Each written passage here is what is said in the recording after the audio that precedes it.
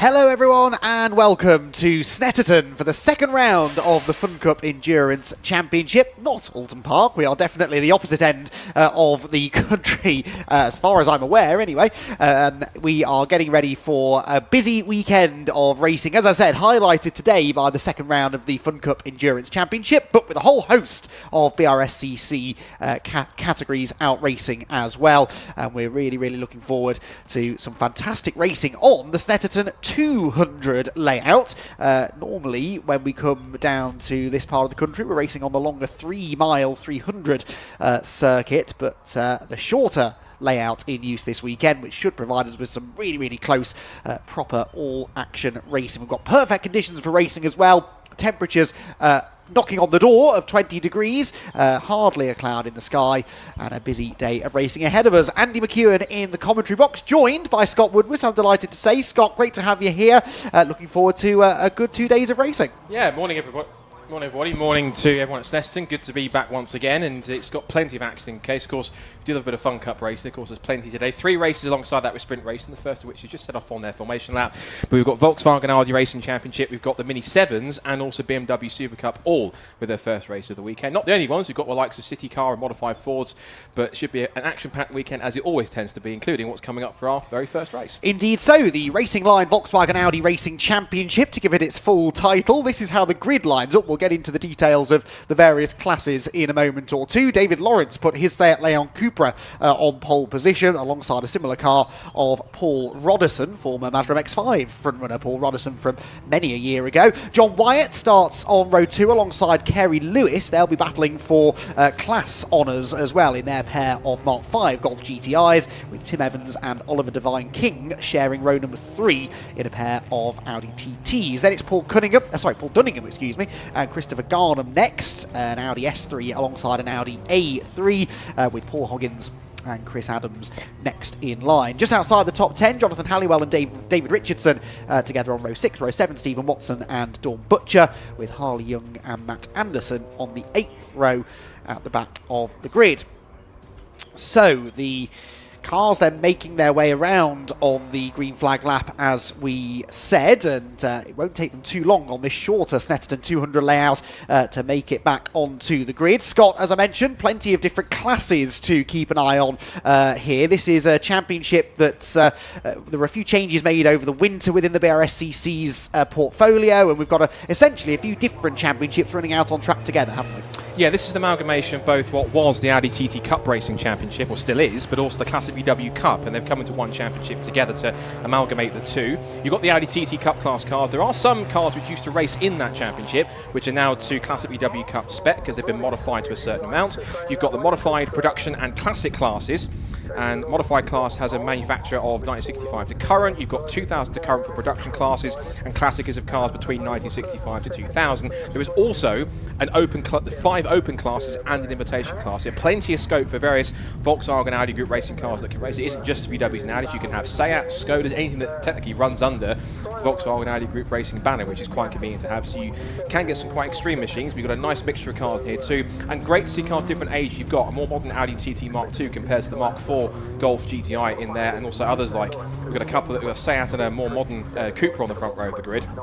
Lots of different variety, and it's always been quite a popular and well-versed championship series, at least Class VW Cup. Now for the first time they're kind of running as a championship within VARG, and it should be quite fun to see how these guys get on. Had a decent first couple of races at Brands Hatch a few weeks ago. Now they're out here at Snetterton in beautiful sunshine, and a couple of Cupras on the front row of the grid, which looks like it could be quite a drag race down towards Ritchie's for the first time. Yeah, it's going to be interesting this, because you've got David Lawrence in that highly modified but essentially production-based Seat Leon Cupra, Area Motorsport running that car, and alongside what looks suspiciously like a TCR spec Seat Cupra in the hands of Paul Roddison. I'm fairly certain it is. I should know, I suppose.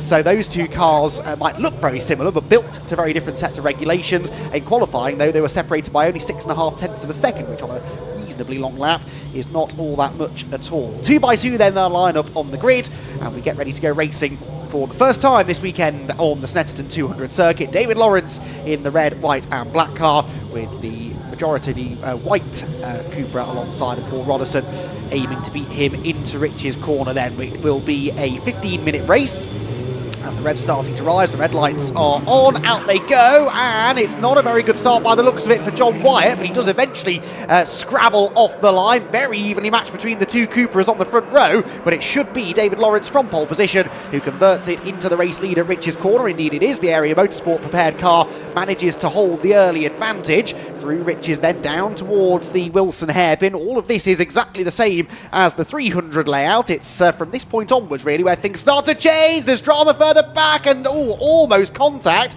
as the 46 car of Paul Dunningham lost it under braking. That, Scott, could have been an awful lot worse. If he wasn't awake after qualifying, he's definitely awake now after losing the back end towards Montreal. Down the back straight for the first time.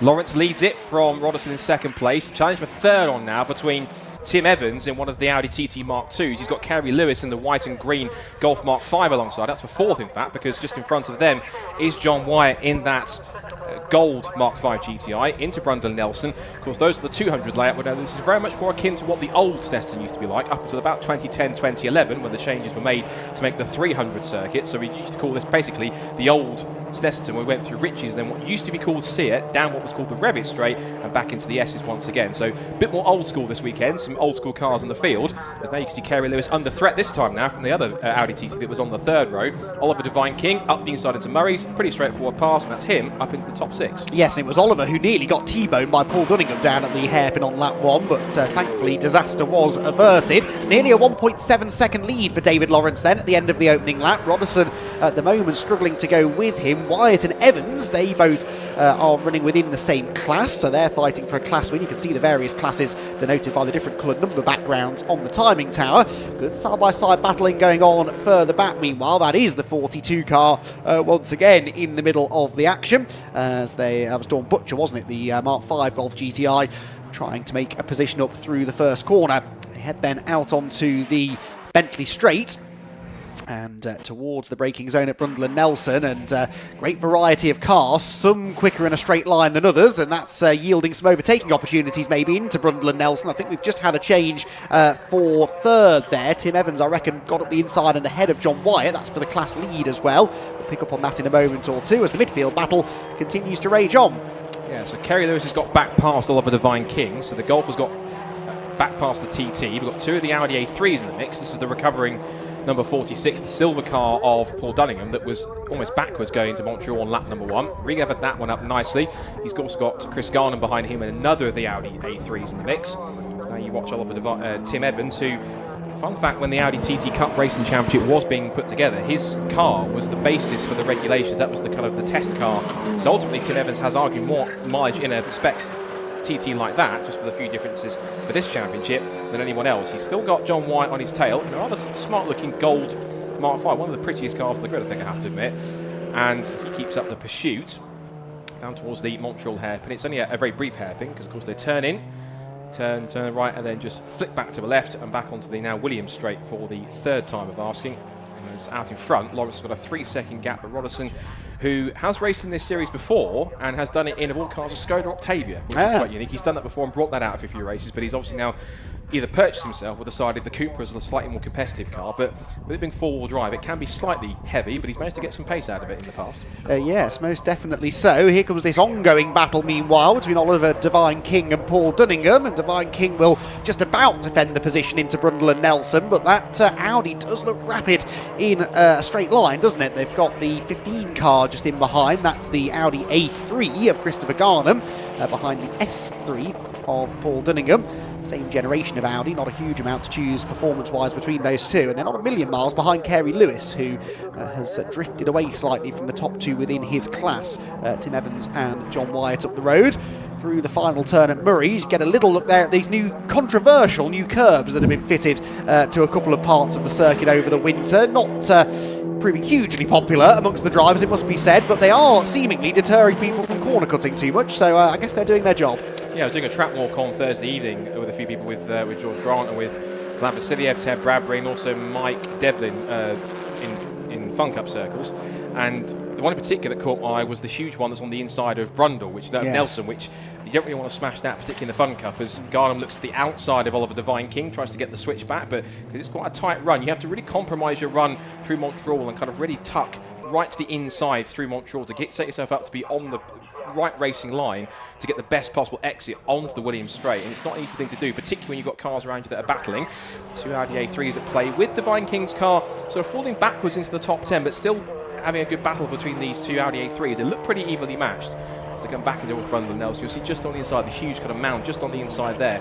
Definitely Fun Cup car or VAG car, anything else or not, you don't really want to smash that, because you might have a bit of a bill for repairing your suspension, or at least a new front bumper if you hit that too hard. Yes, definitely so. That's going to be a talking point, I think, over the course of the weekend, and certainly through that 4-hour Fun Cup race a bit later on today. Oliver Divine King then, having now fallen behind Paul Dunningham, wants to try and do something about that, launches to the inside into the final corner. Dunningham snatches a break. He was doing that in qualifying this morning. I spotted down at that part of the circuit. Look, though, at the torque of the Audi as it drags out of the final corner, pulls alongside the Audi TT. I'd say the torque of the Audi, they're all Audis, but the Audi S3 gaining the position and bringing with it, in fact, the Audi A3 of Christopher Garnham. So 2 places lost that time for Oliver Divine King, but an interesting battle this, with the Audi TT seemingly the more agile, the more nimble and manoeuvrable of the 3 cars, but in a straight line, definitely being outgunned at the moment by the 2 cars which are now ahead of it and likely to streak even further ahead of it as we head down the back straight. Oliver Divine King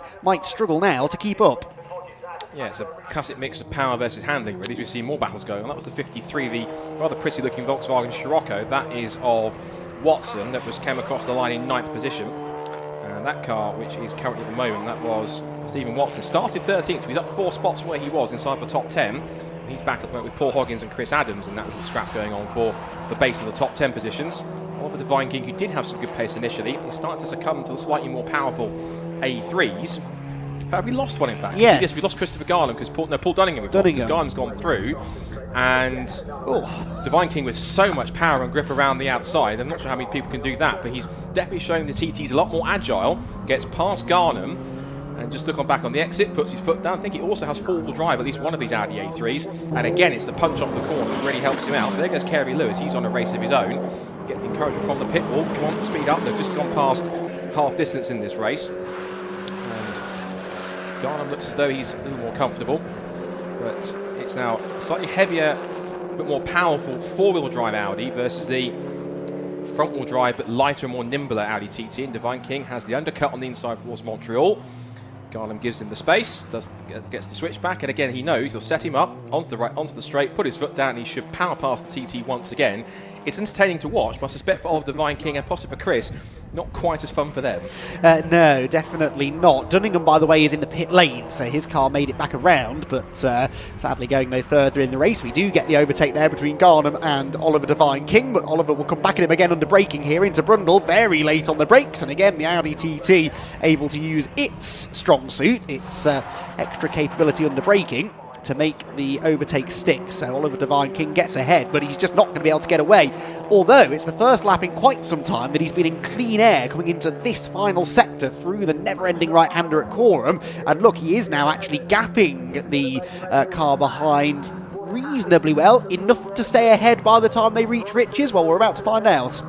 Yeah, it's one of those classic cases where he'll have enough in a slipstream. It really is raw power from the A3, and we'll see how much he can try and pull away down the straight. As he comes down the straight. Should actually mention also, as it has clearly stated on the actual timing film, Chris Garnham's car is front-wheel drive. There are Audi 3s that are, some that are four-wheel drive, but this one clearly says Audi A3 FWD, which definitely means front-wheel drive in my interpretations. So they come across the line. Just a quick check-in with the leaders. It's now almost 10 seconds, Lawrence to Evans. Oh, dear. That's John Wyatt out of third place, 5 from the underneath the Mark 5 Golf.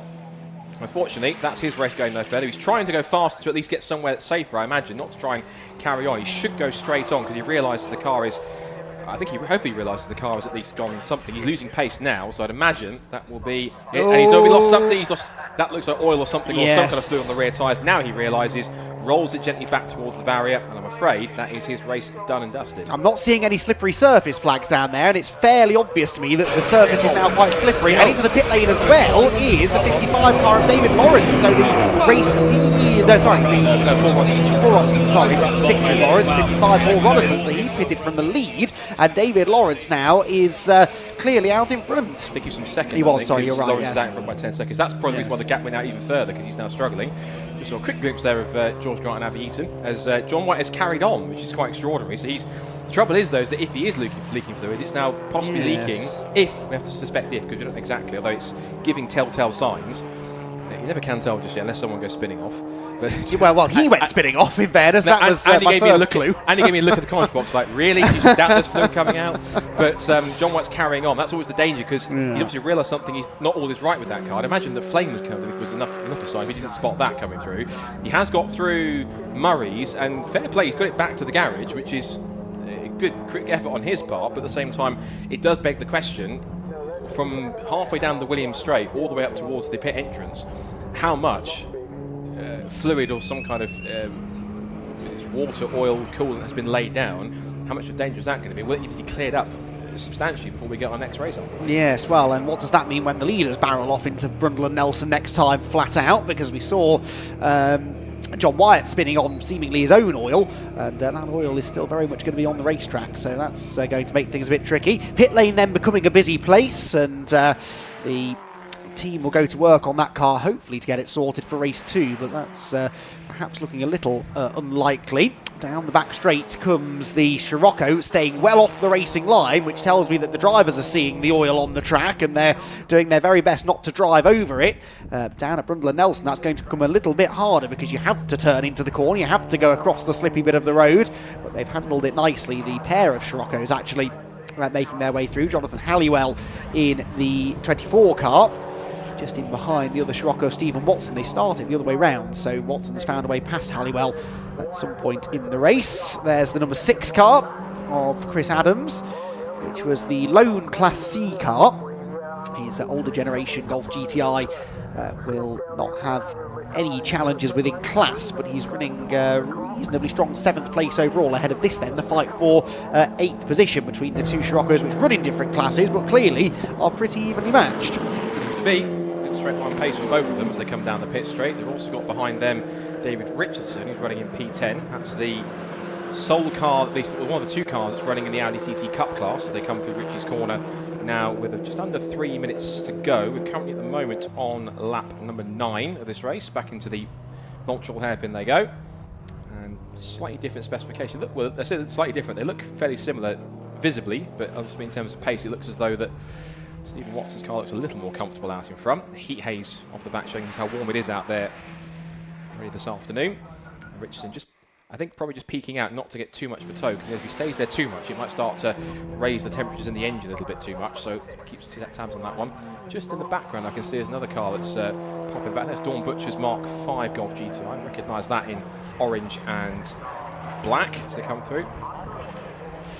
Indeed so. Round Nelson goes the David Richardson Audi. And there, the 24 of Jonathan Halliwell. So Halliwell's dropped back then, has he not? Yes, he was ahead of David Richardson. He was on the tail of Stephen Watson. So something's happened to him on this lap. Not sure exactly what, but Jonathan Halliwell losing quite a bit of ground. Maybe had a drama somewhere on the fluid. I noticed they had surface flags even up at the Wilson hairpin. So most of the lap now seemingly has got some sort of fluid on the circuit, and maybe that caught him out ever so slightly. Powers back across the line, and with a minute and 28 seconds left on the clock, time for 2 more laps probably. I'm not entirely sure where the leader is. In fact, the leader I think is somewhere in the final sector, so yes, they will be starting their final lap this time by.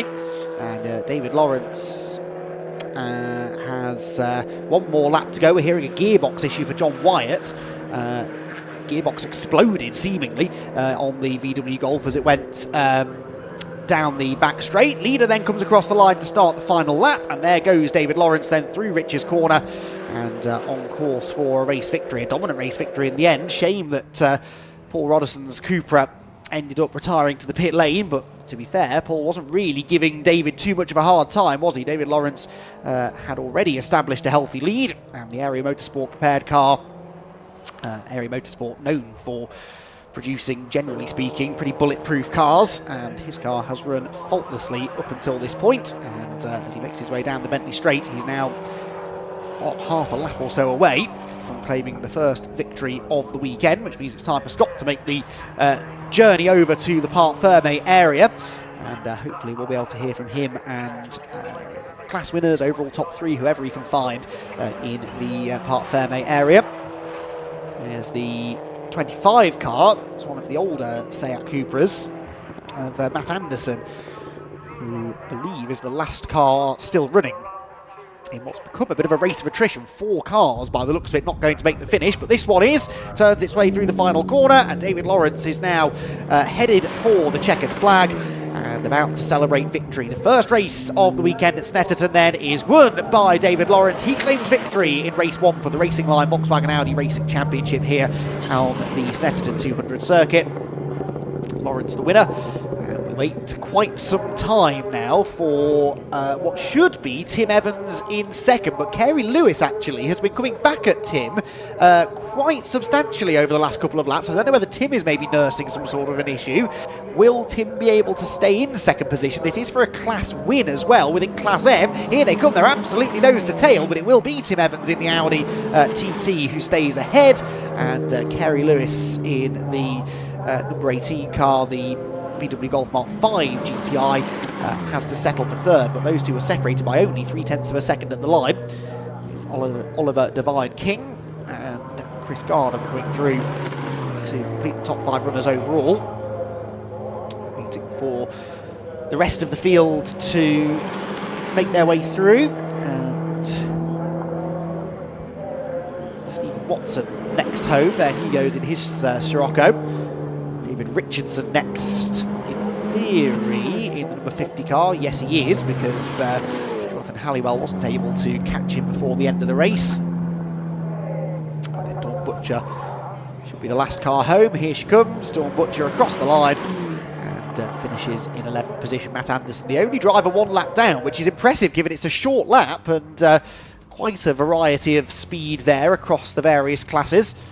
And only the 1 car in the end slipping off the lead lap. The winner then was David Lawrence, with Tim Evans coming home in second position, Kerry Lewis in third, and those two the top 2 within their class as well. Oliver Devine King was fourth, ahead of Christopher Garnham, with Paul Huggins, Chris Adams, Stephen Watson, David Richardson and Jonathan Halliwell completing the top 10. Then it was Dawn Butcher 11th, Matt Anderson in 12th position. And we lost, unfortunately, John Wyatt we're hearing gearbox dramas. Paul Roderson with an unknown issue from second position, retiring to the pit lane as well. So too did Paul Dunningham, and Harley Young, a non-finisher also. So, entertaining first race of the day, and the cars make their way down into Parc Fermé. There is already work to be done for the Snetterton marshals then, with substantial amount of fluid, it seems, dumped around the circuit. There is your winner though. David Lawrence pulls into the Parc Fermé area and will be greeted eventually by some members of the team. They're pulling him in up against the 1, 2, 3 boards up at the top end of the Parc Fermé area, which is where I can see Scott Woodwis jogging on his way down into the Parc Fermé area. Andrew Payne there from the BRSCC is on hand to chat as well, to guide the drivers into the various spots. Wild Ian Waterhouse appears as well. I was working with him up at Croft a week ago, and he is here on circuit commentary for the Snetterton team. But our man on the ground, Scott Woodwis, will be there momentarily to have a chat with race winner David Lawrence, who takes the helmet off. And it's a fairly warm day here today. I'm sure he worked up a bit of a sweat there. It was only a 15-minute race, but I'm sure he's feeling the heat a little bit. And looks very happy indeed to have claimed a race victory in the first race of the day.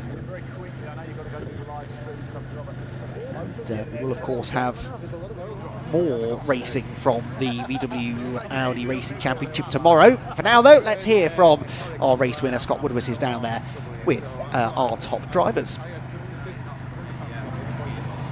So, first race in the bag here at Snetterton. I'll have a quick chat with our race 1 winner David Lawrence. Congratulations. From pole, lights to flag, looked pretty straightforward this afternoon. Yeah, it was a bit better this time. Our brands actually used a flag, and I jumped the start because they changed the procedure. So it was nice to actually go on the lights this time. It was give it a bit fairer. Yeah. So, yeah. Paul was giving me a little bit of pressure early on, then he dropped back with a technical issue. So looked pretty straightforward once you got out in front, and never really touched, to be honest, was it?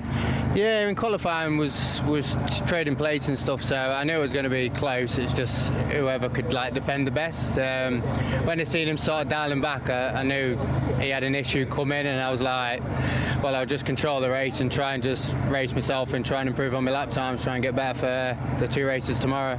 Anything to tweak, or is the car pretty much in the sweet spot? Well, it's pulling to the left quite a lot. I've hit a couple of curbs, so I'm going to straighten that out and make sure it's driving straight for tomorrow, and then yeah, should be golden. They're going to chat to Circuit Comms. Well done. See you for tomorrow. Second place, Steve Owens. Good to see you. How are you? Not too bad. How are you? Smile on your face for good reason. You had some pressure in the end, but looked like another straightforward one.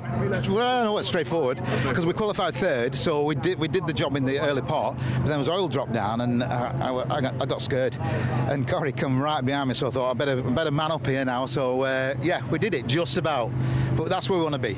Yeah, Kerry was close to you in the end. You managed to get some pace, but you held him off a second. Too close. Too close. Yeah. You're going to try and make it just not that close tomorrow? Well, hopefully. That doesn't always work, though, does it? Yeah. You've been well versed in this TT as well. Just talk us about it pretty quickly. This was the granddaddy of TT Cup. We started this off. It was a first build, so all the TTs come with it. So what we've done, we modified it a little bit. But I've got to say, early this week, we had problems with the injectors. So Adam, bless him, at TT Centre, and Bobby at 2B Performance, they dug deep, and we're here today because of them. And also this fella here. This Maxter. Credit where you. A bit short on time for interviews. Good to see you. Fingers crossed for tomorrow. Going for a second, we'll have a chat with third place Kerry Lewis in the Golf. Okay, bring him over here. Kerry, grab you for a second while she's doing tyre pressures quickly. Well done, third place. Good effort. Had some fun out there, and nearly pipped in for second in the end. Oh, that was close. That was very close. We could have done a few more laps, really. But Tim and I, we've got utmost respect for one another. It wasn't going to be, untoward, but it was a lot of fun. I just needed a few more laps. Now being fine. It's a little bit like survival of the fittest out there. There was a few cars with problems, so just kind of not exactly who could get to the end, but you still had a decent enough pace to at least try and keep up with Tim. It was, well, I think what actually happened, there was quite a large gap between me and Tim, and I think what Tim had done is he hit the oil and then thought, so he backed off, which allowed me to get closer, and then I thought, well, he's still sort of like slowing down a bit, so I thought, well, it's a bit of a risk, but I thought if I make go quicker even in the oil, who knows. Yeah. So I did, and couldn't catch him, couldn't get past him. So it was good fun though, absolutely brilliant fun. Yeah. Anything to tweak for tomorrow? Is the car pretty much looking good? That's ready now. Ready now? Yep. Good stuff. Well done. Third place. Go and get your trophy, and we'll see you for race 2 tomorrow. Okay, lovely. So 3 more races today. Next one coming for sprints is the first of the weekend for the Nankang Tyre BMW Super Cup Championship. Let's hand you back up to Andy to get prepped for that whilst I make a run for it back to the commentary box. Back to you, Andy.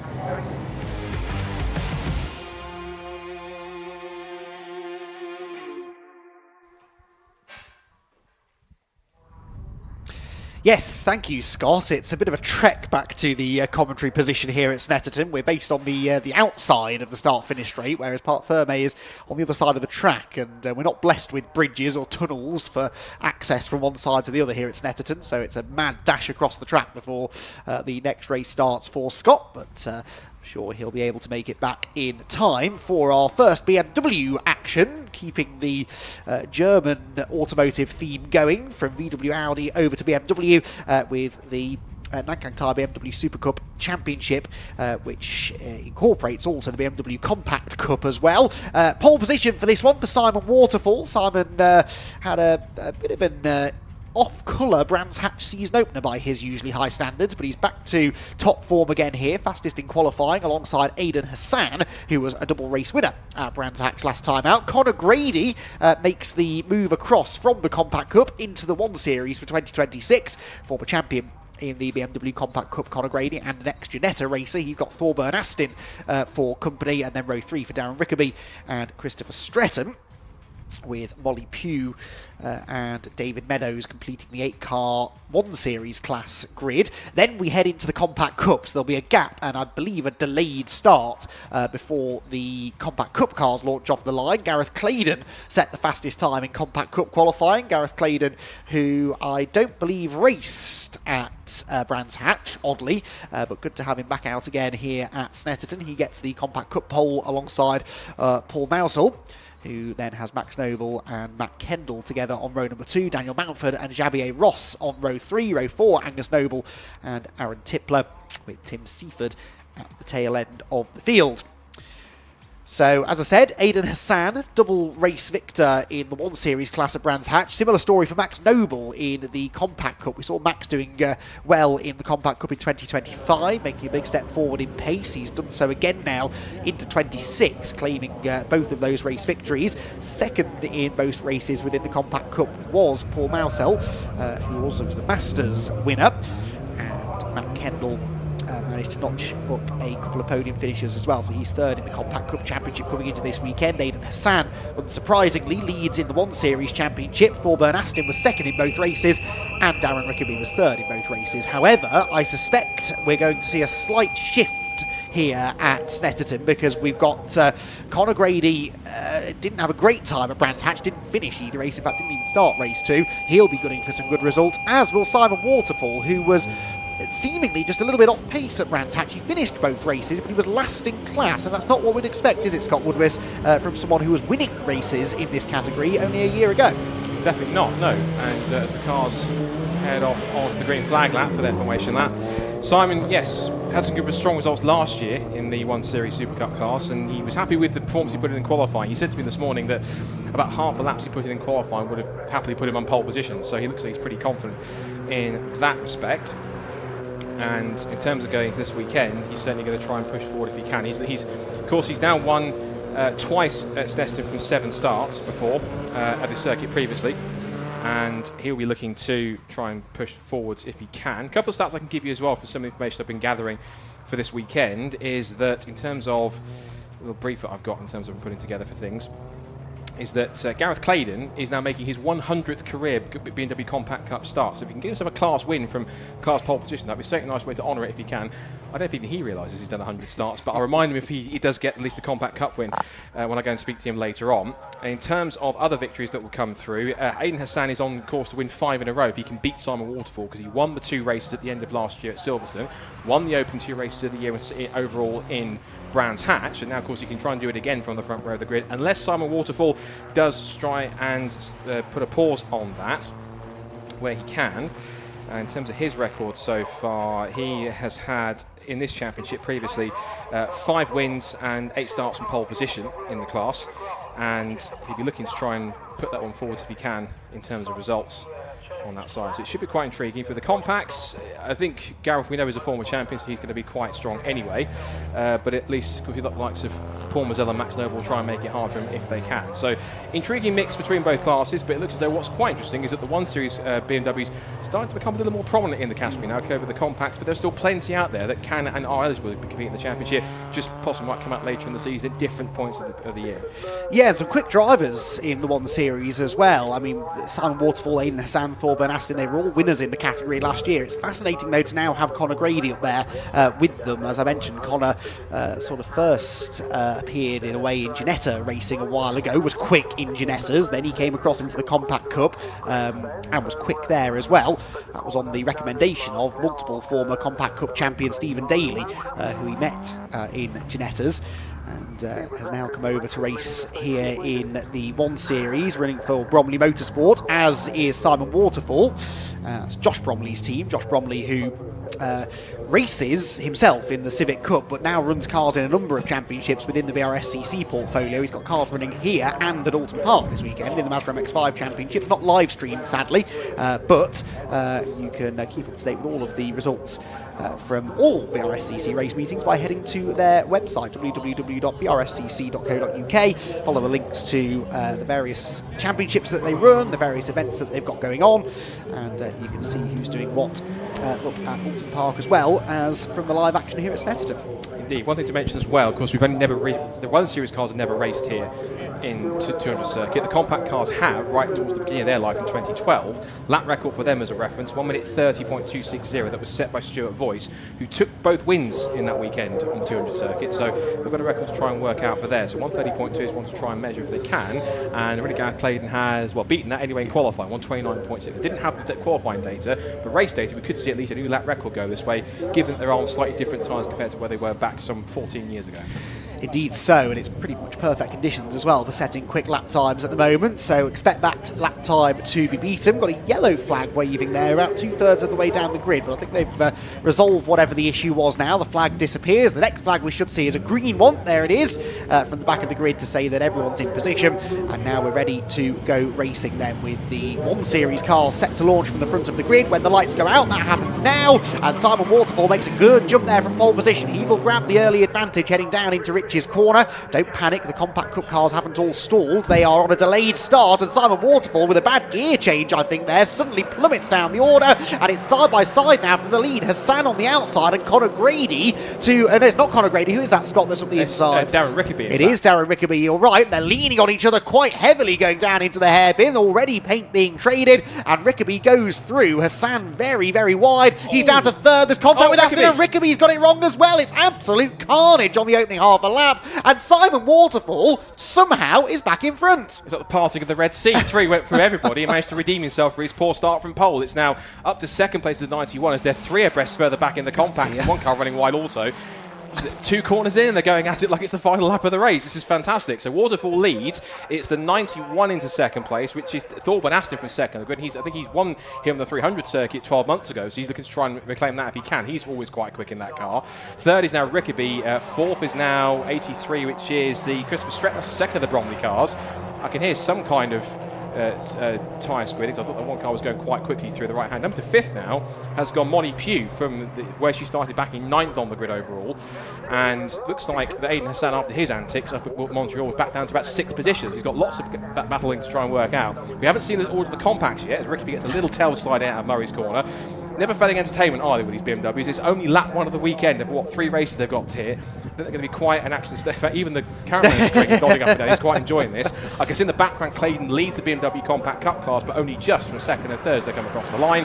And Waterfall has the advantage by 2.2 seconds out of that. When towards turn 1, he was about 3rd or 4th and possibly nowhere. Yeah, no idea how that happened, but I'm not sure even he will know exactly how that happened, but he's back in front and looking now to try and build a gap. There are the compacts with Gareth Clayton leading, Paul Mansell in second, and that is Max Noble, championship leader, in third. Aidan Hassan is in the pit lane. So Aidan Hassan, unfortunately, from the front row of the grid, is in, and I think that might be damage to the right rear wheel. Has that tyre been plucked from the rim, maybe? He did have contact, didn't he, on the right rear corner. Can't tell actually if that tyre's off the rim or if that's just the design of the wheel. They're now investigating internally to see if there's maybe some suspension damage. Had a little knock with, I think, Thorburn Aston as he sort of rejoined from his little moment. And he wasn't the only one, though, to get it wrong down at that part of the circuit. Leaders in the Compact Cup then, they head down into the braking zone at Brundle and Nelson. And it is, for now, Gareth Clayton hanging on with Paul Mansell in second position. New livery on that car for Paul this year, I believe.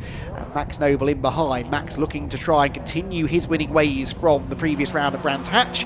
And this looks like a pretty tasty Compact Cup lead battle, doesn't it? It does. And as they go through, Clayton leading the way, proving why he's a former champion. Of course, he's got, say, Mazel and Max Noble right on his tail. Matt Kendall in, I was going to say, the Parks car looking very smart this year. The green one of Matt Kendall in for 4th position, doing quite well. Matt in there, Xavier Ross as well. They come across the line. Waterfall's lead now is 3.8 seconds out in front from Darren Rickaby. I think that's Rickaby. Is that him past? No, it isn't. Yes. Yeah, he has got past Thorburn because Thorburn was second last time we saw him. So there's been a change for second place in the 1 Series category. Watching the compacts down towards Richie's corner. Still Clayton from Mazel. And then Max Noble holding on to 3rd place after his strong form at Brands Hatch. And they're starting to keep up and keep pace with 93, which is David Meadows in 6th position overall. So the compacts are overall from 7th downwards. Through the right-hander, then flick left. There's a clear set of concrete barriers out there to confirm you're not going on the 300 circuit. You are turning left. You've got no choice. And look at the conditions. See the heat haze rippling along as you see the BMWs emerge through the heat haze. And still with Clayton, who, at least on his own straight line pace, has got enough to try and at least pull himself alongside the BMW 1 Series, and the Compact Cup leaders have enough. And I think Dave Meadows doesn't have a choice being involved in this. He's keeping out the way, but it looks as though the top three is starting to shuffle past already, as Mademoiselle is the first one to test the inside of that huge new curb up at Nelson. And this is actually frustrating Noble, because it's for overall position, but of course Meadows isn't required to get out of the way. He's got a car that's technically faster, but Noble himself is faster pace-wise, has the inside line, and again, it's a legitimate pass. Meadows was entitled to be there, and so ultimately now it's his choice to get back towards the top two. Yeah, that just delayed Noble though, didn't it? And so Max Noble has a bit of work to do now to close back in on the class leaders ahead. Black and orange flag for car 59. That's Matt Kendall, who is 4th in the Compact Cup ranks. Black and orange flag means that there's a mechanical issue that the clerk of the course wants the team to have a look at fixing. So he'll be dragged into the pit lane for some running repairs. Not sure what the issue is for him. It could be loose bodywork, it could be fluid falling from the car that he's maybe not aware of, but either way, race control want him off the track. Here comes a change meanwhile in the 1 Series Super Cup. Is that a drama maybe for Rickaby? Is that going slowly? Sorry, that's Claydon. Well, there's bigger dramas. That'll be the issue for Matt Kendall, won't it, with the boot open within his compact. So that's why he's going to be summoned into the pit lane. But there are definitely dramas here, aren't there, as they head towards the bomb hole. Chris Snetterton now pulling up behind Darren Rickaby. So Rickaby's car seems now to be running out of pace. Seems to be. The closer he gets, he's almost taking a wider line. So it's almost like he's not admitting defeat, but he's appreciating that the car's not quite as quick as he was hoping. Through Coram they go. And looks like Stretton's holding back enough. There's enough pace in there, at least, for Rickaby to stay in front for now. Just see the difference off the corner. Any difference in power? A little bit, but it seems pretty even. So whatever the issue was, whether it was a missed gear initially, although there you see now as the speed starts to kick in, he's losing pace. So unfortunately, Rickaby has been pushed off the podium.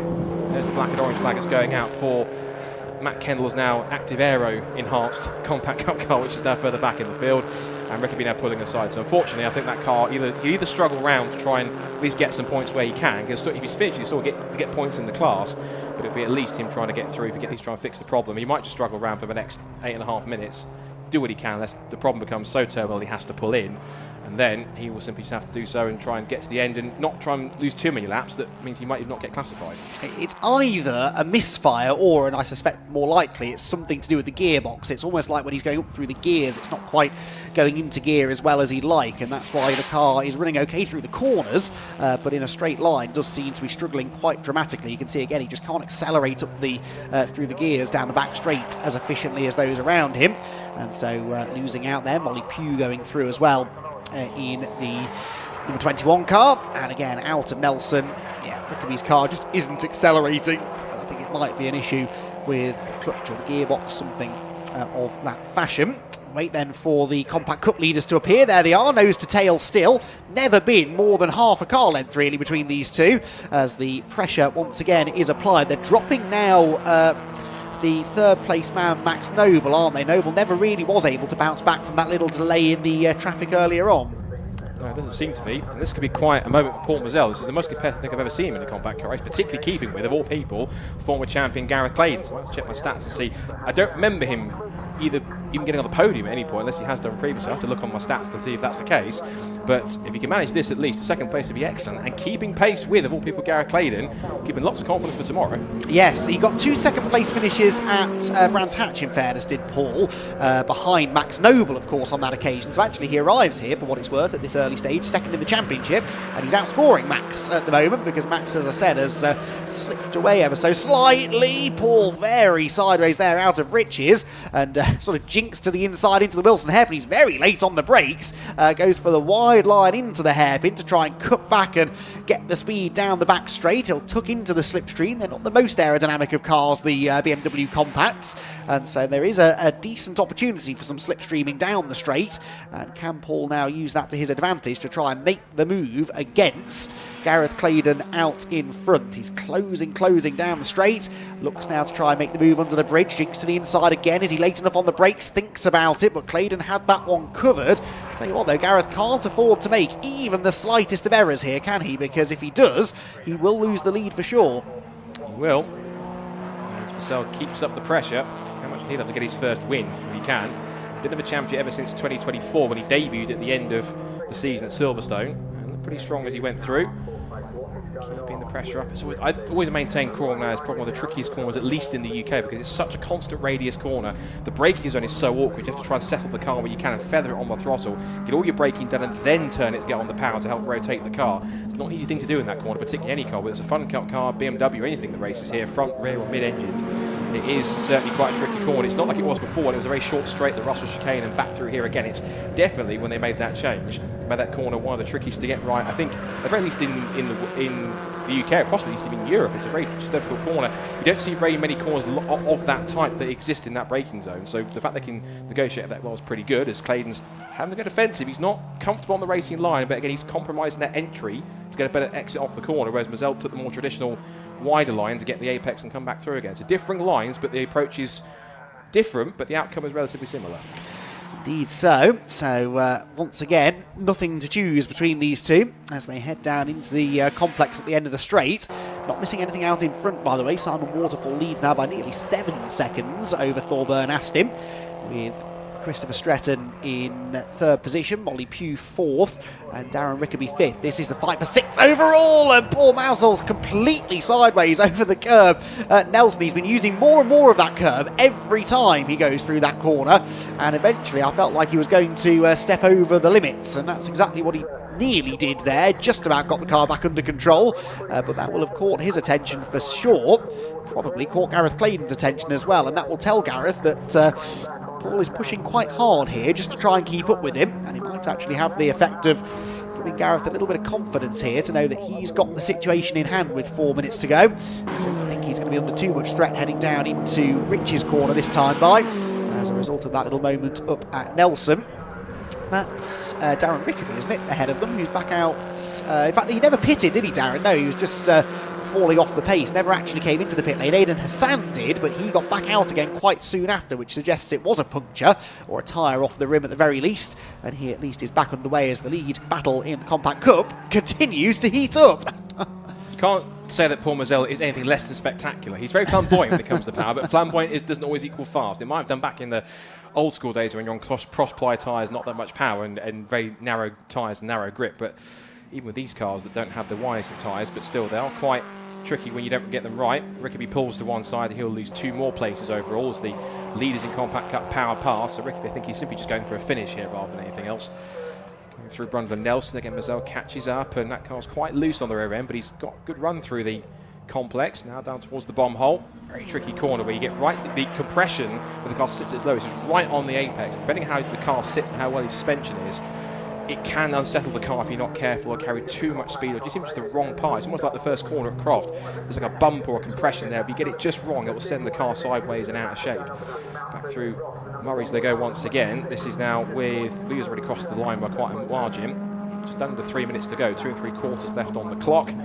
As the battle for the Compact Cup lead continues. Still Waterfall out in front by 7.3 seconds. They hug the pit wall. Still Clayton from Mazel, and then from Max Noble, who is slowly catching up and creeping onto the back of the ailing Rickaby's 1 Series. And further back, this is the battle. This is Mountford versus Ross. This is for position. Ross has got past Mountford. This is for 4th in the class. Mountford keeping pressure in the yellow compact. Looks one way then the other. Darts into Richie's corner. Dancing around the rear end, but so far nothing doing just yet with just over 2 minutes to go. Yes, not for the want of trying though. There might be a move to be made into the hairpin. Look, he's much quicker out of Rich's, but the door is slammed in his face as they arrive at the braking zone. And Shabir Ross keeping Daniel Mountford behind him for the time being. Mountford, I think, has made a bit of contact either with the car ahead, or in fact nearly does again there coming onto the back straight, because again a gear issue maybe for Ross there meant that he was very slow off the corner. The car now seems to have picked up the speed, and that did look to me like that transition from 2nd to 3rd gear just wasn't quite as seamless as he would have liked, and it costs him the position again that he'd worked so hard to take a lap ago. Daniel Mountford then back into 4th position in class. He is. So still firmly in the top 5 as he works his way through, keeping firmly clear of that curb on the inside. Looks like he just simply, I think, missed a gear at some point. Leader has got to go across the line, so Simon Waterfall starts. At least the leaders have already gone through to start their last lap of the race. Yeah, I think, possibly. Well, it was 1 minute and 43 left on the clock. So they might get 2 more laps, in fact, looking at it. So on to lap 10, so they're into double digits. Back through corner on corner they go. Mountford seems he's got enough pace. Just keep an eye on the Compact Cup leaders. Still pretty close, but Clayton's got a couple more tenths, about half a second now as they come back in towards Richie's corner. So 2 more laps on the books for Clayton to mark his 100th Compact Cup start, with not just a pole position, but possibly even a lights to flag run to the class win if he can do so. No points as he is a guest. Back into the hairpin they go. But I think Gareth won't care about that, neither will Paul. Essentially, this is, in terms of points, it'll be a points victory for Paul Mazel, but he wants the bragging rights of being P1 on that podium. So he's going to keep pushing until the end. He's got just under 2 laps to do it. He's got the pace, but we now experience Gareth is, and you won't let that go by any stretch of the imagination without a fight. I think that's for sure, isn't it? Yeah, but I don't think Paul is going to settle for second at all. Oh, He's been attack all race long, and having stared at the back of Gareth Clayton's car all race long, he's going to be a tad frustrated here, I think. He seems to have the pace, but just can't quite break through the defences of the class leader. And as they turn through the bomb hole, still the positions remain unchanged. There is Max Noble, third, the double winner from Brands Hatch, championship leader after the opening round. Intriguing, isn't it, that as soon as he dropped off the back of those two, he was never again able to match their pace, and shows that there is a little bit to be said for having a slipstream round here and just being able to run with other quick drivers. You can follow their lead, can't you? And often does help drivers to extract slightly better pace. Having faded away, it's been a fairly lonely run to seemingly third position. Final lap though for Simon Waterfall. He's heading down into Brundle and Nelson for the last time.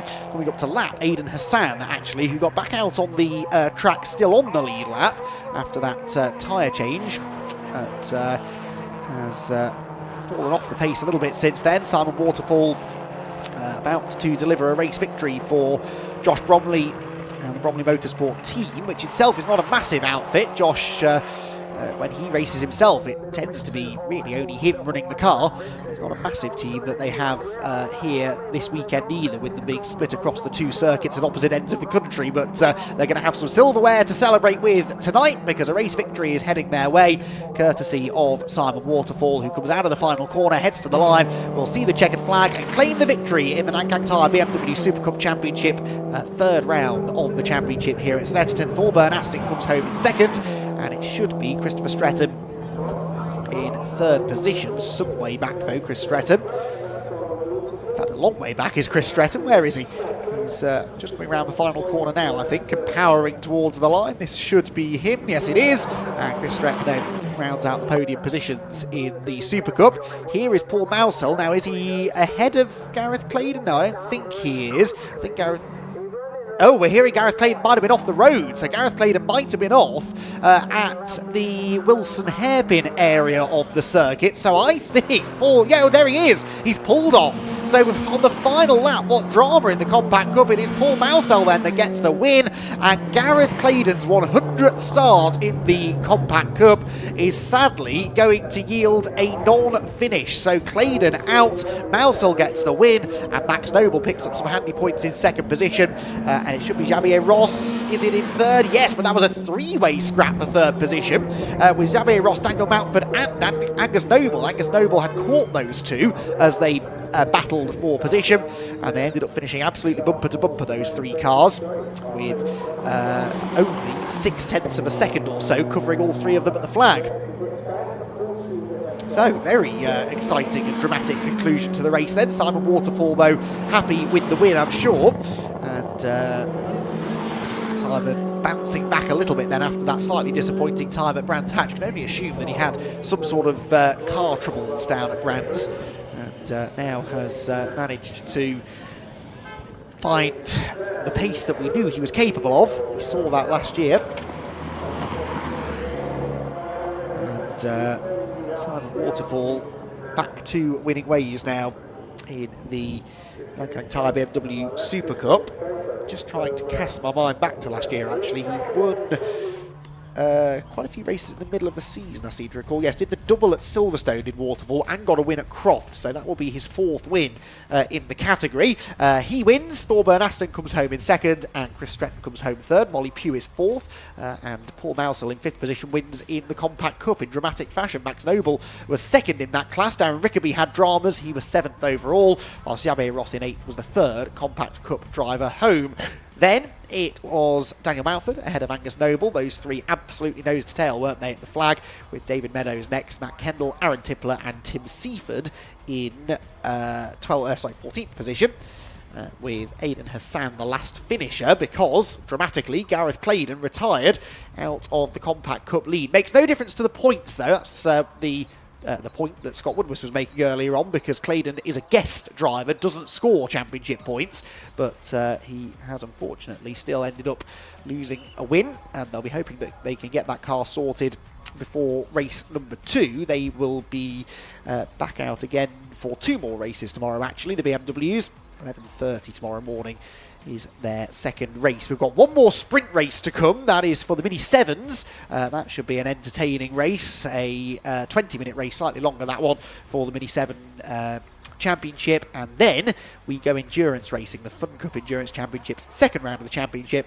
Their 4-hour thriller is set to take us through the rest of the day. We then return tomorrow morning with our first race getting underway just before 10 o'clock. We're joined tomorrow by the Nankang Tyre City Car Cup.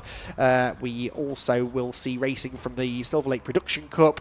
The Modified Ford Series are here tomorrow as well, so a busy day on the Sunday, with the majority of Saturday's racing, of course, taken up with the Fun Cup. Right, lots to discuss after that one. Let's head down to Parc Fermé and join Scott Woodward.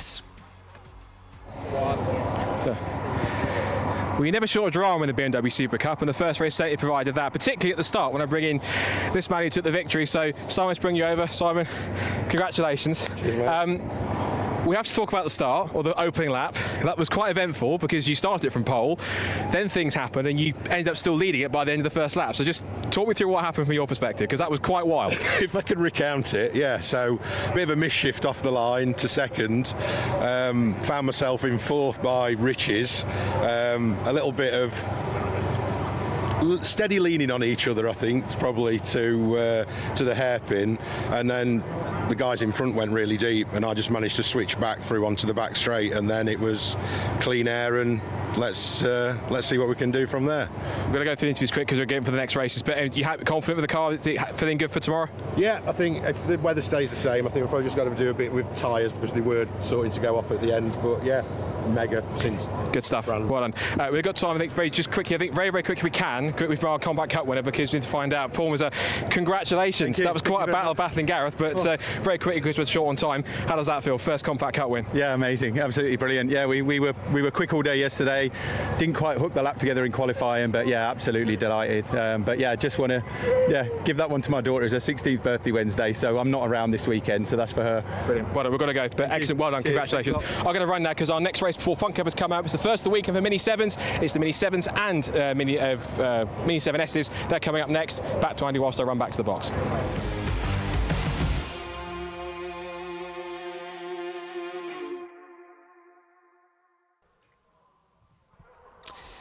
Run, Woodwis, run to get back to the commentary box in time, because yes, the Minis are already on the grid. I can see Scott sprinting down the pit lane to get to the crossing point on time. I think I'm going to get more enjoyment watching Scott jogging up and down the pit lane this weekend than I am the racing on track. Although, when it comes to entertainment, this next race should be up there among the most exciting ones, as Scott Woodward makes a cameo appearance on the front of the grid. Mini racing, always good.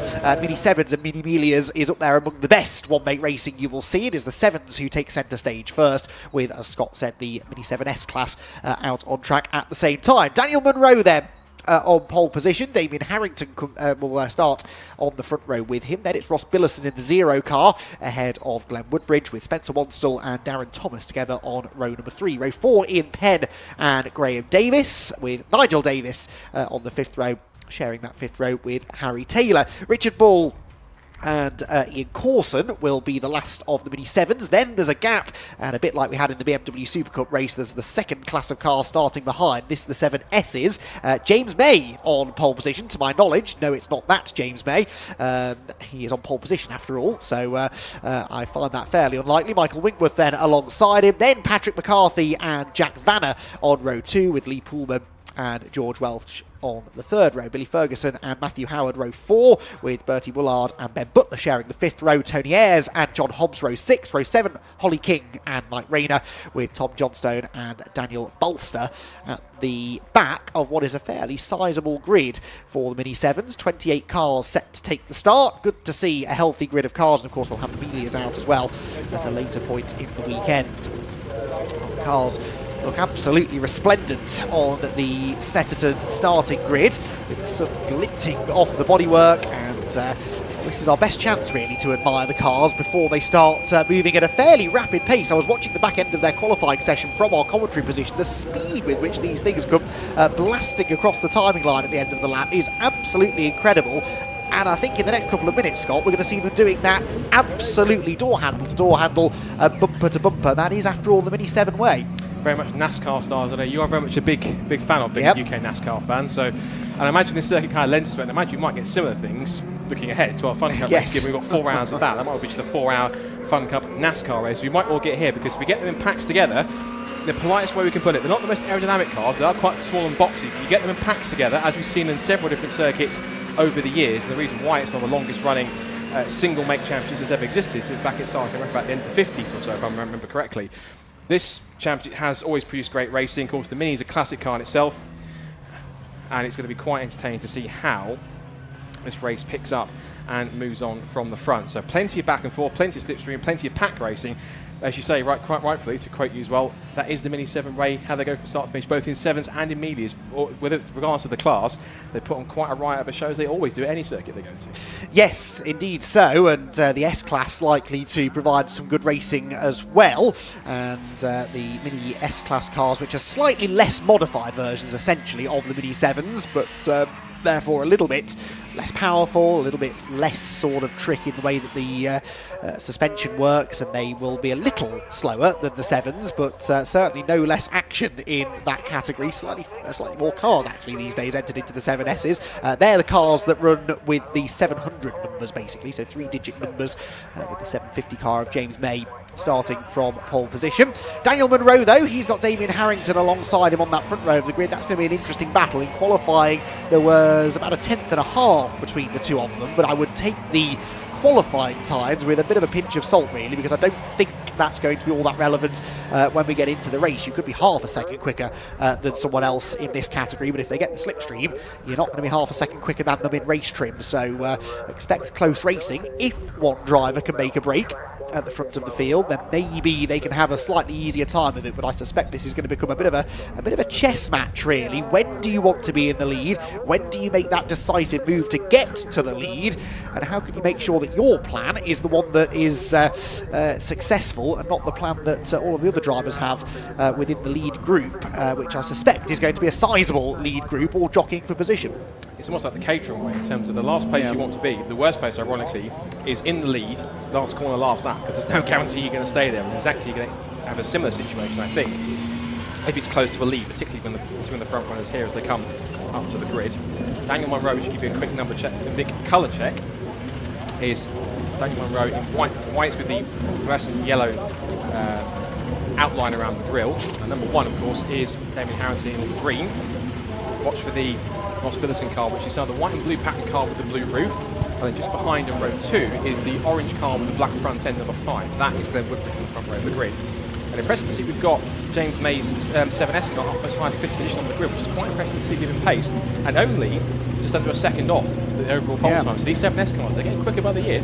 Yes, we see quite a bit of intermingling actually between the classes, and as I said, there are more drivers now in the 7S category, so some quick drivers in that class. Remember, they do have a separate start, so he should be capable of catching up to the 7s, but won't be starting amongst them on the grid. He will be starting from essentially 13th on the grid, but I think they do a split start in the same fashion as the BMWs. So I think we're almost good to go. Yes, 5-second board is held out by the start line marshal, and the first race of the weekend then for the Goodyear Mini Challenge, supported by Mini Spares. Mini 7s category gets underway now, and the 7s launch off the line pretty evenly, I'd say, between Daniel Munro and Damien Harrington. Harrington, the green, sort of turquoisey green car on the outside line, has the edge though, and will grab the early advantage into Rich's corner. It's side by side for second, then Ross Billison, that is, coming round the outside, challenging for second position. The picture-in-picture shows us the 7S start. We'll pick up on those in a moment or two. The 7s then arrive down at the Wilson hairpin, and it is going to be Damien Harrington with the early advantage. Meanwhile, in the 7S category, Michael Winkworth got the better start from the 7S front row, beating James May away from the line. He got the outside line through Riches, and he holds the advantage as they charge onto the Bentley straight for the first time. Wait with bated breath. Wait for it. We're waiting for it to come into view, and as we just shoot back to mid-pack in the 7S category, it's all over each other. Now we come to the leaders, and it's now once again from what was, I think, from the pole position, Munro and Harrington once again side by side. And then the toe is full in effect because round the outside he goes. One car pulling off already. That is 734, I think, off the road. Yes. Which is Billy Ferguson, who started from the 4th row on the 7S category. Through Brundle and Nelson they go for the first time. Also falling back from 4th on the grid, he's lost one spot. It appears to be Woodbridge. Possibly behind Spencer. I was about to say behind Spencer Wanstall. He's not, as they three-wheeled their way through the bomb hole. So one car's moved up for the first couple of rows outside it. It's Munro from Harrington, then from Billison. So who's that up to 4th position? Who's, I want to say it's either Thomas or Penn, one of the two that's come through. We'll see the number as it comes up. Got the 0 of Billison. It's number 20, in fact, which is Darren Thomas. Darren Thomas from the 3rd row of the grid. Up into this leading 4 already, have made up 2 spots from the 3rd row. Across the line they'll come, and get the side drop. They've really hugged the pit wall in the toes. So top 4 across the line as it was. And Munro from Harrington, despite losing the initially from pole, he leads them at the end of lap number 1. He does indeed, by a narrow margin, heading into Rich's corner, then missed the battle for 5th position. Look, Glenn Woodbridge in the number 5, who started 4th, but has rather lost touch with the leading group. He's under attack from Spencer Wanstall, who was all over the curb. There are bits of bodywork in the road and a yellow flag at the Wilson hairpin, so we've got one that didn't continue. I wonder whether that was the Billy Ferguson car that we saw pulling off. No, 772 is another one in trouble. Anyway, 772 is Matthew Howard, who did start alongside Billy Ferguson on the 4th row of the grid. Coincidence? We'll find out later, but certainly slightly suspicious circumstances that both of them were in strife on the opening lap of the race. Yellow flags then at the hairpin. No yellow flags here though, and that means overtaking is permitted, and we're about to get another lead change. I think up the inside line goes the 41 car, and Daniel Munro, the pole sitter, is back out in front. Little tweak of oversteer through Nelson, but he holds it firmly. Now we've got Thomas right at the back of Billison as they come back towards the bomb hole for the second time. In the pit lane has come, I'm trying to look at number 797's come in, and that was Jack Bannon, who started on the 2nd row of the grid of the 7S category. So as long as he starts off a top 5, out of the race at least with problems to try and get back on. Billison now applying the pressure to the defending champion, so Harrington under threat from Billison as they come up through Murray's corner, but now because he couldn't get the momentum of closing up behind Harrington, he had to back off a little bit. That now backs him into Thomas in the fight for 3rd place. They all now spread out once again down the pit straight, 4 of them together. Look at the encouragement with the pit wall, and still, as it was across the line, even though the position changes all the way around the circuit, no change so far, as again to the outside looks Harrington, gets the toe towards Richie's corner. Munro holds firm, so Harrington didn't have enough grip or confidence to go around the outside. Billison might though.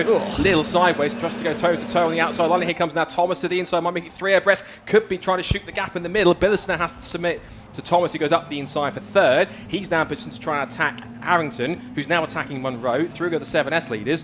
What's it been? Barely 4 minutes? And they've been at it like it's the last lap of the race. Brilliant. Yeah, I think Billison was wide there, coming out onto the back straight, and this is actually now starting to invite Glenn Woodbridge back into the party, because he's just set the fastest lap of the race, and he's with them now, so it's a leading group of 5 as they head down the back straight once again. Then this the 3rd time of asking, and are we about to see Damien Harrington go back to the lead? He tries the outside line, but no, not quite close enough to do it on this occasion. Munro then leads the way. Harrington in 2nd position. Is that Billison in 3rd still? No, it's now the number 20 of Darren Thomas.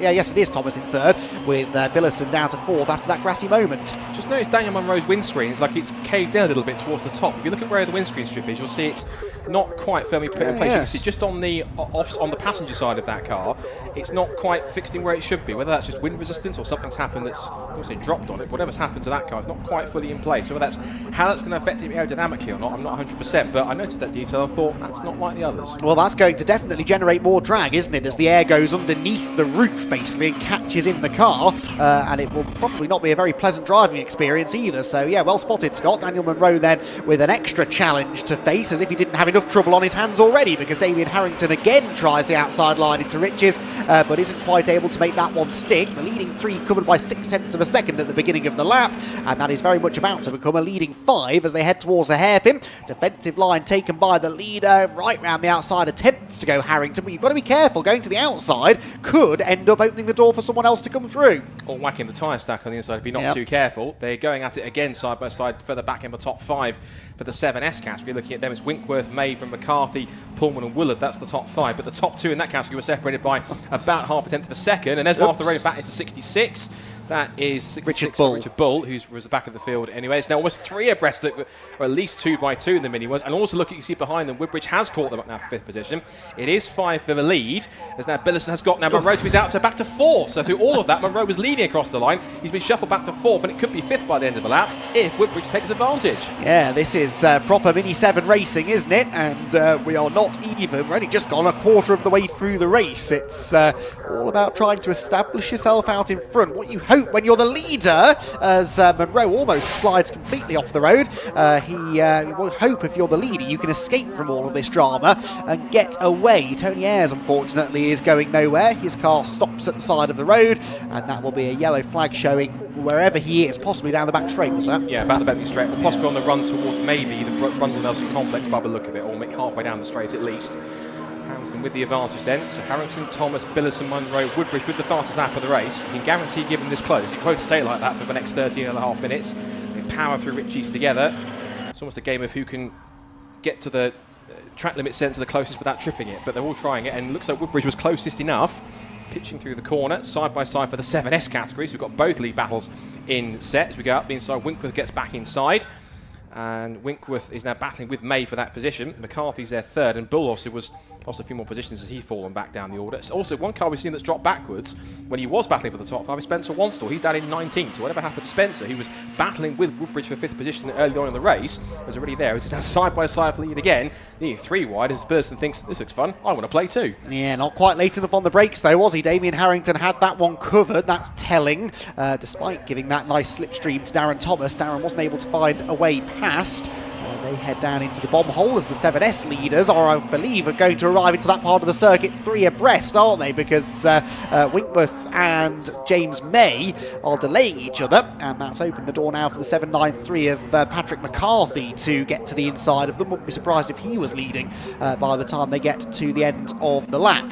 Out of the final corner we go then, over the exit curb for the leading 7s. Who is that in the lead? Is it Patrick McCarthy who's gone through? No, it looks like it still might be Michael Winkworth who had the edge. We'll get them across the timing line. It will probably have changed again by the time they get there. But in fact, yes, there they are, side by side into the final turn. Brilliant racing. You need about 3 or 4 sets of eyes to follow all of the action. Yeah, both lead battles in set as Billison tries to power it round the outside and hold on to the place of Munro. Well, at least hold on to it, because Munro has the inside line to reclaim it. Under brakes between them. Also in there is Woodbridge trying to force the issue and make it 2 positions that the 0 car is going to lose. And almost elbows him out wide. They go side by side onto the Bentley straight, which on the 200 layout is not the easiest thing to do, particularly with the tyre stack on the inside line. And now it's Darren Thomas versus Damien Harrington. Thomas the pursuer, Harrington the pursued. Then they've got a gap to these 3 cars, and Billison's trying to run away and gap, but he's finding himself now in no man's land because he's pulling away from Billison, from Munro and Billison and Woodbridge behind him, but he's trying to gap with no toe to get towards Harrington and Thomas. He needs to rely on these 2 again holding each other up to make it stick. Looking back with our 7S category who've just entered the Bentley straight, and it is now on the category. It's Mays back into the lead. The pole sitter from Winkworth, then McCarthy, then Pullman. They're separated by about roughly a second between the 4 of them. So you rightfully said, wherever you look, there's tight battles in both league classes, and we still haven't hit half distance yet. We haven't. There's plenty more of this to come, but I noticed there, as the 7s slide their way through Coram Corner, I noticed that Darren Thomas, for the first time really, didn't attempt to get alongside Damien Harrington down the back straight. I think he's realised that they're getting away from the 3rd place battle, and that's his opportunity maybe to make it a 2-horse race for the victory. We'll see whether he ducks out of the slipstream into Richard. Well, he's not really close enough, to be fair, at this particular point. So Harrington leads, Thomas 2nd, Munro 3rd, Billison 4th, and Glenn Woodbridge completes that leading group of 5 in the 7S's. It's all kicking off. James May goes across the grass at the final turn, trying to negotiate actually Harry Taylor in a Mini 7. So they've caught now the back end of the 7 class, and that's creating even more hurdles for them to jump. Yeah, and they're going to be side by side. I think given the 7 cars are quicker, but the 7S category are in their own battle. And this is now, again, Winkworth looking to the outside, but he's not far enough on the pace. He did get a side draft from the faster 7 car, but couldn't quite make it happen. And now there's a bit of a gap between 3rd, 4th and 5th. There's Thomas now applying the pressure in the slipstream, looking to the outside line, which he's committing to. Now it will be the inside for the next corner if he's got enough for side draft, but in pulling out the toe, there's not that much power. He needs to be have more momentum to try and get the side draft, to pull alongside, to be in position, trying to make it stick. Like these two here, we've now got Woodbridge going to the outside to make that one on the undercut. Billerson shuts the door. But again, I've said it so many times, the harder these two fight each other, easier it is for the top 3 to pull away. And that is very much in the thoughts of Darren Thomas, because as he pulled out of the slipstream there, he dabbed the brakes going down the back straight, didn't want to get alongside Damien Harrington. He's quite happy to sit in 2nd position and duke it out on the final lap or so, build a margin over the cars behind, and so far that seems to be working. They were, 1.4 seconds clear of Daniel Munro at the start of the lap, and I'm not convinced Daniel's any closer now. Thomas has fallen back a little bit in the last few corners. He didn't, because he's sat back a little bit, maybe just trying to make sure there was no knock-off on the pads at least, or at least holding his line. One of the two further back now who've really fallen back. Again, fighting amongst each other is not going to help Billerson or Woodbridge. It's great action to watch, but they've fallen away from the top 3. Meanwhile, for the lead in the 7S category, another one of the 7 class cars to try and get past. This is the 6th they're trying to get past, which is Graham Davis. And he does get the side draft from him. Winkworth is trying to pull away and pull along with him, but he's either chosen to sit back. He's getting the toe from Davis, whilst the leader May is trying to get the side draft alongside him, but he's not close enough to really advantage that. And here comes Winkworth to make it 3 wide, surely not into Richie's corner. They went either side of the number 6. It was a nice thought from Winkworth, but didn't quite make that one stick in the position he needed to be. No, and he's lost some momentum now through the first corner as well as a result of that move. He should, though, be able to draft back onto the tail of James May down the back straight. There, the 793 is 3rd in class. That's Patrick McCarthy. And the 736 is 4th. That is Bertie Woolard. But they're really starting to trip over some of the Mini 7s now as they come to overtake them for position. Remember, they're not lapping these cars. This is for genuine outright position. So no obligation on those cars to get out of the way, and that is definitely interfering with the 7S battles as they head down the back straight. 713 Lee Pullman is part of that scrap as well, and that just allows James May and Michael Winkworth to edge back ahead of them again. It does, and the top 2 also taking full advantage of that, even though Davis was giving the toe to 3rd place man McCarthy. These top 2 are starting to call a very temporary truce, a very loose temporary truce, because they are pulling away now with 7.5 minutes to go. And now he's got clean air. McCarthy will try and chase after them, as will Willard and Pullman in the top 5. New fast snap of the race set by Thomas last time by across the line. It's still half a second between the top 2, but Thomas trying to just wind up that pace a little bit more, and they've got a 1.3 second advantage over Munro in 3rd. He's now gapped Billerson and Woodbridge, who are still scrapping amongst each other too much for their liking, to the tune of almost 3.5 seconds. And then that gap between 5th and 6th, the next 7 class car, which is the 72, which is Ian Penn, is a further 11, nearly 12 seconds back. That's how much pace the top 5 have over the rest of the field. Yeah, that's remarkable, isn't it? They're sort of towing each other along, and Penn not able to live with their pace for the time being. More traffic and bits of bodywork to negotiate here for the 7S leaders, and James May just tripping over slightly there Nigel Davis in the number 26 car, and that means that Winkworth now is able to carry more momentum through that sequence of corners. He's right within slipstreaming range now, heading down the Bentley Straight, and I suspect will make a move here, or attempt to anyway, as we approach the braking zone at Brundle and Nelson. Tucked right into the wheel tracks. It looks like just one car coming towards us. Now you can see there are 2 of them, and Winkworth does pull to the inside line. Is he going to commit to a move here? We'll find out. Is he late enough on the brakes? Yes, he is. Gets fully alongside James May, but that now becomes the outside line for Nelson, and that's not quite going to work. So James May defended that one successfully for the time being. I thought he was looking for a last-minute undercut to switch up on the inside, but didn't quite make that mistake. Again, not enough momentum to be able to dive bomb up the inside if he could. Our 7 leaders have gone just past the line. Still Harrington from Thomas, and the gap is now 0.6 of a second as they go through. New personal best for Harrington. As we continue to watch the 7S's, just almost 4-wheel drifting slightly through Coram. Awkward braking zone of Murray's. Flick left and back onto the pit straight. Over the curb a little bit for both of them, but May's got the advantage so far. And again, Winkworth will try and just creep up onto the back of him slowly but surely as they hug the pit wall on the inside line. Still on the clock, at least right now, 5.5 minutes. As they come back towards Richie's corner again. He turns behind. Patrick McCarthy's trying to keep with him. His next car he's going to try and negotiate is another of the 7 cars. It's Nigel Davies, who is in 9th position overall. But there he is. And just the second of those blue cars towards closer in the shot was McCarthy there in 3rd position. Lock up again from James May as they come back in through Montreal. Flick left. I think before, Winkworth had a good run the last time because May wasn't quick enough on the power and was parking his car right on the apex going on to Williams. He had to back off slightly to then try and get that better run onto the back straight if he could. He's going to try again, but he's not as close as he was before, so he'll try, but it's going to be more of a late dive rather than more calculated this time by just because he's not that close enough. Yeah, and I'm not sure you want the inside for Brundle, really. That hasn't been working, has it? He is going to try the inside line again, commits fully this time, and as I confidently predicted, going through on the inside at Brundle was the only way that move was ever going to work. And through into the lead he goes. It might not last, though. We have 4.5 minutes of this to go, and I'm sure James May is going to have ideas of finding a way back through. Turns out you can overtake then down there. You just have to be very, very brave on the brakes, which Michael Winkworth was. He was leaving no doubt about that one. He was coming through, whether James May liked it or not.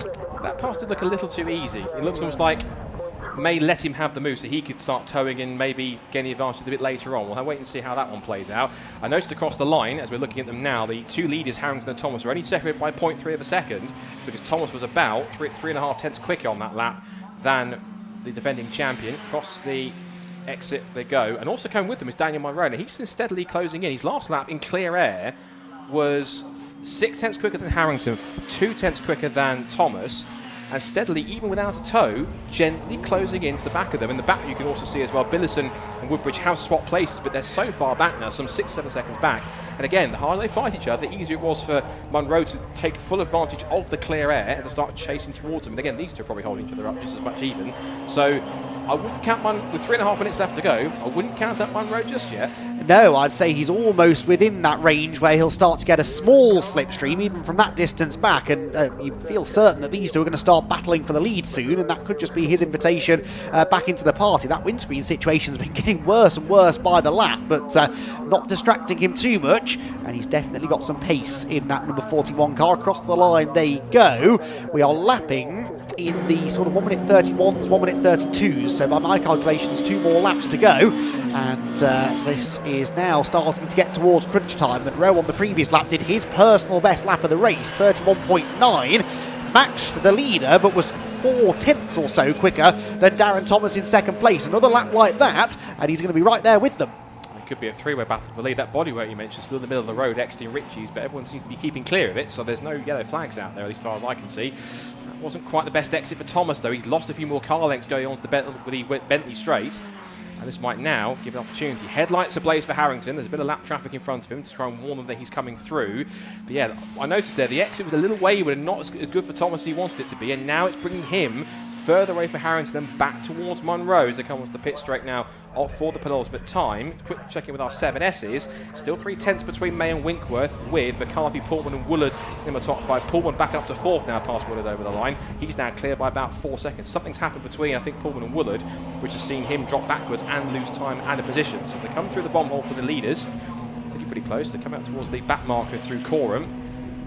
It looks to me as if Harrington's negotiating this traffic and taking full advantage of that mistake for Thomas as he closes back up again. Much better than Thomas did as they come onto the final lap of the race. Oh, and now Darren's having to negotiate a 7S. He's locked the brakes. He's off the road at Murray's Corner. Here comes Daniel Munro. It's now more the battle for 2nd than for the lead. Munro, I think, will go past pretty much straightforwardly here down the straight. He had a much better exit, and actually the worst thing Thomas can do really is battle this too hard. There goes the leader. They are battling for 2nd place, and actually Darren Thomas drags his nose back in front. The long way around beckons then for Daniel Munro as they head into Riches for the final time. That's where the momentum should be, and he's more than brave enough to go right round the outside and move into 2nd position. But I think the chance of either of these drivers winning the race has slipped through their fingers. That couple of moments for Darren Thomas, who gets it all wrong again at the Wilson hairpin, very much let Damien Harrington off the hook. Yeah, they really have. It's constantly locking the fronts. Maybe something to work on for tomorrow, of course, to try and fix that car. But that's constantly locking on the front end, both into Murray's that saw him run wide and into the Montreal hairpin. So maybe the brakes are overheating just a tiny bit. They're not working, but since he pushed them a little too hard, he'll charge on the run down towards the final couple of corners on this final lap of the race. Side by side for 2nd, and Thomas does get himself in front before the break. He's a business sweep back around the outside. That was impressive. Beautiful stuff from Munro. Gets a little sideways, back round the outside for second place. This could be right to below, but they're still side by side. They run panels on the exit through Nelson, and Thomas is back through. They changed positions 3 times in about 5 seconds. That's incredible. Now they're literally pushing each other through the bomb hole. This is going to be a real grandstand finish just for second place, whilst Harrington, meanwhile, is away and gone in the lead. That was fantastic stuff, wasn't it? So Ross Billison, Daniel Munro is going to have one more chance here to try and make the move stick. Goes to the inside into Murray's, can't quite make that one stick. It's going to be a drag race to the line, this one. Damien Harrington, though, is well on his way to a checkered flag, and he's going to claim the victory in the first race of the weekend for the Goodyear Mini Challenge, supported by Mini Spares at Mini 7 Championship race. Across the line goes Darren Thomas in second. He hangs on to second position, and Daniel Munro has to settle for third. That's a bit of a turn up for the books, isn't it? Having started on pole, led early on, faded in the middle of the race, and looked like second place was going to be handed to him on a plate there, but it didn't quite pan out that way. Now, in 7S's, this is Michael Winkworth under attack from Patrick McCarthy, but where is James May? James May, as far as I knew, was only 3/10 ahead of these two at the start of the lap. Has he pulled away, or has he gone missing? Let's see. Checkered flags waving for... That was James May across the line. So what on earth's gone on there? James May then wins by an absolute country mile in Mini 7 racing terms in the 7S category, from Michael Winkworth second and Patrick McCarthy, who comes home in third position. Not entirely sure what happened there. Maybe Scott Woodward can find out as he makes his way now over to the Parc Fermé area. And it's definitely a question to ask of James May, why he was able to pull out such a lead. He was 4 seconds quicker than Michael Winkworth on that final lap alone. So some sort of drama for Winkworth for sure. Damien Harrington then wins the Mini 7 class, with Darren Thomas second and Daniel Munro coming home in third. Ross Billison, Glenn Woodbridge and Ian Penn were next, ahead of the Mini 7S class winner James May, with Michael Winkworth in 8th position, second in class, and third position in that class was Patrick McCarthy. Then it was Nigel Davis ahead of Lee Pullman and Bertie Woolard, those two battling halfway through the race, but Bertie really faded towards the end. Harry Taylor was 13th ahead of Daniel Balster in 14th, and it was Ben Butler and George Welch with Richard Bull and Graham Davis next. Mike Rayner there gets himself ahead of John Hobbs right on the line. That's why that result was changing as the graphic appeared. A lap down were Holly King, Tom Johnston, Ian Corson, Spencer Wanstall was a non-finisher, as was Tony Ayres, and Jack Vanner unfortunately failing to finish, with a couple of others as well. The 734 Billy Ferguson out on the opening lap, as too was Matthew Howard. So, as you'd expect from the Mini 7s, lots going on, lots to get excited about in that race, but in the end, we didn't necessarily get the grandstand finish in either class that we were sort of anticipating there, with Damien Harrington pulling the pin rather on the final couple of laps and getting away from the chasing pack in the 7s.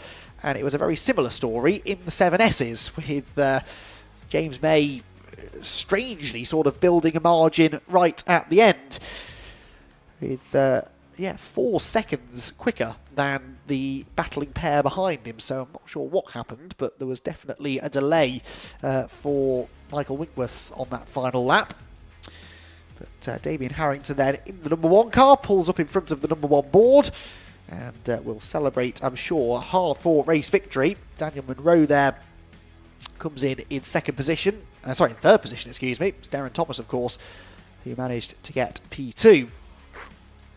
So Scott Woodward, I can see, is almost in position, but to be fair, Damien Harrington's in no hurry to get out of the car, is he? He's only now starting to take his helmet out and think about opening the door and getting out, maybe. Daniel Munro already is. Here comes the race winner. Damien Harrington just waiting for Scott Woodward to arrive so that he could emerge victorious. He's already taken the helmet off, so we can see his smile, a smile of relief as much as satisfaction.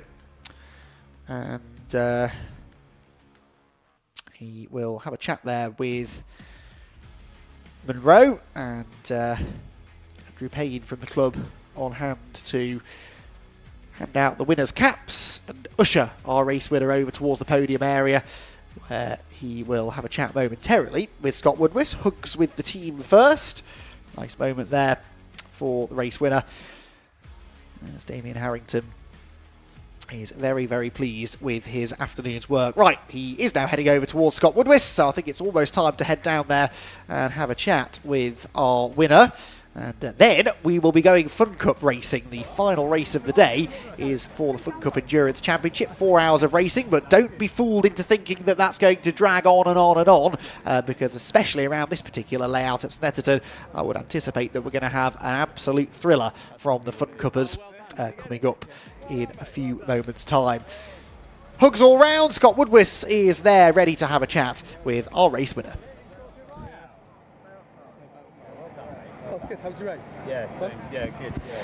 Well, we expected action in the Mini 7s, and they certainly delivered, particularly with the 7s. We've got a few more races for them tomorrow. Let's have a chat to our winners, of course. First, I'll have a chat with Damien Harrington, of course, defending champion, car number 1 in P number 1, but certainly Dan made it difficult for you, didn't he? Yeah, I mean, Dan was off to a great start. I tried to work with him a little bit, but it's hard around here because everyone's in the tow, so it's really hard to get away unless someone messes up or has an issue or something. So got past Dan, and I've just got Darren on me the whole way, which is it's just exhausting. It's and he was quicker on some bits, and I was quicker on others, and the tow comes into it a lot around here. So it's just trying to keep in the right place at the right time. In fairness, a yellow flag probably helped me because it means he couldn't quite go for it right under the bridge. But no, it's good. It's good to see Darren right on it. I had a good fun race. I think he might have gone a bit wide somewhere and left me a bit of a gap for the last couple of laps, and then I was just trying to make sure I didn't mess up. So yeah, it was good. And of course, as well, he made a couple of mistakes on the last couple of laps. He was locking a little bit, which brought Daniel into play for second place. So that gave you a bit of a respite to just get to the flag relatively unchallenged. Yeah, well, I wasn't quite sure what he'd done. I saw him go wide a couple of times, but the tyres just go off as well, and I was slipping a lot more. So in the last lap, I was just trying to make sure I didn't do something silly and end up going round, because it's quite easily done here with the change of direction. It starts the season. Thanks very much. Hopefully it goes on. Yeah, congratulations, well done. Let's bring in, I think we've got, is that Darren Thomas, second place. Well, you gave as good as you could for that one for second place. You pushed him hard to the end, but just last couple of laps, just some front locking you had to deal with? Yeah, the tyre's starting to go off a bit. I think it's tried too hard during the race, but it was a really good race. Really pleased with the result. It's good to be up and amongst it, of course, battling back and forth. It's a circuit like this, when it's the 200, you have to really play a bit of cat and mouse to try and get the right line down the back straight to get the tow, isn't it? Yeah, it's nice to be back. So I used to be at the front a few years ago. It's nice to be back out there again. Do you like old times? I do, yeah. Good stuff. Any plans to change the car for tomorrow, or are you happy with how it feels? Leave that as it is. Yeah, good stuff, excellent. Well done. Congratulations. Cheers. Good stuff. Thank you. I'm going to see if Daniel Munro's around for that. He's down for third place. Dan, you came close in the end, but started from pole. But first of all, I want to mention, you had a bit of windscreen kind of caving in on there. Well, how was that? Because I cope with that. I'll be very honest, I had no idea. You had no idea? I heard a whistling noise in the car and thought, well, I'm still going as quickly as I was, so I'll carry on. But yeah, I had no idea about that. But yeah, other than that, the car was running brilliantly. Obviously, my mechanic, Ben Johnson, who also owns my car and runs it for me, did a brilliant job prepping it for me, and Kent Auto Developments gave me a brilliant engine so we could really push up to the front. We had a good start. I was leading for a good bit there at the start. I thought, hey, we might be able to hold on to this. But I got like a huge gaggle of them all come by me on the straight, so I thought, all right, we'll have to work my way back through. You found out the hard way? Absolutely, but no, it was good fun doing it. And then on that last lap, or those last few laps, I was sitting pretty in third. I had a nice little gap. I thought, yeah, we'll take third place. Nice, podiums points.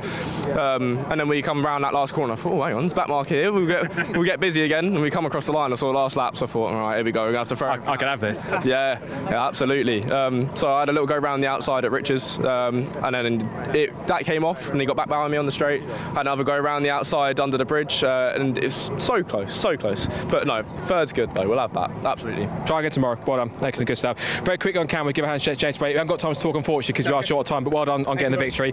Right now, today's main event. I'm going to hand you over to our expert Fun Cup reporter, JP Says. But the next person you'll see on camera with the microphone. Time for us to get round 2 of Fun Cup Endurance underway. 25 cars for 4 hours around the Snetterton 200 circuit. Don't know about you, Andy and Jamie. This is going to be real action from start to finish. Back in a moment.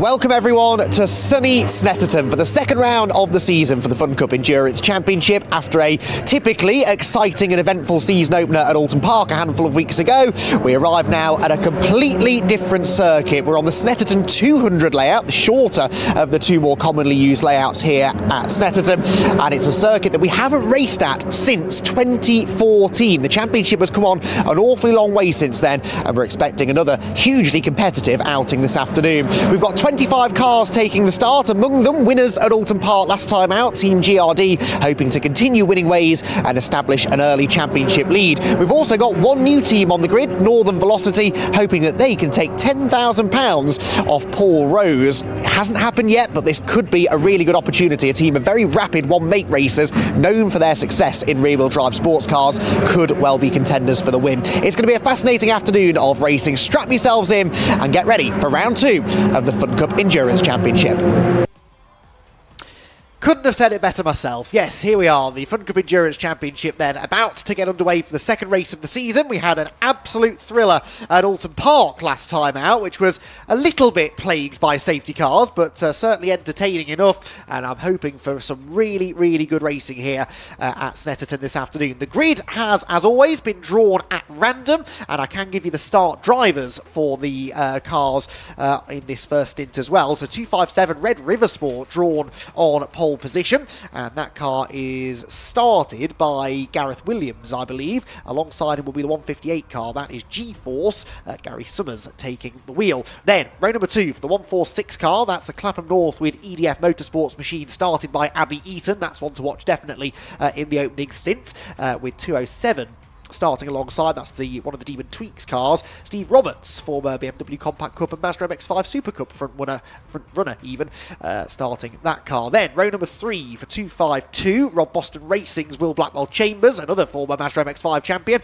and he has got former Fun Cup champions, the 225 car alongside Uvio Hoffman's Motorsport. It will be Farchini who takes the wheel.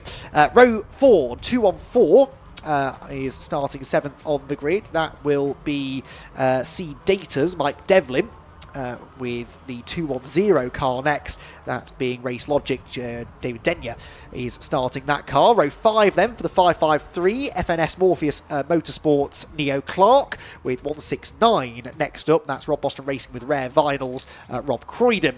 Row number 6 for the 103 car, Axiometrics Chris Wetherall, with 49 next up, Track Focused and Sean Cooper.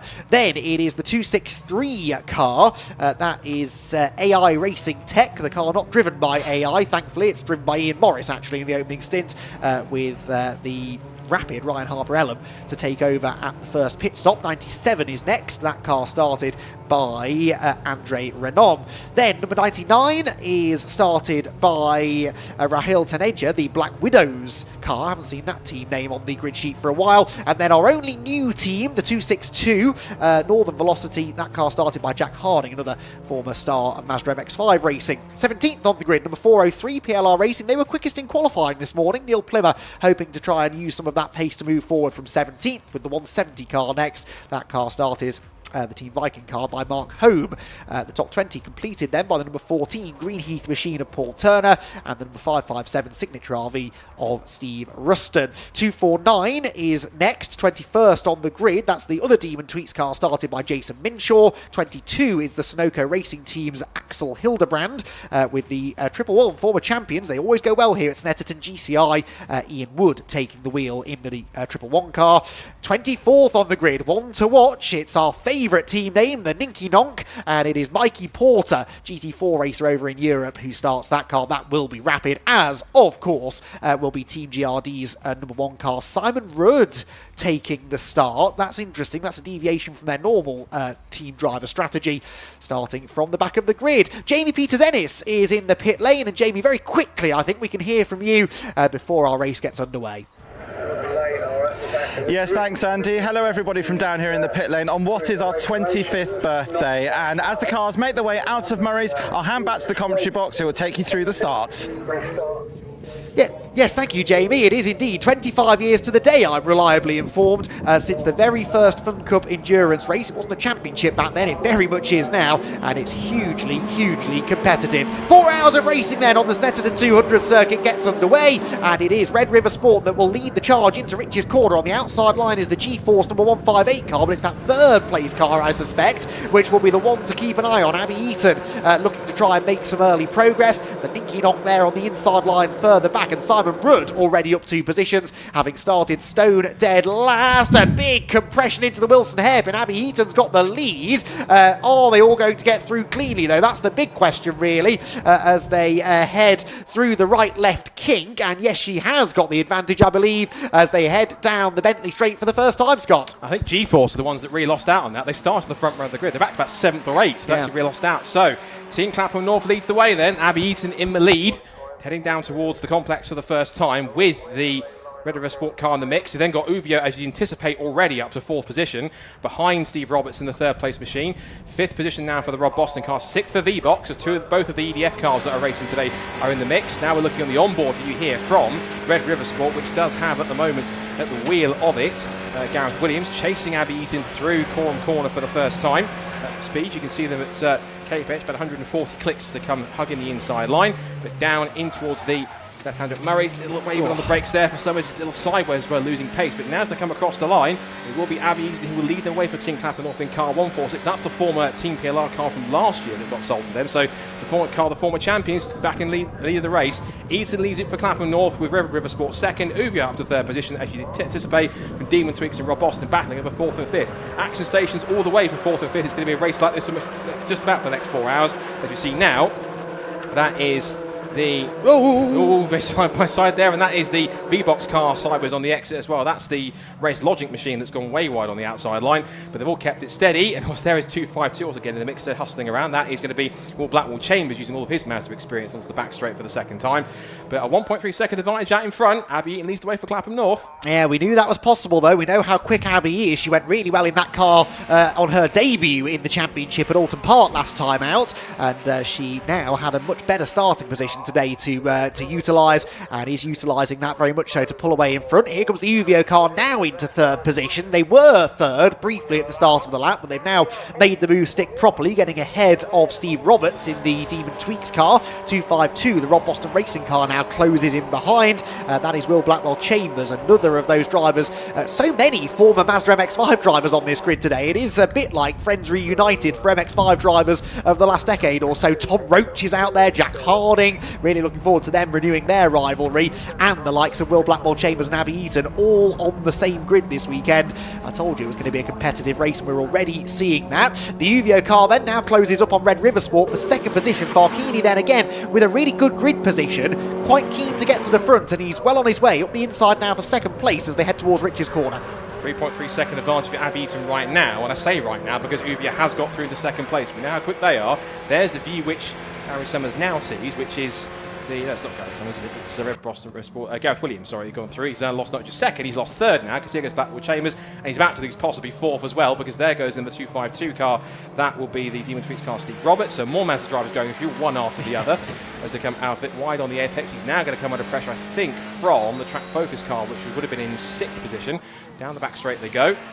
And such as this gap, you hear Abby Eaton go through, then come the rest of the field. Blackwell Chambers, I wonder what he can do is try and challenge Farkini of the Uvio car here if possible, because he's getting quite close.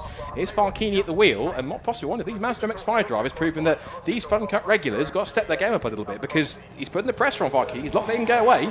No, not at all, and that is the power of the slipstream and the fact that Will, of course, is a very handy driver. 7 or 8 drivers, I reckon, entered into this race who have raced in one of the BRSCC's Mazda MX-5 championships, and I think all of them have won races in at least one of the Mazda MX-5 championships run by the BRSCC. So yeah, it is a bit of an oddity in this race that we've got so many Mazda drivers coming into Fun Cup. You'd think there's nothing in common between Mazda MX-5 racing and Fun Cup racing, but I was chatting to Jack Harding about this morning, and he said, honestly, my mindset is exactly the same. It is all-out warfare on track. You've got to get your elbows out because the racing is just as close as it is in Mazda MX-5s. It's just it goes on for 4 hours rather than 20 minutes. Look at this, 3 wide, but a contact into the first corner. The 169 car there sort of pinched in the middle, and that was a scary place to be making contact for Rob Croydon, and he did, I think, the sensible thing there, Scott, and bailed out of that one. Northern Velocity, meanwhile, they're up to 8th position already and with the fastest lap of the race. Yes. So Jack Harding, welcome to Fun Cup, is certainly making an impact. Hopefully not literally, but impact in terms of the field. That was Red River Sport again getting mixed with the rare vinyl car as well in there too. One car running very wide on the exit. Also, that was the other Rob Boston cars by the looks of it. He's also faded back a couple of positions.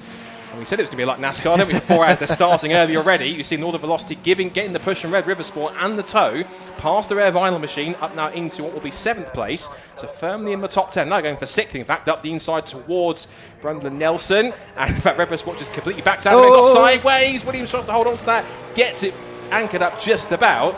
And now loses that another 1, 2, count it, we'll just keep on counting places. 1, 2, there goes the Ninky knock through. The other go through as well is 553, which is FNS Morpheus Motorsport with Neo Clark at the wheel. So despite starting on pole position, Andy, Gareth Williams is starting to fall backwards outside the top 10 and further backwards. Indeed. So quick point on the Ninky knock, by the way. Mikey Porter starting the car. They've altered their driver lineup. So your sheet, I think that you've got in front of you, says that it was Shea Brennan starting. They've completely swapped now. So Harry Porter will do stints 1, 3 and 5. Shea Brennan stints 2, 4 and 6. Just something to bear in mind as we move forward. There was another car actually that Jamie Peters Ennis sent me a message about before. Do interrupt if I miss something on the screen. Car 403 has added Ted Bradbury to the lineup. He's not racing in the car he was originally scheduled to race in this weekend, Ted, but he has got himself a drive, and I'll try and make a note on our paperwork of the new driver order for that team.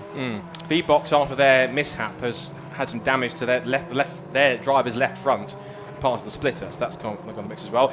More jostling, one car in the middle of that pack. He's not just Seat Data, but Signature RV, because they are quite far down the order. Signature RV started way back in 20th, and last time across the line, as we watch Northern Velocity versus the Track Focus car 49, and also challenging for position, weaving this way and that, but no moving for Sean Cooper to get past Jack Harding. He's not going to let him through that easy. Jack Harding, who has plenty of experience in Mazda MX-5 Super Cup, but also raced more recently in Civic Cup as well, so both front and rear wheel drive, and he has done well and been a front runner in both. There is the V-Box, the Race Logic car, 210, also run by EDF Motorsport. David Denyer started that car, handing over to former multiple-time champion Julian Thomas. And also you can see the Gulf-coloured car, which is the deeper blue and orange machine in the literal Gulf colours, sponsored by Gulf, literally. It is the car of Marcus Clutton, and in the mix as they come out of the final couple of the corners now. So Marcus Clutton, that's the Signature RV car, which Steve Ruston has started. Of course, Whitehouse was going there next to him. Marcus Clutton won't get in until the third stint, which is around about halfway in this race. You see there goes Steve Roberts, followed by Jack Harding, followed by the 49, Track Focus with Sean Cooper at the wheel. Then goes the 553 machine of Morpheus, and also damage as well to the Signature RV car 2, as there goes two more familiar cars, Viking and the defending champions and race winners from Alton Park last time. They are already quite high up into 15th place, past 10 spots. And now that is Seat Data relinquishing a place to Viking. So all action stations within the first 10 minutes, as you'd expect on this circuit in this championship. Indeed. So Team GRD then, having started 25th, they're up 10 places to 15th. Now I mentioned as I went through the grid sheet there and the starting drivers, I'll get to that in a moment. Ninky Nonker in, Mikey Porter with a puncture, I believe, on the right rear corner. That's major drama for definitely one of our potential race winners. It's a shorter lap this than they're used to here at Snetterton. Very easy to fall off the lead lap, and I think that might be about to happen. They're working as rapidly as they can to get that right rear tyre changed, but I think it's fairly certain now that Mikey Porter is going to fall off the lead lap, and that is the first of our potential race winners in real trouble. They are going to lose a lap. The leaders are now coming through the final corner and across the timing line, and that is such a shame for Mikey Porter. He's only just going to fall off the lead lap, I reckon, but that car is going to have a real uphill struggle now to try and get back in contention for the race. There goes the leaders. There is the Ninky Knock coming down the pit lane, and that is a real shame for Mikey Porter. And Mikey is quick enough, I'm sure, to run with the leaders, provided the car is at 100% health, but can he unlap himself before the first round of pit stops? That's going to be a significant challenge. Battle for second place here, heads out onto the back straight. Uvio Hoffman's Motorsport in second position then, with the Rob Boston Racing car in third. We've had a change for fourth on that last lap, with Track Focused up 2 positions ahead of Demon Tweaks and ahead of Northern Velocity. I think that's the first position Jack Harling's lost since the start of the race, but he's tagging along with those 2 cars as they head down the Bentley Straight. Oh, that's Race Logic off the road. Not the first time they've been off at Richie's corner, this time facing the wrong way. Now, the big question usually is, did they jump or were they pushed? As in, did they do it by themselves? Did they have help? We don't have the luxury of replay, unfortunately, but we know that the car was facing the wrong way, and as to the reason why, answers on a postcard, I think. I'm sure we'll find out. So Jamie will find out once David Denyer comes in to find out why that car was facing the wrong way. He's come through Coram again, under brakes, and lap time-wise, looking at them, it was evenly matched in terms of pace between Abby Eaton and Farkini, and in the tow, Will Blackwell Chambers was about 2/10 quicker than the pair of them in front, but of course that's the luxury of a tow. This time by across the line, 27.7 new personal best for Eaton, 27.6 fractionally faster, so pace is even between the top 3, so the gap is staying static at 3.2 seconds at the moment. As they come out through Richie's again, a little twitch of oversteer for Farkini as he holds P2 with Blackwell Chambers keeping chase. As they come back down towards the hairpin, Blackwell Chambers, only his second ever Fun Cup race, if I'm correct in saying so. Yep. And already, racing like he's been doing it for quite a while. Indeed. So, we had another car in the pit lane, by the way, which I hadn't spotted. Axiometrics, Chris Wetherill brought the orange and black number 103 car into the pit lane and have been released back out onto the track. They have a misfire, we believe, in the 103. That's a shame. So they are also now going to have lost some ground. I think they're still on the lead lap, but they've fallen out of touch with the pack ahead. Here comes the battle for second position, meanwhile, and it is going to be a change. Uvio then lose that second position. Through goes Will Blackwell Chambers in the car that he shares with James Riley and Jason Baker, and Will Blackwell Chambers then gets one over on Farkini. I was chatting to Farkini this morning. He was telling me all about the battle at Alton Park that he was having, and he said, you know what?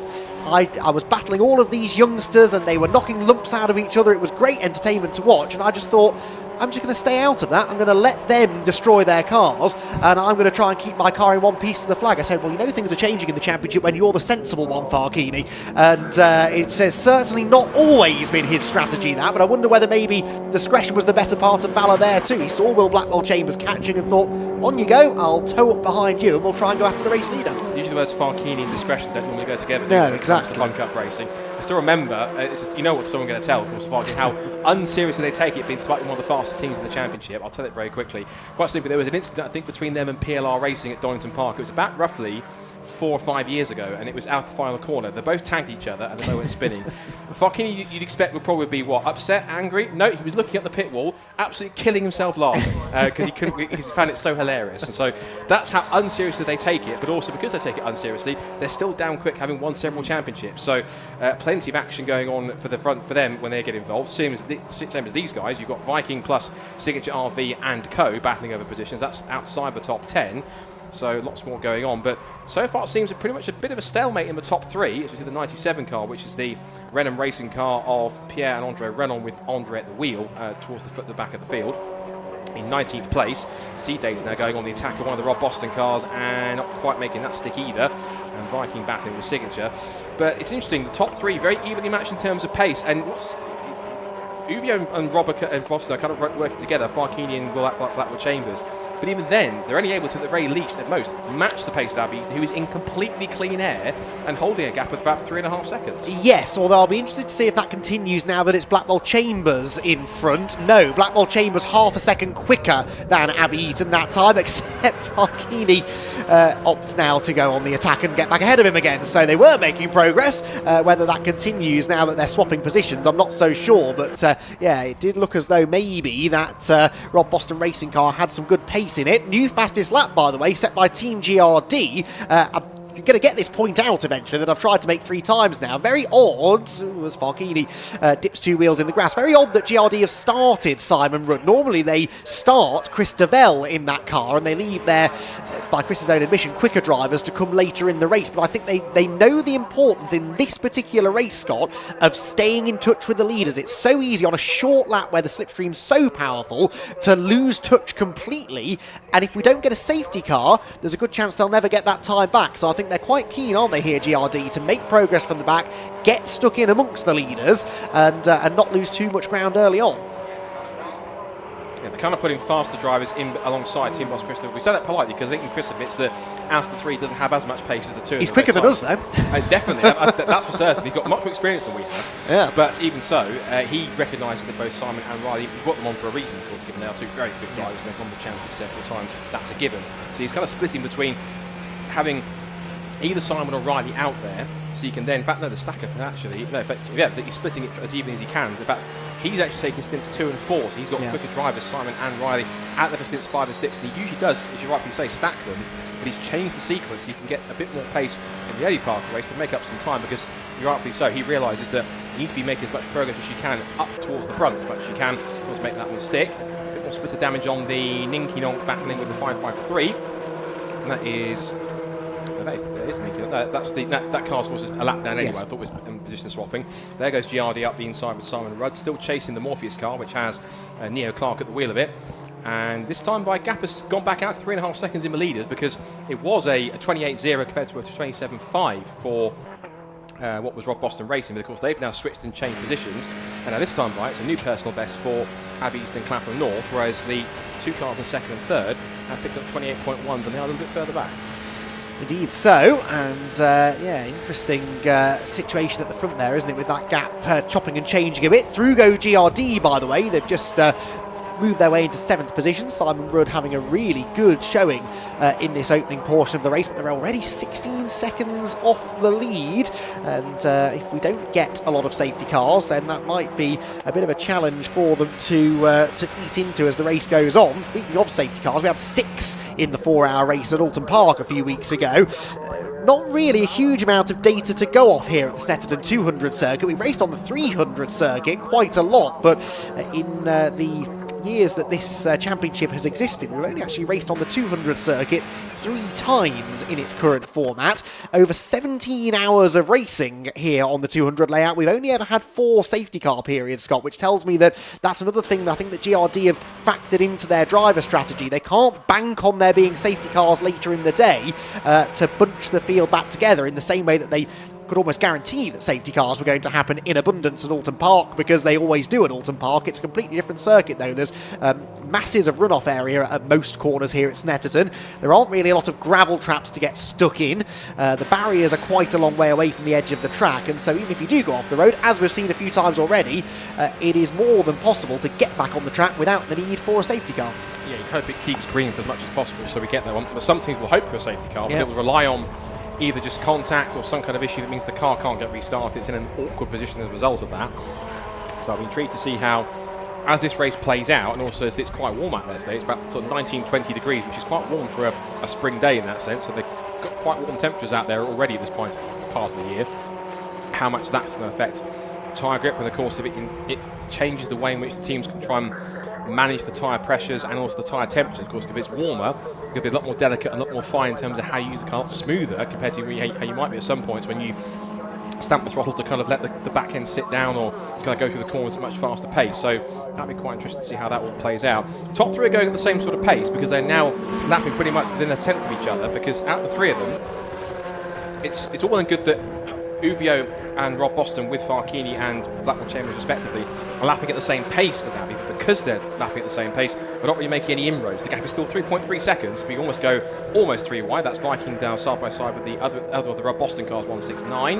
Also GCI in there as well, who've been a bit quiet in this race, but they tend to be quite quiet in Fun Cup race. They very slowly but surely and methodically move their way up the order. By the time they get to the end of the race, you barely talk about them, but they're up there in the top 5 somewhere, and you think, where have they come from? But they always seem to manage it. Yeah, they're 13th now. They started 23rd, so they've gained 10 places. It's just that when you've got the likes of GRD coming from 25th to, where are they now, 7th, that seems a bit less impressive. In fact, that might now be 6th for GRD. I think they've just got ahead of the Demon Tweaks car. They have. So Simon Rudd then into 6th spot now on this tear through the field, and actually he is lapping, on the previous lap anyway, slightly quicker than the race leader. So Simon Rudd has got some serious pace in the Team GRD car, and he is going to be hungry for more positions. His next target will be Jack Harding in the Northern Velocity car. He is about 6 seconds or so up the road, so it might be a few more laps before we see Simon doing any overtaking.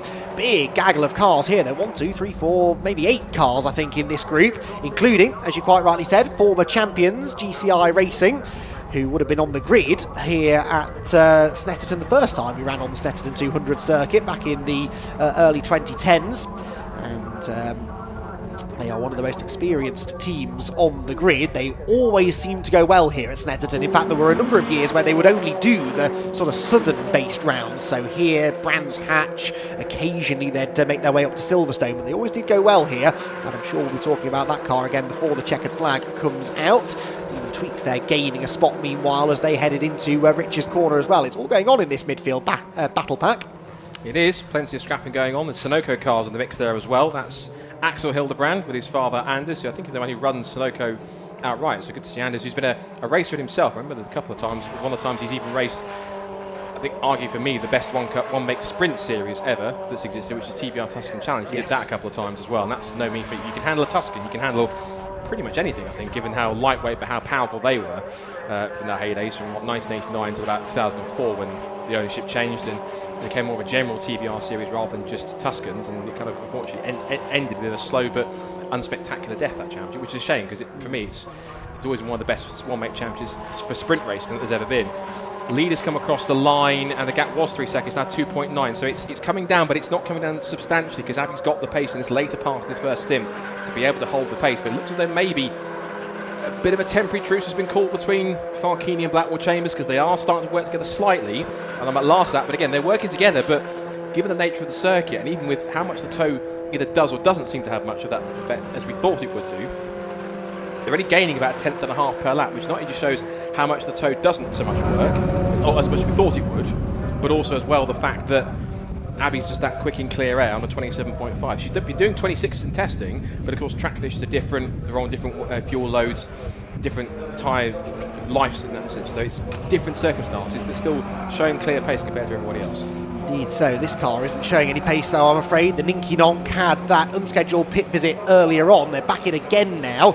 And there's not a huge sense of urgency here, is there? The AB Motorsport prepared car, another Mazda MX-5 Racing Link, is in some strife, isn't it? They are, I think, about to take the rear body shell off the car and, cutting the engine. That, I believe, is Tom Mills, just putting on the headset, former champion in Fun Cup with Eco Racing back in the day. I think that's Tom, who I haven't seen for a number of years, admittedly.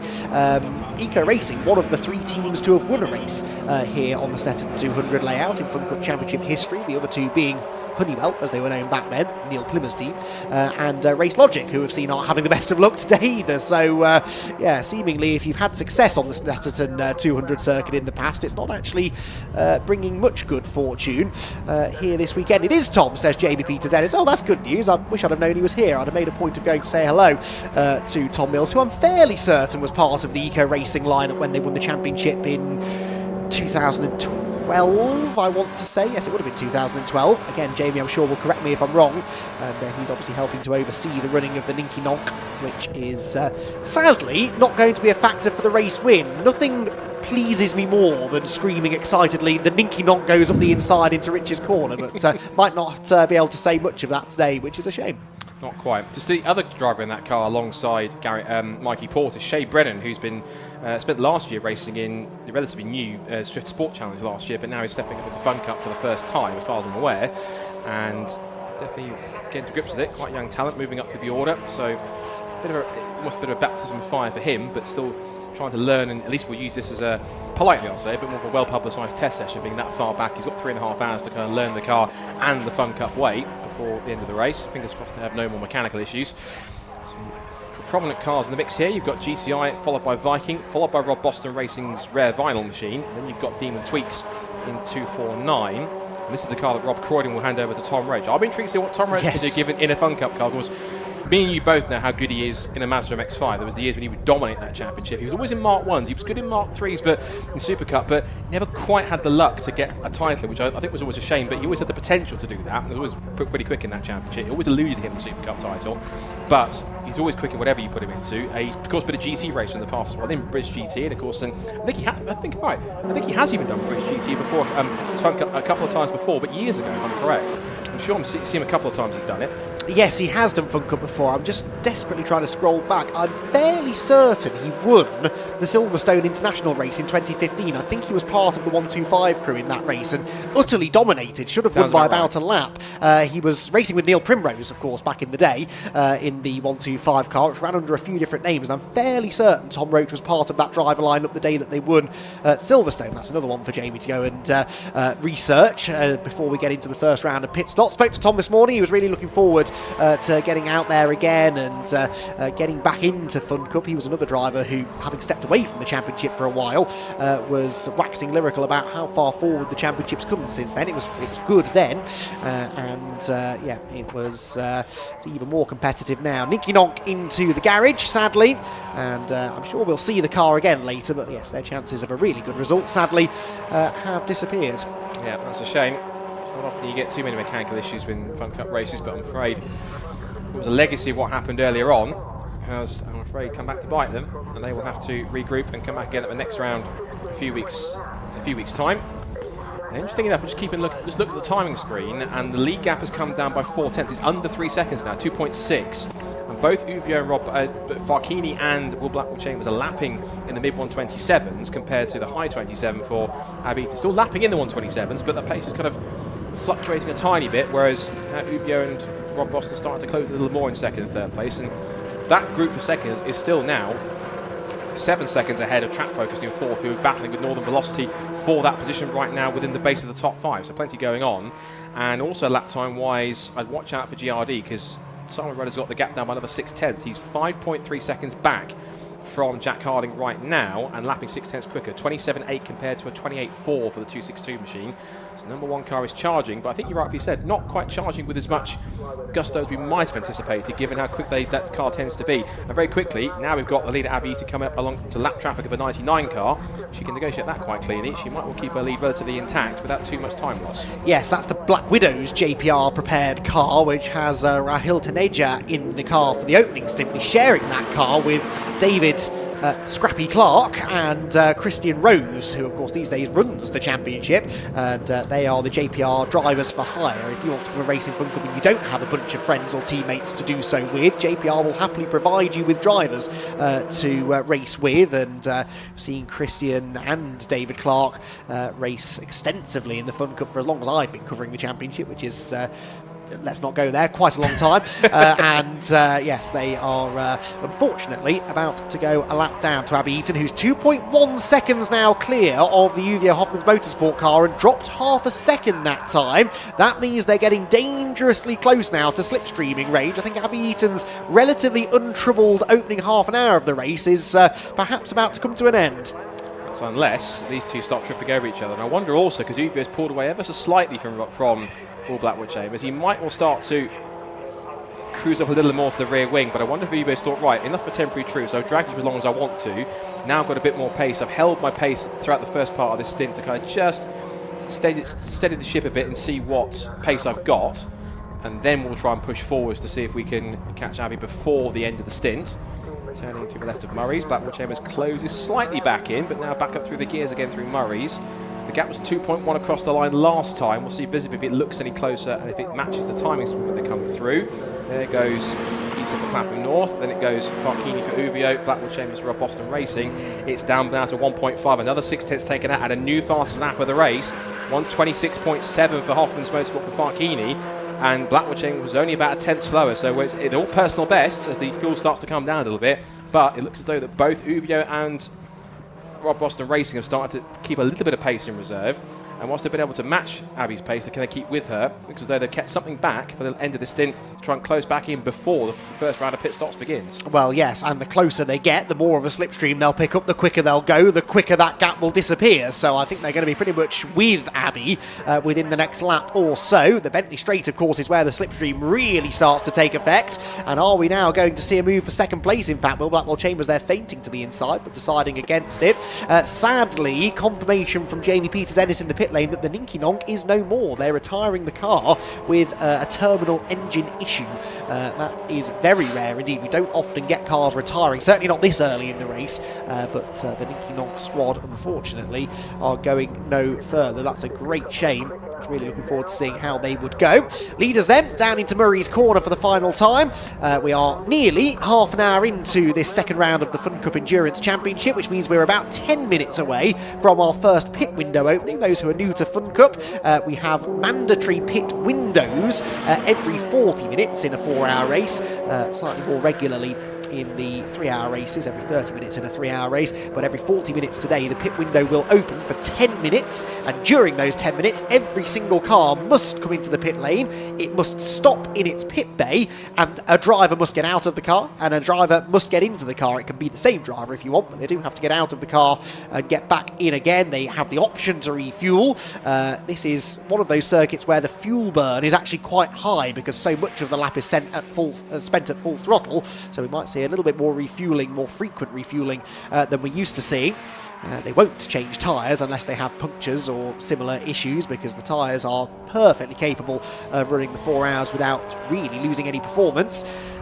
But that is when things can really start to change around, with the driver changes happening, the dynamic shifts across the cars in the leading group, and that's why it's all the more tantalising that it seems like we're heading towards that pit window with the leading 3 cars perhaps absolutely together, because the UVO car continues now to close in on Abby Eaton out in front, and as they turn through Coram Corner, that's almost down to about a second now, I'd say, the margin between the two of them, which means that Farkini is right within slipstreaming range and might now be able to start thinking about attacking for the lead.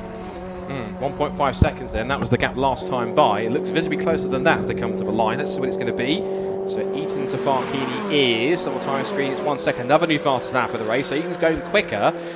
Did another 27.2 to match her personal best, but again a 26.7 and a 26.8, so new fast lap of the race again for Farkini. Another new personal best right in the slipstream for Blackwell Chambers. Pushing on here as they come down towards Montreal once again. We are, as you said, within 10 minutes of the first pit window. So in terms of handovers, that will be Abby Eaton handing over to George Grant, Mr. Clapham North himself. It will be Fabulous Randaccio, who will take over from Farkini in the 225. And for Will Blackwell Chambers, he will hand over to James Riley.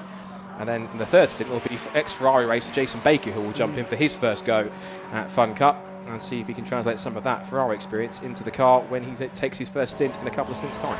Indeed so. So Farkini at the moment is the Uvio meat in a Mazda MX-5 racing sandwich in a way, isn't he? With Abby Eaton and Will Blackwell Chambers, both Mazda MX-5 champions with the BRSCC. Did Will ever win the Super Cup? Twice, yes, he did, didn't he? So yes, both of them Super Cup champions, of course, with Abby having done it back in 2014, question mark? 2014 champion. I was there at Donington Park when she did it. Likewise, so I was commentating when her engine blew when she was only a handful of laps away from winning the championship on the Saturday. That was a dramatic weekend. And it got even further dramatic because in that race, the race to the side of the championship, she got hit from behind at Redgate Corner, and she thought that she was out of the race because she set the fastest lap of the race. Yes. That was enough to save her from getting the championship, and she did. It was a well-earned championship. She did a fantastic job, and since then her career's gone just upwards in terms of where she's been and what she's raced.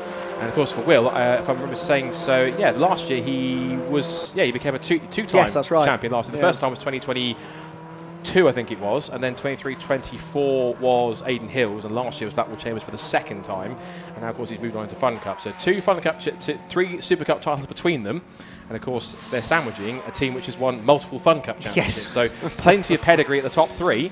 And the gap is 0.8 per second, and now we start to the slipstream start to take effect. Now Farkini just edging close to the back end of Abby Eaton's rear wing, getting closer, not close enough to attack, but now that black and gold car looming ever larger in Abby Eaton's mirrors as they come back in towards Brundle Nelson. So now, quite truly, it is now literally 3 for the lead, with about 5 minutes to go and change plus before we get to our first pit window. Indeed so. So the EDF Motorsport prepared Clapham North car leads the way. I keep wanting to say that's a Rob Boston Racing car because, of course, George Grant for a long time had that relationship with Rob Boston Racing running his Mazdas, but he's now going to go toe-to-toe potentially with one of Rob's cars, or at least Abby Eaton is, for the lead of the race. Out of the final turn they go. This is the closest by far that anyone actually has been to Abby Eaton all race long. We are coming up on 34 minutes into the race, and this is the first serious challenge she's had for the race lead. Can Farkini make the move? He's not going to be close enough down into Rich's corner, but a good run through the first few turns should put him in an attacking position heading down the Bentley Straight. Abby, of course, just wants to try and keep those two cars at arm's length, hope that maybe they start battling over second position. We're also approaching some traffic, aren't we? So an opportunity soon to start putting some cars a lap down, which is good for these leaders, but could be the opportunity that Farkini and Will are looking for to make their move. The only thing that's going to be is how much is Farkini going to be worried about Blackwell Chambers in terms of, is he going to be willing to bring him with him past Abby if Will can also get past two in the sequence, or how much is he going to start defending from Will unless he's going to start pushing him down the back straight to get closer to Abby to try and attack. So they come down towards Brundle Nelson. I think he got a bit of a push from Blackwell Chambers. He darts out to have a look on the outside, puts himself for the first time properly into Abby's mirrors down towards Nelson, so they flick right. And now back towards the ball hole. It is now 3 for the lead quite firmly because they are pretty evenly spaced. Through the right hand they go. Watch for that compression right at the bottom on the apex as they come out. And they can't drift out wide and they start to just pin the car about middle of the road or so through the long, almost never-ending right-hander of Coram. And now you can see the black and gold right behind the white, red and blue of Clapham North 146. Through Murray's, they flick left. Back up the pit straight again, and I think possibly this might well be, Andy, the first proper chance that Farkini and Uvia might get, not just close in, but maybe start to mount a challenge for the lead before the pit window opens. Yeah, he's even closer now than he was a lap ago. Abby Eaton knows it. Look, hugs the pit wall, hugs the inside line, and only now drifts over to the middle of the road just to try and deter Farkini from making the move into the quick double apex right-hander. Team GRD, by the way, Scott's just pointing out, up into 4th position now. So GRD going well. They are 13.8 seconds off the lead, so they've been gaining as well. That was 16 seconds at one point. Here comes Farkini then to the outside into the Wilson hairpin. Not really trying to overtake there, but just trying to force Abby Eaton offline so that then Farkini gets the better run off the corner, which he has. He feinted to the inside down at Brundle a lap ago. This time I think we might see a more committed move maybe, and he wants to try and get this move made ideally before they start catching the lap traffic ahead. Eaton moves to the inside to defend. Farkini to the outside. That will become the inside line for Nelson, and I think that will become the race lead. Yes, it will. Uvio Hoffman's Motorsport to the lead of the race, and Abby Eaton now has to try and fend off Will Blackwell Chambers for second. I wonder how much she might well fend off, because I think that what she's trying to do is hopefully keep the car in a good enough condition and not getting too many fights to allow it to George to take over a car that's pretty much trouble-free without any issues or any drama. So I think she's trying to at least keep in that lead group and take advantage of what she has. Pass it over to George when she hands it over. I'm guessing probably, I would guess maybe towards the end of the pit window, because given that she is arguably the faster of the two drivers pace-wise, I think George would happily admit that, as that comes back at Farkini down the pit straight. She gets the benefit of a tow this time, side by side. Farkini's just got his nose in front by 41 thousandths of a second. And I think Abby will at least try and stick it around the outside if she can. She thinks about it, but then thinks, right, I'll let Farkini have the momentum, see if he slides wide, try and get the undercut if possible. She might get the push from Blackwell Chambers, or not, because here comes Will at the inside to try and take second. He thought about it, but again, Abby's covering that car in the middle of the road, and she's now going to have the benefit of a tow from Farkini, but now Will get the double tow from the two cars in front. This might be a bit interesting down towards Brundle Nelson. Tell you what, there's nothing wrong with that Clapham North car in a straight line, is there? It got off the corner well and immediately dragged alongside the Uvio Hoffman's Motorsport machine, so Abby Eaton is going to go for the lead. Where does Blackwell Chambers go in all of this? Is he close enough to buy into this as well? Sort of hedging his bets, really, isn't he? Just almost taking a metaphorical step back and saying, you two just sort this out between yourselves and I'll get involved later. Through goes Abby, back to the lead of the race, and that is the slipstreaming racing that we always see from Fun Cup. There's a lot of talk in other forms of motorsport about passing and repassing and how super exciting it is. Well, with no need for any gimmicks or modifiable aero, we have got plenty of that going on in Fun Cup, and we have had that for decades, and that's exactly what we're seeing. Uvio caught the Clapham North car pretty rapidly, actually, over recent laps, but having got ahead, we're not able to stay there for long. Not causing trouble, are you, McKeown, with your comments? Never dream of it. So, moving forwards towards the beginning of the first pit window, and again, some key keeping a nice tight line again, drifts to the inside line, but thankfully Farkini's not close enough to make a dive. I think even he realises that there's no room to get through. And pace-wise, they're pretty much matching each other now. Last time by, out of 3 cars, the Clapham North car was the quickest, 1:28.0. Farkini looking to try and get an up and under up at Montreal hairpin, but better line is to almost hug the apex right tight on the first part of Montreal to set yourself up with that more open exit and run onto the Bentley straight as you flick left. And 3 cars in front there which are gangling amongst each other, one of which is the recovering V-Box car for Race Logic, which is way down in 22nd position as they go down the back straight. Sorry, Scott, GRD there having a bit of a complicated moment with somebody. I think that was the Northern Velocity car they're battling with in the background. Just caught a glimpse of that. Speaking of complicated moments, that was another side-by-side exchange between Eaton and Farkini. I really do think that Will Blackwell-Chambers is electing not to get involved in this. I think he could well and truly stick his nose in this battle if he wanted to, but he's just keeping that car length or so back from these two. He's been matching Farkini all stint long. He's been quicker than Abbey for a portion of it, but isn't really at the moment bothering to take any major risks, which makes perfect sense. We're only 40 minutes in to a 4-hour race. A long way to go still. We are into the opening pit window though. Remember, they have to pass that board. I know it says closed on this side, it says open on the other side that faces the drivers. Have to pass that board once before they can pit, and then they can head into the pit lane. So should they wish to, these 3 cars would be able to pit at the end of this lap, but I suspect they'll all probably go a little bit deeper into the pit window. Yeah, given that they are the Argue Faster cars. Oh, and that's the AI Racing Tech car that's gone off there. I think it is. And that was the car that's battling with the recovering Race Logic car. They're both battling with Axiometrics. That was for the final place in the top 20, and that was the AI Racing Tech car 263, which had Ian Morris, who's going to hand over to Ryan Harper-Ellam, who's been quite a rapid driver from what I remember in both Formula F1000, but also as well in Radicals in previous years as well. So handy driver, also making his Fun Cup debut this weekend. It's good to see he's trying that out for the first time. Another new driver who's jumping into a Fun Cup car. The AI Racing Tech car's lost its front splitter completely.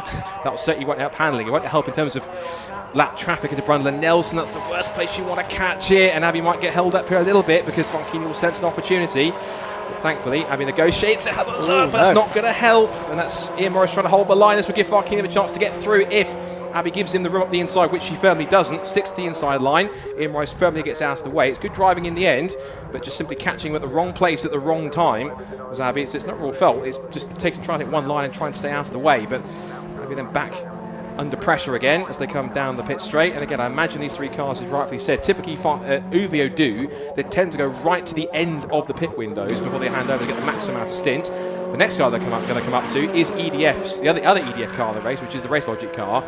I'd imagine, given their teammates, that David Linear might not make it too difficult for Abbey to get through, potentially, question mark.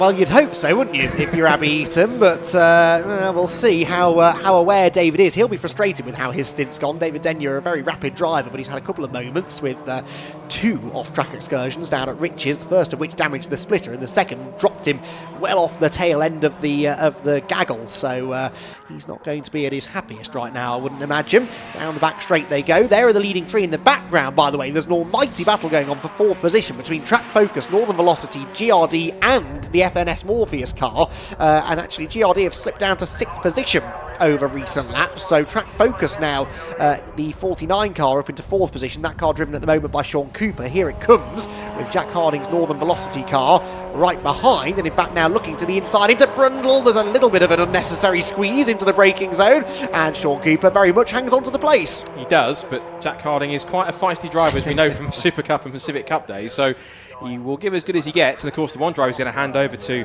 I'll be very fascinated to see how he gets on when he hands over that car, is going to be, if I can find him on the interest, where has Northern Velocity got to? Our number 262 is Alan Henderson next. Now, Alan Henderson has been a winner here in Super Cup before. He got a hat-trick back in 2015 on his way to the championship, and I think as we both having seen him before, Alan is always quick whatever he drives. So if Jack's quick, I can't wait to see how Alan gets on when he jumps into this car in the next few minutes' time. Yeah, absolutely so. I think he's going to be rapid, is Alan Henderson. Good to have him back out on track with us, isn't it, at a BRSCC event, another blast from the past, so to speak.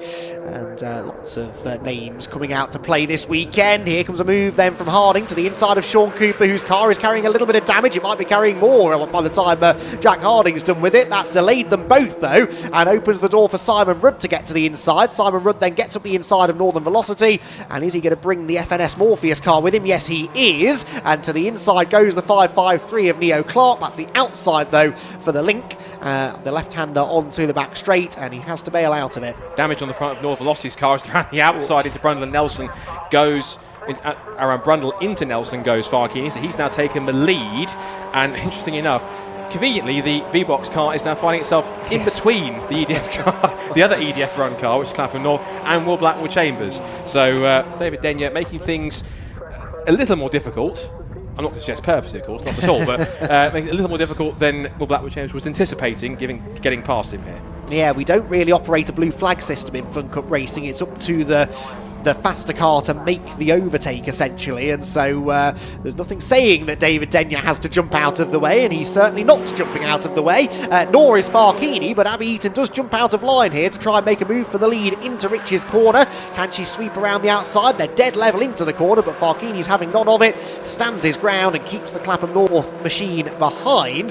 They really have pulled away, though, from Will Blackwell Chambers, who still can't get past the Race Logic car. He is now a second and a half or more behind the leaders, and only now makes the move into Wilson. And it was a move. He had to outbrake the Race Logic car there to get through. And David Day is not necessarily slow. We talked about Julian Thomas, but David himself is in his own right. He's a pretty quick driver. Of course, Julian Thomas will attest, being a former multiple-time champion himself for Race Logic. It's great to have Race Logic back in the grid after in the last few years after they took a bit of a break, and Julian does a lot of historic racing, I think races an E-Type, and amongst other things, a Sierra RS 500, which is the next Andy Rouse car, which is great to see. Side by side again, Abby Eaton trying to get up the inside, flick the curb a little bit through Brundle, trying to get the up and under through Nelson. They're coming up to put a lap on the Renhams, which is the number 97 Renham racing car. That's one of the Fun Cup for hire cars, and the livery looks very much like a certain cigarette brand famous in motorsport, which we can't mention, essentially on camera at least. As coming through the right hand they go, and the Renham car holding up Farkini a little bit. That might be contentious. So when before Abby got held up by the AI racing car, the Ultra Renham gets straight out of the way. Want no part of this. So Blackwell Chambers also got tripped up by him himself, thinking these damn back markers trying to get through, and they make it much more difficult than it needs to be. But down the pit straight they go again. And I think at the moment right now, Abby might just be a bit more content just to sit in Farkini's slipstream and get the benefit that Will was getting.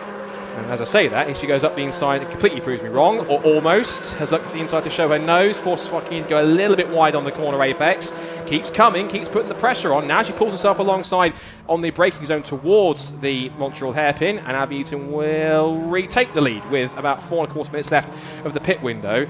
And I suspect these two might end up going to pit lane pretty much nose to tail by the time they come in. Of course, when they hand over, of course, it'll be Fabulous Randaccio taking over Farkini and George Grant handing over from Abby Eaton as they come in. And once more, you can see Abby's just enjoying herself here, or trying to pull something. But look, Will Blackwell Chambers has now cleared the back marker, and he's now fully getting to tow of both of them, locking down towards Brundle and Nelson. They're side by side again, and Uvio back to the front once more. Yeah, late on the brakes there for Farkini. Good move made into Brundle. It doesn't really matter which of these cars is in front when we get to the first round of pit stops, but neither driver wants to be in second place, do they? They both want to hand the car over as the race leading car at the end of this opening stint. They've got 3.5 minutes plus 1 lap, essentially, in which to make the pit stop. You can go a lap beyond the end of the pit window if you want to. My word, Farkini was absolutely on the limit there through Coram Corner. You do have to try and manage the tyres a little bit. The tyres are more than capable of doing the distance, but if you aggravate them too much, it will hurt you. In he comes now, in fact, so he was just putting on a show there on his way into the pit lane, catching our attention and making sure we were aware that he was on his way into the pit lane. He bails from the lead then, and Abby Eaton retakes first place. And here's a battle we've never seen before, isn't it? Abby Eaton versus Will Blackwell Chambers, Super Cup champion versus double Super Cup champion. Even though it might be for a lap or so, this should be interesting between the two of them. Blackwell Chambers now gets his chance to have put pressure on as Abby Eaton continues to lead in the 146 Clapham North car, continuing that car's impressive lineage, considering it was previously the in the hands of PLR Racing. Was that ever a title-winning car when it was Honeywell, or was that a different car? No, it would have been a different car, I think. I'm pretty... I don't know, 146 is one of the older cars, actually. No, it may well have been a championship-winning car.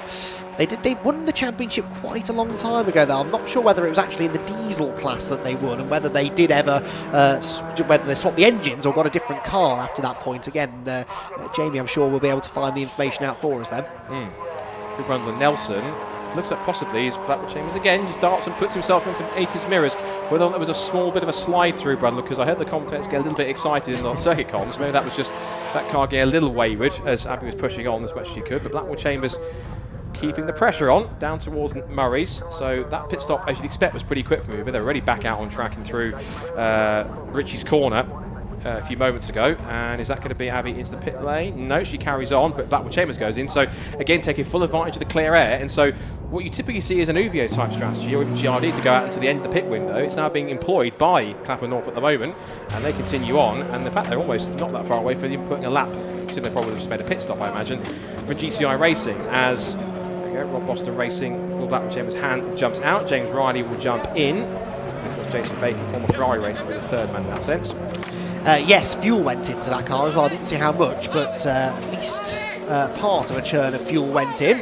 And Will Blackwell Chambers then gets out of the car. I'm not sure whether Uvio refueled or not, but I suppose we'll get some indication of that when this car rejoins the circuit, and we'll see where it comes out in relation to the Uvio Hoppers Motorsport car. Off he goes, quite gingerly, as he tried to pick his way around the track-focused car, and back out into the race they will go. As you said, it is James Riley in the car now. Where is the Uvio Motorsport car, though? Is it already through? Oh, yes, it is, by some margin. So a combination, I think, of a slightly slow stop for Rob Boston Racing and maybe a difference in fuel strategy means they've got some work to do now. But even after the fuel stop, that stop didn't seem all that quick. We've seen quicker stops before when they're simply just changing drivers and putting the belts on, but that seemed like a longer stop than you would normally see for some of the quicker teams. So maybe Rob Boston Racing, who are not inexperienced in endurance racing, of course, and stuff, but of course they're inexperienced in their first year this year in Fun Cup. And usually, as we both know, Rob is someone who he never tends to engineer a slow car. No. So Blackwood Chambers at the wheel of that one, but the pit stops in that sense are going to be pretty tricky. Now, pit windows closed for newcomers to Fun Cup. We should mention you're allowed to pass the same way you have to pass the pit window open board once. You're allowed to pass the pit window closed board once, but only once. At the end, the next time around you come by, you have to pit. Otherwise, you will get a penalty for basically stopping outside the designated pit window. So if the Clapham North car, which is that's at the fast snap of the race through all that sequence, 26.5 in hands of Abby Eaton. That must have been a couple of laps ago when they had the tow. If they haven't pitted this time by, which I don't think they have, no. So this time by, they will have to go ahead and make a pit stop if they haven't seen the pit window board yet. I'm not quite sure. But either way, they'll have to make a pit stop within the next couple of laps. Yes, they're not the only ones. Team GRD's Simon Rudd hasn't been in yet, nor have FNS Morpheus Motorsport. Greenheath, Red River Sport and Signature RV all going long on this opening stint. So we're going to have... in fact, Greenheath and Red River Sport have just pitted as I said that. There is the GRD car coming towards us, the blue and black number 1 machine of Simon Rudd. Second position now, 15 seconds off the lead. That's about what the margin has been pretty much all stint, really. It came down to 13 at one point. It was as high as 16 seconds at one stage, but he's about 15 seconds back. The problem now, though, is they're going to hand that car over to Chris Devell. How is his pace then going to compare to the cars ahead of him? I'll have to wait and see, but there's a chance that maybe that gap's going to grow. It really is going to be an uphill struggle, this, for GRD, but I spoke to both Simon Rudd and Riley Phillips this morning, and they both said they felt this was going to be one of the more challenging races they've had to do. There is George Grant getting ready to jump into the 146 car. Out gets Abby Eaton. Great job done there from Abby to come from third on the grid to get the lead early on and manage the race nicely. A pretty drama-free stint. How quick is the pit stop, though? Doesn't look all that rapid, does it? Well, it's quicker than before, because it looks like George's been working trying to get in much quicker. That's actually one of the quicker pit stops they've had, I think, compared to Alton. So that was a decent turnaround. That's not going to be, I think, 33 seconds. Now, compared to where Uvio are and whereabouts they might get through, let's wait and see what their pace is like. About Uvio, I think, are behind Axiometrics, and they come out of the pit lane. He's not that far down, so Uvio has gone through, so they've technically taken the net race lead. Well, they have taken the race lead, effectively, once it all shakes itself out.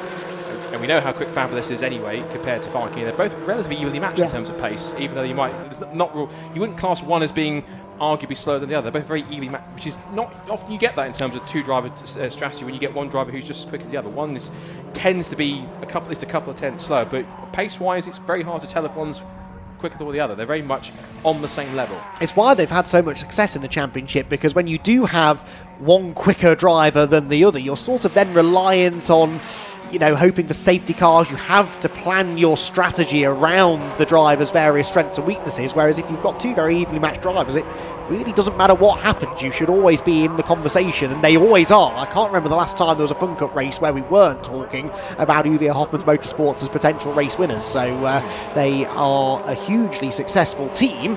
They won only two races last year. They won the sprint race at Croft, and they won at Donington Park as well.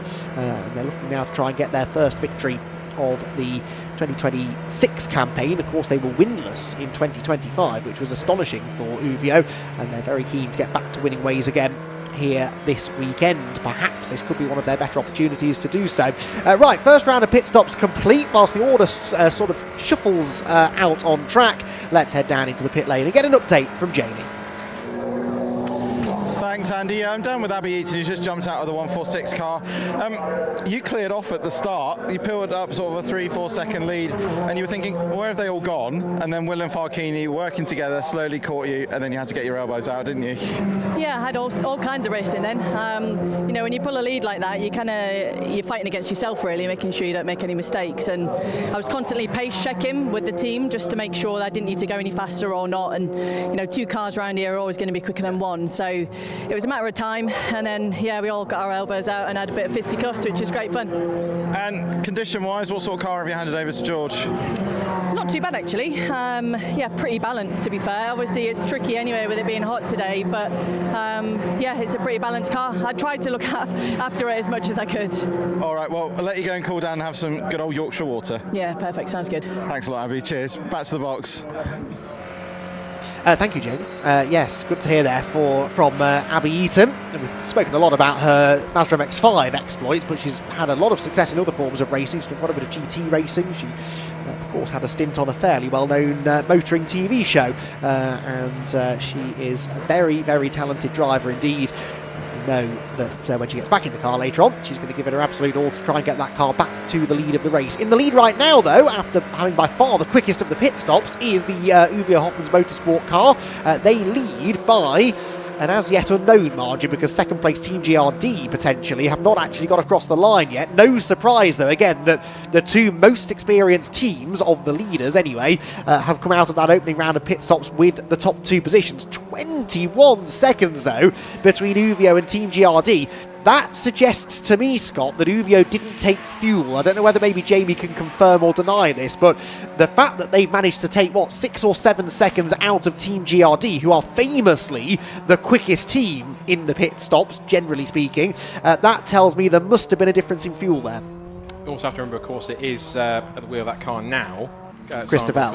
Yeah. So there'll be a pace difference there on top of that too, but it does suggest they were quicker. Uvio's cut stop was rather quick, so it does suggest they took no fuel. They've got enough to go through the second stint as they go through. Now, one thing I was going to point out also as well is you've had a changeover. It's PLR Racing, who I suspect I know who's with that car. I think right now, given the time, it's 126.543.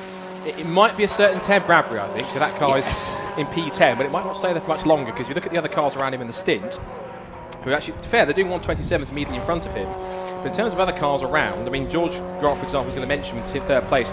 In testing, he was doing 1 minute 28 consistently, so he can lap at a faster pace, but of course he's now got a car that's still got some fuel in it that's kind of burning off to the end, and then the Rob Boston car behind, which is 252, which now has Alan Henderson at the wheel.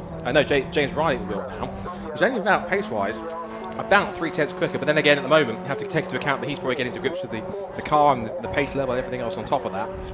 I reckon that pace will start to go up as his confidence gains in his first stint. But it looks as though that everyone else right now who've managed to put some laps in to get themselves used to things, who stopped earlier, have now found their groove a bit quicker compared to anyone else. Indeed so. GCI Racing have popped into the top 10 now as well, look, 8th position. So again, after that first round of pit stops, the experienced teams now starting to filter their way towards the front. They have got the track focus car behind them, which means that's been a change for 7th place actually. GCI Racing's Craig Butterworth getting himself ahead of Mike McCollum in the track focused car.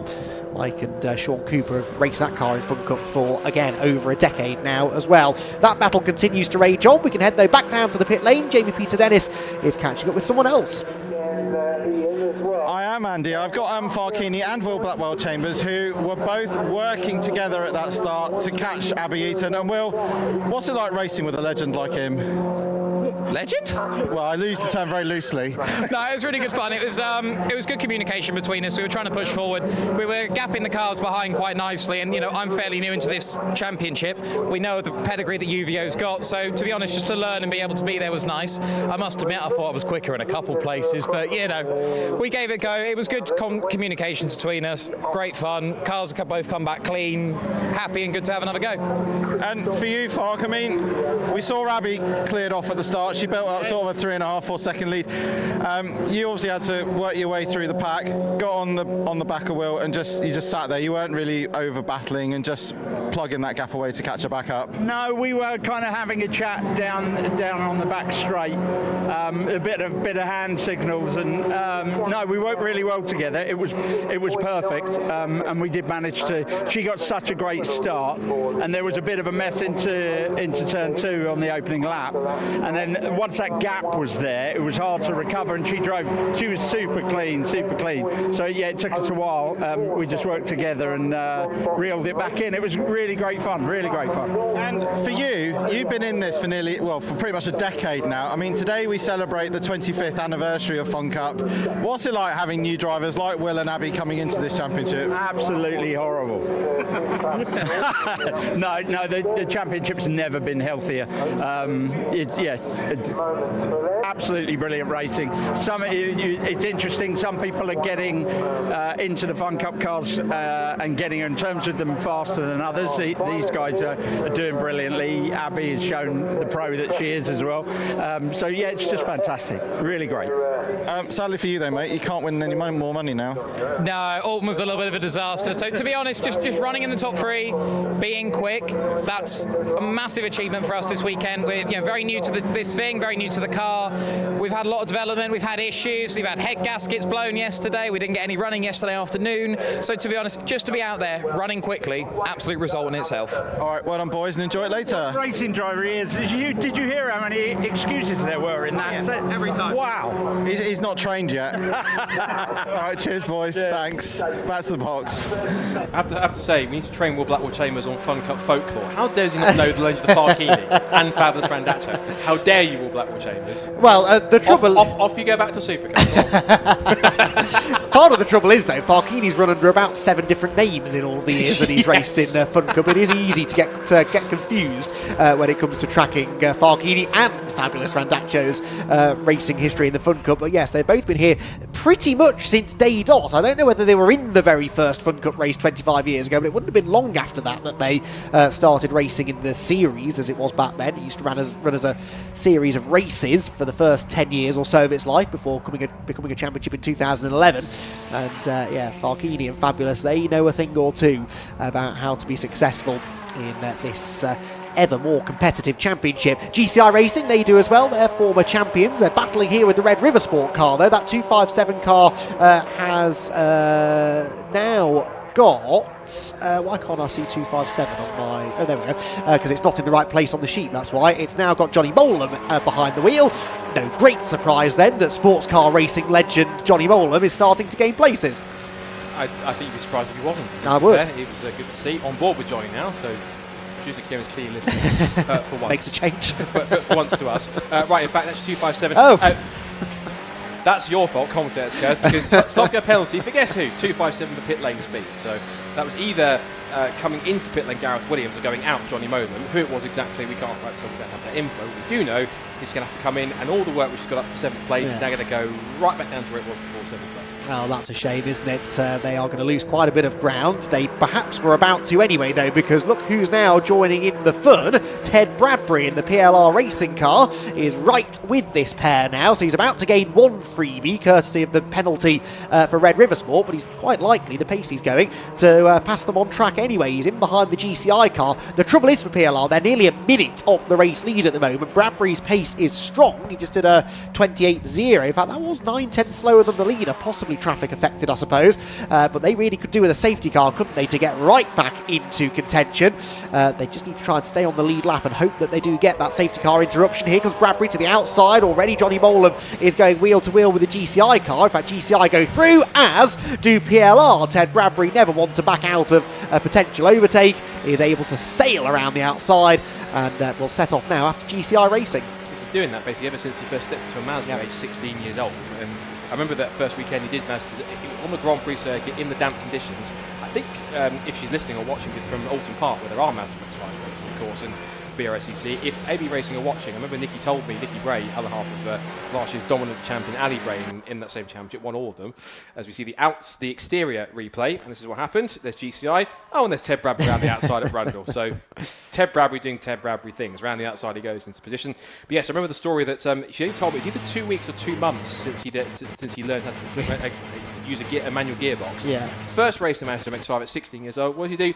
Sticks it on pole. So, and he won his first race, I think it was here in the Mazdas. Yes, it was. Later on in sort of the damp or wet conditions. So he's been a candy peddler ever since he started racing, about roughly 5 years ago, I think, if I'm correct. Yes. 4 or 5 years ago, maybe. Yeah, I can't remember exactly when that was, but yeah, incredible talent, fresh out of karting, as you said, stuck it straight on pole position. Hadn't quite figured out how to use the clutch by that stage, admittedly. Didn't get the best of starts, but it worked on that as the season went on, and yeah, he was a force to be reckoned with, wasn't he, in the Mazda MX-5s, but has found a nice home for himself now in the Fun Cup Endurance Championship. Like I said, not racing with his regular team today, but great to still have him out there. He's far too good a driver to not have on the grid, and he's sort of become the new benchmark now, hasn't he, as the sort of unofficial fastest driver in the championship. There are quite a few drivers who would claim to hold that title, but of late, when you look up who's set the fastest lap in most races, it's almost always Ted Bradbury, and he is a really, really quick young talent. To be perfectly honest with you, deserves to be racing at even higher levels in motorsport, and I hope he'll one day get there. And the more we see of him in the Fun Cup, hopefully the more eyes he can get on him, and the more chance there is that happens. I do agree, he should be somewhat of a GT star. He's got all the premise of being a GT racing star of the future. Yeah. Talent and speed-wise, I think he was certainly somebody who has been impressing in this category of racing ever since he started, even coming out of Mazdas into Fun Cup, and ever since he turned his first wheel in the championship, he's certainly been just setting it alight. So no wonder that he's not only jumped to the PLR car for this weekend, and not his regular car that he would have run this weekend, but he's also setting it alight, set the timing screens alight, getting fastest laps and moving forwards down the back straight. See the 146 car now with George Grant at the wheel. It has dropped back a couple of places, but it's still moving at a decent pace. Still running at the moment in 5th place overall, and actually now George has taken a few laps to kind of get himself up to speed, but now he's lapping in the 128s. He was lapping in the 130s, but now that car's found a bit more pace. He's now got a bit more comfortable. Got a tow from a couple of cars in there. So that's Pierre Renaud just thumping the curb on the inside at Nelson, which on the track walk I did on Thursday night, I looked at that and thought no one should be smashing that, otherwise that's just tearing off the front split every single time. It's getting a nice view of the grass there, if one of our cameramen. But now through the long right-hander at Coram. See that George is just keeping with it. He's very wayward on the exit of that corner. He's certainly not driving it with any less gusto than Abbey was in that sense. He turns him out of Murray's, puts his foot to the floor, and then get a nice little tow from the Renault Racing machine, pulls himself level, we'll get the side draft, and we'll pick up at least per lap on them. There goes the Rob Boston car, which now has that has James Riley at the wheel. And then we've got the Morpheus car, which has now got Greg Evans at the wheel, and now looking to the outside line. George Scott sweeps across and puts the lap on the Renault Racing machine number 97 and maintains a solid 5th position. Now, we should also mention as well, in terms of positions, now there is the Masters category, which involves as well for drivers. I think is it over the age of, is it 50 plus? I think it is 45 or 50. 45 or 50, one of the two. And the rule in Fun Cup is that if a Masters team finishes on the podium in the top 3, they are invisible from the Masters results because, of course, they're quite quick. So that means at the moment, technically, if things were to stay as they were, the leaders, in fact, or the winners of that would be FNS, Morpheus, Motorsport, and then the Clapham North car would currently be in 2nd place. He's getting a bit of a tow from the Renault Racing car to help him down the back straight. As they turn into again through Brundle Nelson, gets himself in front and continues forwards. In fact, the PLR Racing car might be in contention for that too, because of course it has certain Ted Bradbury at the wheel, and that car is now holding station in 7th place. But of course, again, if that car gets into the overall top 3 positions, it then nullifies that from the top 3 in Masters too. So that could be interesting. I think that given the pace that Clapham North have got, and I genuinely say this in genuine pace so far with both how George is going and Abbey, not only could they have a good chance of keeping trouble free in the top 10, but I think even a Masters podium is genuinely possible. Yes, definitely so. They are 3rd in the class at the moment, and I don't expect them to, as long as they don't have any issues, I don't expect them to drop out of contention massively. And yeah, they are showing impressive pace. They are now, though, 50 seconds off the lead. How quickly things can change. That really quick pit stop for Uvia Hoffman's Motorsport and a rapid pace being set by Fabulous Randaccio means that they are streaking ahead. Now, We do suspect they'll have to give some of that time back at the next round of pit stops. We think they're going to need quite a bit of fuel probably in the car next time by, or next time in the pit lane. But for now, they're enjoying a very, very healthy lead, and there are quite a few teams behind them, hoping against hope that we do get a safety car, and that we get a safety car soon, because bear in mind they're lapping in the 1 minute sort of 26, 27s or so, the quick drivers. The top sort of 15 cars or so, I think now, are within about a minute of each other, so there are quite a few cars towards the back end of the top 20 that are really in danger now of falling off the lead lap altogether. Down through Brundle and Nelson goes Ted Bradbury, and he's picked up another position, has he not? Yes, he's ahead of Northern Velocity now, so Ted Bradbury into 6th position. And how are his lap times compared to the leaders? Well, he's just set a new fastest lap of the race last time by 1:26.2, 7 tenths quicker than the leader, but he needs more than that if he's going to start closing in to the tune of, 50 seconds or so that they were behind the leaders. And they're definitely one of those teams, aren't they, who would like to see the safety car. 3 times in Fun Cup Championship history we've had a safety car free race here at Snetterton. All of those races were on the 300 circuit, not the 200, but 3 times is as many as any track has had safety car free races. Anglesey and Donington have also had 3 races without safety cars, but they were shorter races. So as far as the endurance races, Snetterton is one of the least likely to get that safety car interruption. Position change, that is another position gain for Ted Bradbury past George Grant. He might lose another one if he's not careful, because Alan Henderson's just sniffing around to try and pick up another place too. That car, again, not a Masters driver, because none of the drivers are at least under 45 or under 50, so they should be safe for that one. But the next Masters car in the sequence behind Clapham North at the moment is now Track Focus, and they're back currently 9th place, and they're lapping roughly at the same pace. In terms of also pace as well, talk about Ted Bradbury motoring. He's broken under 126 at 25.9 for Ted Bradbury. That would have been with the help of a toe, I'm almost certain, as both GCI and also Northern Velocity also squeezed past George Grant. So he's now dropped behind 3 cars in one spot, down to 8th. So again, still holding station in 4th place in Masters now, but down to 8th place overall at this point in time, with around about, I would say, another 10 minutes to go, until the next pit window opens. Of course, I imagine that as soon as that opens, he might be one of the first ones in to hand back over to Abby, who can then put back in that rather rapid pace. But of course that next stop might well be a slower one, given it's going to have to be fuelled when George gets out and Abby gets back in.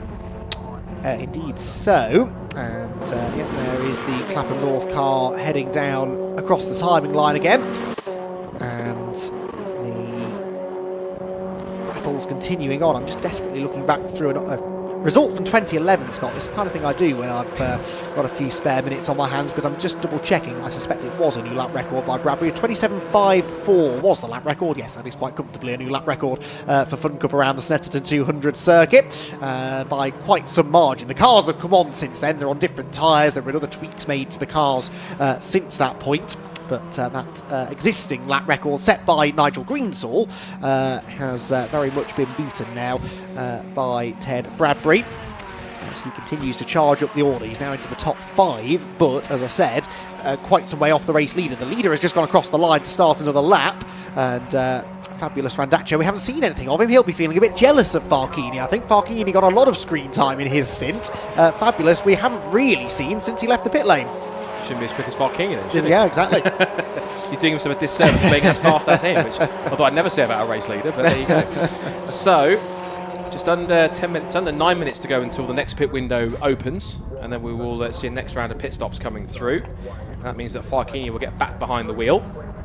So we should also mention that Clapham North are our associate sponsor of the championship this year as well for Fun Cup. So every single car has Clapham North stickers adorning the front and rear, front bumper splitter and rear. Sorry, bumper section. It's sort of bottom end of the rear bodywork, shall we say, where the bumper would be if there was one. And so again, thank you to them for support of the championship. Of course, not only that, but running a fully liveried car on the championship as well on top of that too. So good to see they're having full involvement. 48 seconds, you say, is the lead between Uvio and GRD, the perennial rivals of this championship, going back and forth. In terms of lap time, at the moment, GRD, because given it is Chris Devell at the wheel, has been losing about roughly, 1.5 to 2 seconds a lap at this point in time. There is that Chris Devell, who is trying to line up a pass to Anders Hildebrand here. That's, well, at least a lap, putting a lap on him. An on-track pass, not for position, because that car's still holding firm in second place. and FNS Morpheus are not that far away, because now you can see it go up the inside with Rob Boston Racing. That was James Riley getting past Morpheus. That was Greg Evans moving through, and also right behind them, sailing up to the back of them, is now Ted Bradbury on 1:27.1 his last lap. He's now charging forwards. So if he keeps up this pace, he might well get to possibly as best as third position, maybe even second, as he tries to force his way up the inside. But it looks like Greg Evans was thinking about letting him have the spot, then thought, no, I'll stay where I am, thanks. And of course, he's also having the battle, of course, as well, the damage on the front left splitter, which even with that is setting new lap records under 1:26, which just shows again the calibre of driver that Ted Bradbury really is. You can't argue it. No, absolutely not. And that left corner in particular is what does a lot of the work aerodynamically here on a track that features essentially only two left-handers on the 200 loop. You've got the quick right-handers at Riches, Coram, where you really do lean on the left front corner, so the fact that that's missing a chunk of the splitter is going to be quite noticeable, I think. Here he comes then to the inside. Oh, it's all getting very busy actually as we head towards the Wilson hairpin. He slices underneath the 252 car. That is third position for Ted Bradbury, and brings with him the FNS Morpheus car and nearly GCI Racing. 5 cars here absolutely together fighting over third position. Bradbury goes to third,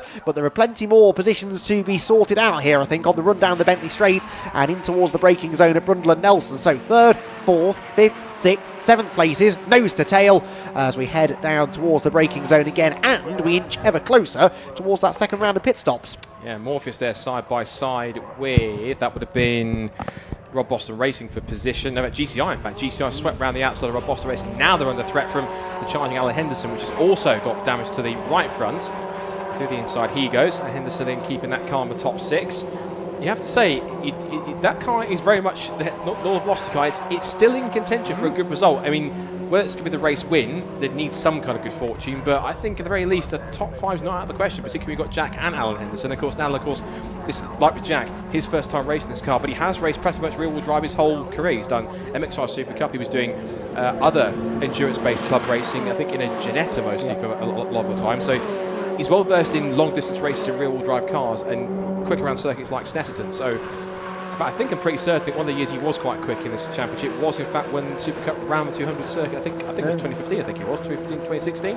Right. I think it was. So I need to look back at the stats I got for that championship and see exactly what he did. But there goes Ted Bradbury putting a lap on the Sunoco car, and now he's already on the back of Chris Devell. And I have to say, it's a matter of quite literally in a few moments' time when rather than if he makes the move and gets past into second place. Well, normally at this stage, if you're Bradbury, you've carved your way through the pack, you've caught the GRD car, you're about to overtake it, you'd be thinking, right, job done, I'm in the lead now. He's 50 seconds off the lead of the race. This is a remarkable performance for Uvio Hoffman's Motorsport, and through he does go now past Chris Devell for what is only second position. But yeah, Farchini was sort of playing down their chances this morning, which I thought was a little out of character when I spoke to him earlier on today, and sort of suggesting that, you know, some of the young new talent in the championship were going to be tough to beat. Well, I know we're still relatively early days, but to have this sort of a margin at this stage is very, very impressive indeed, and we'll get a look in a moment or two at what exactly that lead is over Ted Bradbury, but it is sizable. The Uvio car came across the line quite some time ago, and only now does Ted Bradbury lead this big pack of cars across the line. Through he goes. He's already gapped Devell by several seconds. 54.6 seconds the lead. Imagine if he had a moustache, Farchini's twiddling his sleeve thinking, I fooled them all, I've got a great lead now. But of course we haven't seen Riley Phillips get to the lead, and of course we've still got pit stops with fuel to come. Of course that will add time to them as well. So they've got the lead because I think arguably, of course, they've got 2 quick drivers, but they haven't actually fueled yet. And of course they had a good position to start with, when usually either Uvio have won a race and they start from the back of the grid anyway, but then it takes them, 10-15 minutes literally to get through the field regardless of the circuit. Or they start mid-pack and pick their way through to a good spot and end up battling with GRD anyway, because I think it's a different sequence. So I'd imagine that at this point it would be Chris Devell who would have got his first stint out of the way, then you'd had Simon Rudd, then you have Riley Phillips normally. They've switched it around for this one, so GRD might be playing a long game here. Of course, yes, Chris is in the car right now, but now when you get Riley in the mix and arguably get the 2 stints for Chris out done before you then stack up Simon and Riley for the end of the stint, that might be where GRD start to bring this back, and this accordion effect we get in Fun Cup, where they all stretch out and come back together again at the end. It happens more often than you think. Yeah. I think that possibly GRD, and this is another masterstroke from Chris Devell, maybe just playing a bit of a long game here to let the faster drivers play out and close back towards them. Depends if a safety car happens, though. That's another factor Well, to think yes. about, and how that affects things. Yeah, that's going to be quite vital, I think. We've had a fairly low attrition rate so far. One car out of the race. We know there's someone on the grass, actually, as I say that, at Marie's. Who was that? That was the Sunoco car pelting down the grass. Thankfully, I think they managed to get back on the road without too much drama. I take your point. However, that lead for Uvio is 54.5 seconds. It was 30 seconds when they came out of the pit lane. So even if they do need more fuel than the rest of them at the next stop, they've bought themselves 25 extra seconds to play with. This is one of the best stints I've seen from anyone in all of the years I've been covering the Fun Cup, and it doesn't really look as though anyone's going to eat significantly into that margin before the next round of pit stops. We're only a couple of minutes away, aren't we? So very, very impressive stuff. I take that point, but I counter with 2 words simply. Riley Phillips. Well, yes, true. And of course, bear in mind, Uvio will probably extend their stint to the end of the pit window. As soon as it opens, Jardy will be in. So they're going to maximise the stint with Riley. They'll put him in, give him an extra 10 minutes. He will try and get that time back. Plus, there might be more fueling on top of it. So, again, I still think there's a bit of punch and counter punch here between the two of them. I agree, it's a fantastic stint, and they've taken advantage of that. I just want to see how Jardy play this with the strategy they're currently running. Now their drivers are a bit more out of sequence than they would normally have with Chris at the front. And then you have Simon, then you have Riley. They play it a little bit differently. Whether it backfires or not, or if it is backfiring, we'll find out, I'm certain, as the next couple of pit windows go on. Interesting stuff, isn't it? Meanwhile, Northern Velocity there have got themselves ahead of Rob Boston Racing for 4th position now, and the FNS Morpheus car has also got itself ahead of GRD, so Chris Devell, right towards the end of his stint, is now starting to lose some positions as Ted Bradbury goes through. Ted Bradbury then in clean air now was 1.1 seconds quicker that time than Fabulous Randaccio out in front, and extending his margin quite considerably over GCI Racing. It's fascinating to me that all of this talk of the new teams, the new drivers, here we are an hour and 20 minutes into the race, and the top 3 teams are Uvio Hoffman's Motorsport, PLR Racing and GCI Racing. The 3 most experienced teams on the grid are in the top 3 positions as we tick towards the end of the second stint of the race. Admittedly, PLR Racing not with its most experienced member of its driving team in the car right now, but they are still going to be absolutely thrilled to be up there in podium contention. Down the back straight we go. Rob Boston Racing thinking now about coming back against Northern Velocity. Here comes the challenge then from James Riley to the inside. He is going to go through, and so again, pass and repass. A lap ago it was the Northern Velocity car making progress, but it's so hard to get away from another group of cars. It's what makes actually what Ted Bradbury's doing so impressive, because he's just picking them up and putting them down, isn't he? As soon as he passes someone, boom, he's got 2 seconds and has broken the draft. Yeah, absolutely. And closing in his last lap time when he came across the line, which he hasn't done just yet, but of course the gap was, his last lap he was, well, this time by he would have been 4 tenths quicker than Fabulous. Let's see what his time this time by is, because last lap was 127.4 for PLR 127.2. He's taking another 4 tenths out of it, but again he's chipping away, but of course he has to hand that car over again, as that's an Ailing Race Logic car 210. Very slowly on the approach through Montreal. So that is Julian Thomas at the wheel, and unfortunately that car not motoring at the same pace we've seen it in the past in years gone by. That car possibly struggling from what happened before with whatever happened at Ritchie's Corner. Maybe if Jamie's listening, maybe it might be worth, if it's possible, to have a chat with Daniel, Julian Thomas, one of the two, and just find out why that car went off at Ritchie's Corner, because we saw it facing backwards, but we never got to the solution of why it did, whether or not it had help, whether David did it by himself. One of the two. Either way, whatever happened is an issue. We've also got black and white flags for 22 and 257, so that's Sunoco Racing Team and for Red River Sport, and they've already had a drive-through as well for pit speed as well. Yellow flags at the top of the straight, so I don't think that Race Logic car is going any further. I think it's stopped at the side of the road. It has pulled over, we're hearing the news. We all know what that could mean. Meanwhile, Rob Boston Racing continuing to scrap away here with Northern Velocity. This could be a game-changing moment, though. If that Race Logic car needs recovering, where is it in relation to the track? I think it's found an access road, hasn't it? It's pulled well out of the way, but we know that our race director, Julian Floyd, doesn't like leaving cars stricken at the side of the road. He'd rather get it back to the team so that they can work on fixing it and returning to the race. I would say 99% of the time in the past when we have a situation like this, we do go safety car. The trouble is we're in a pit window, and one thing he doesn't like doing is throwing safety cars in the middle of pit windows, so we might have to wait 10 minutes or so, but I do think a safety car is coming. We'll see. See if that plays out the way it is. And of course, some drivers are possibly going to go right to the end of it to try and extend as much time as they've got. For teams that I think will want to get their, well, perceptively quicker driver in the mix. So I'm looking at the teams like possibly GRD. Well, they're in. In fact, they're in. Yes, they're in. And so Clapham North, which you anticipate they would have done, given they want to hand the car over to Riley Phillips, GRD, and get Abby back in to hand over from George to maximise their stint. So they're playing very much what I would typically call the UVO strategy, or the GRD strategy, which is pit at the end of the window with your faster driver, pit them at the beginning of the window for your perceptively less quicker driver. I'm trying to be polite when I say that, and then put the fast driver back in to give as much time as they can. As Alan Henderson's not bothered about pitting right now, he's more focused on battling away with the Rob Boston machine to James Riley, who's got to, of course, hand that car over to Jason Baker, former Ferrari racer, who will get his first chance behind the wheel of Fun Cup in this race.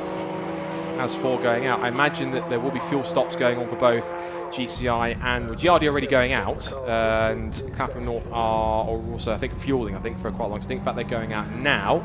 So Abby Eaton back at the wheel, and she will head back out. There's a huge wiggle there from James Riley putting the power on. And still being chased by Alan Henderson.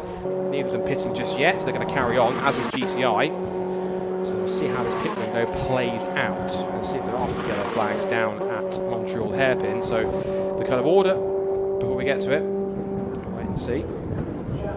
So UVA still lead, PLR in second place, then GCI racing third, followed by Rob Boston racing all the velocity. They're the ones fighting right now on screen for fourth position. Morpheus to sixth. There are still yellow flags down at Montreal, so no overtaking into this complex. Flick left back onto the back straight.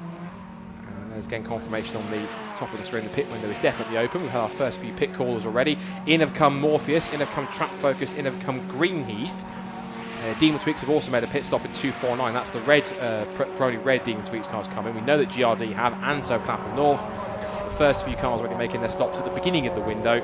Possibly, again, I'd imagine most of them trying to anticipate this safety car and get the stops in for the sequence. Because again, these cars that are staying out, they're kind of risking whether or not a safety car comes out, whether it's in the middle of the pit window or not. Whether June likes it or not, he might have to have his hand force and give that safety car in. We'll have to wait and see. If there was a car on the track in a dangerous position, then yes, he would have no choice. But I think in this sort of situation, he should be able to just sort of wait till the end of the pit window. Again, those with experience will know that this is generally how these things play out. But yeah, even so, better safe than sorry, I suppose, to some extent. Lots of cars being warned about track limits, by the way, but not yet having any penalties handed out to them. As we are at halfway through now the pit stop window. Rob Boston Racing are in, the 252 car. And so that is James Riley's opening stint done. Jason Baker, as we said, getting into that car next. It's going to be fascinating to see what some of these leading teams do with fuel, particularly UVO, when they come into the pit lane. What are they going to do with regards to refuelling? I suspect, well, we'll find out now because they're in. So UVO are in. You can see Farkini there with his hand raised, the white helmet, the black and yellow overalls. In comes the UVO car. And yes, they are refueling. So one churn of fuel. We don't know for certain what they did first time around, but definitely now, Scott, they are putting fuel in, and it's going to be a full churn of fuel. This is quite a long pit stop because the car must have been running pretty much on fumes if that's the first refuel they've done. Seems like it, doesn't it? And also saw that Rob Boston Racing just going to make their pit stop as well. That is Will Blackman James James Riley handed to Jason Baker. That was that car finishing the stop, and I think that's obviously just exiting the pit stop as getting technically the lap back that it lost from being in the pit lane that long. So they're going to go forwards. And GRD have gone through. Yeah. So they've gone back, and of course that's both made a pit stop. So that means now that UVO's gone through, so that 50-second lead that they had has now disappeared. Of course, but again, I'm going to remind you, 2 words, Riley Phillips. I mean, how good a driver he is, but you're looking incredibly perplexed probably because of where that 50-second lead has gone. Yes. Let's wait and see at the end of the lap, because I don't think that might not have been for position. That might be because they were nearly a lap behind, weren't they? They were nearly a lap behind UVO. So I suspect either that or there's been a complete disaster somewhere. But we saw the pit stop. It was clean. It was lengthy because of the amount of fuel that had to go in, but it didn't look too long. So I suspect maybe that's nearly a lap between them. But now we'll see whether Riley Phillips can start eating into that. And of course, if we do get a safety car, it might not matter anyway. Ted Bradbury is in, by the way, to hand the PLR racing car over to Timmy Two Laps, Tim Wheeldon, who will take over car 403. Red River Sports 257 is in as well. And so a couple more of the top 10 runners, in fact, in PLR's case, a podium runner, into the pit lane. Out goes Tim Wheeldon, in fact, and back out into the fray. So he's heading down towards Rich's corner, whilst Uvio, Farkini will be after me if I mess that name up. He always does pull me up on that. Uvio are leading the way. Net race leaders, they're heading towards the timing line now. Through does go the GRD car, and yes, they're a minute and 23 seconds back. They're being registered. Now Uvio go through. They are still your race leaders, despite the fact that quite a few cars actually haven't even made that second pit stop of the race. I stand corrected, and it was the illusion of having GRD going past, which I think is almost sometimes easy to do when you're in the middle of it. Northern Velocity making their pit stop, so that'll be Alan Henderson handing over to Daniel Irving, and he'll get his first taste of Fun Cup from pitting from third. And it's quite extraordinary the fact that, again, I take my hat off to them in fact in many cases. I agree with you. It's a good stint from Uvio, and the fact they've come out and still 10 seconds ahead of the GCI, who haven't stopped yet. Haven't stopped yet either. So that's incredible stuff on that side. And it's, I guess, to stretch your memory even further, Mr. McKeown, Gosh. When was the last time you saw a performance, at least this early in the race, that was this good from Uvio? Of course, because they put on some good performances where they've come through from the back of the field to the front in 10-15 minutes or so, that quickly. But to be that far out in front, it almost seems very, dare I say it, very unfun cup-esque in terms of being that far in front already at this point in the race. Yeah, I mean, just to see any team actually have that sort of margin at this stage of the race is almost unheard of. It was just a perfect storm. They had a really good grid position, which they don't often get because of the random grid draw. They just more often than not seem to be sort of halfway down the grid or further back. They started near the front. They got to the front quite early. They ran cleanly, no safety cars to bunch everyone together. They obviously had that really quick first stop where we suspect maybe they didn't refuel and others did. And it's just been a perfect storm for Uvio. Still trying to figure out what the actual gap is. I think PLR Racing are the highest placed of those to have made 2 stops apart from Uvio. So we'll find out in a while what the gap actually is. But it's by far the biggest lead I can recall seeing any team have, an hour and a half or so into the race. And it is just all going quite well at the moment for Uvio. There goes Abby Eaton back into the Clapham North car, sticking to the inside there of the Demon Tweaks machine. And that was for 10th position, wasn't it? Although Demon Tweaks haven't stopped yet. Abby has. She will probably come out of all of this back inside the top 5 or so, I reckon, once all is said and done. And we know from her opening stint that she's got the pace to perhaps move further forward than that. Definitely so. Her last lap was a 1:27.6, so she's there with current leader pace at the moment. She's looking strong. Pit window has now closed, but remember, you're allowed to pass the pit window closed board once and once only, because at the end of that lap that you have past the pit window, you have to make your pit stop, otherwise you will be penalised for pitting out of the designated window. And I think because they're quite regimented, it's incredibly rare that happens, isn't it? It is. That says you're looking perplexed again for some reason. Well, PLR Racing, who I think are net second once all this is done, were 50 seconds behind Uvio going into that last round of pit stops. They're a minute and 13 seconds back now, and we know Uvio took fuel. The only thing I can think is that PLR double fueled, maybe, but that's... I don't really understand. It's not great for a commentator to admit this, I realise, but I don't really understand how Uvio are continuing every time they pit to gain 15 or 20 seconds minimum on their nearest competitors. It is baffling. We don't have minimum pit stop times in Fun Cup, so it's not like they're breaking any pit stop rules. They can come in and out of the pit lane as quickly as they physically can, within, of course, the speed limit rules. And they are doing that quite considerably quicker than any other team right now. I think you can answer it simply in just 4 words. They're just that good. Yeah, I suppose so. They're just that good because they're multiple champions for a reason. And a dynamic duo are Farkini and Fabulous, and they tend to... Just when we thought that we couldn't surprise us any further, they're surprising you with just how good they are in this race. Whether it's the circuit layout is conducive to their driving style or how the car feels or just the way they race or the strategies working out particularly the circuit for them and how they do things. It seems to be that this race so far, it's all just clicking in Uvio's way. Just it seems to be quicker and more prominently than they do in other races and other circuits. Yeah, Yes, I agree. I just don't know how they're doing it. And I'm sure there are 20-odd other teams out there who wish they knew how they were doing it, because it's clearly an advantage that they've got. PLR Racing now, of course, losing time as well to Uvio now that Ted Bradbury's out of the car, so they're 1 minute and 16 seconds back, but they are the second-placed car that has made a second pit stop. GCI Racing are in now. Northern Velocity will have to pit this time too, as will FNS Morpheus, and that should promote PLR Racing up into second position. Rob Boston Racing will be third. There's damage look on the front of the Track Focus car there. Jamie, meanwhile, is down in the pit lane, hopefully now able to shed some light onto what on earth is going on strategy-wise. Jamie, who have you got?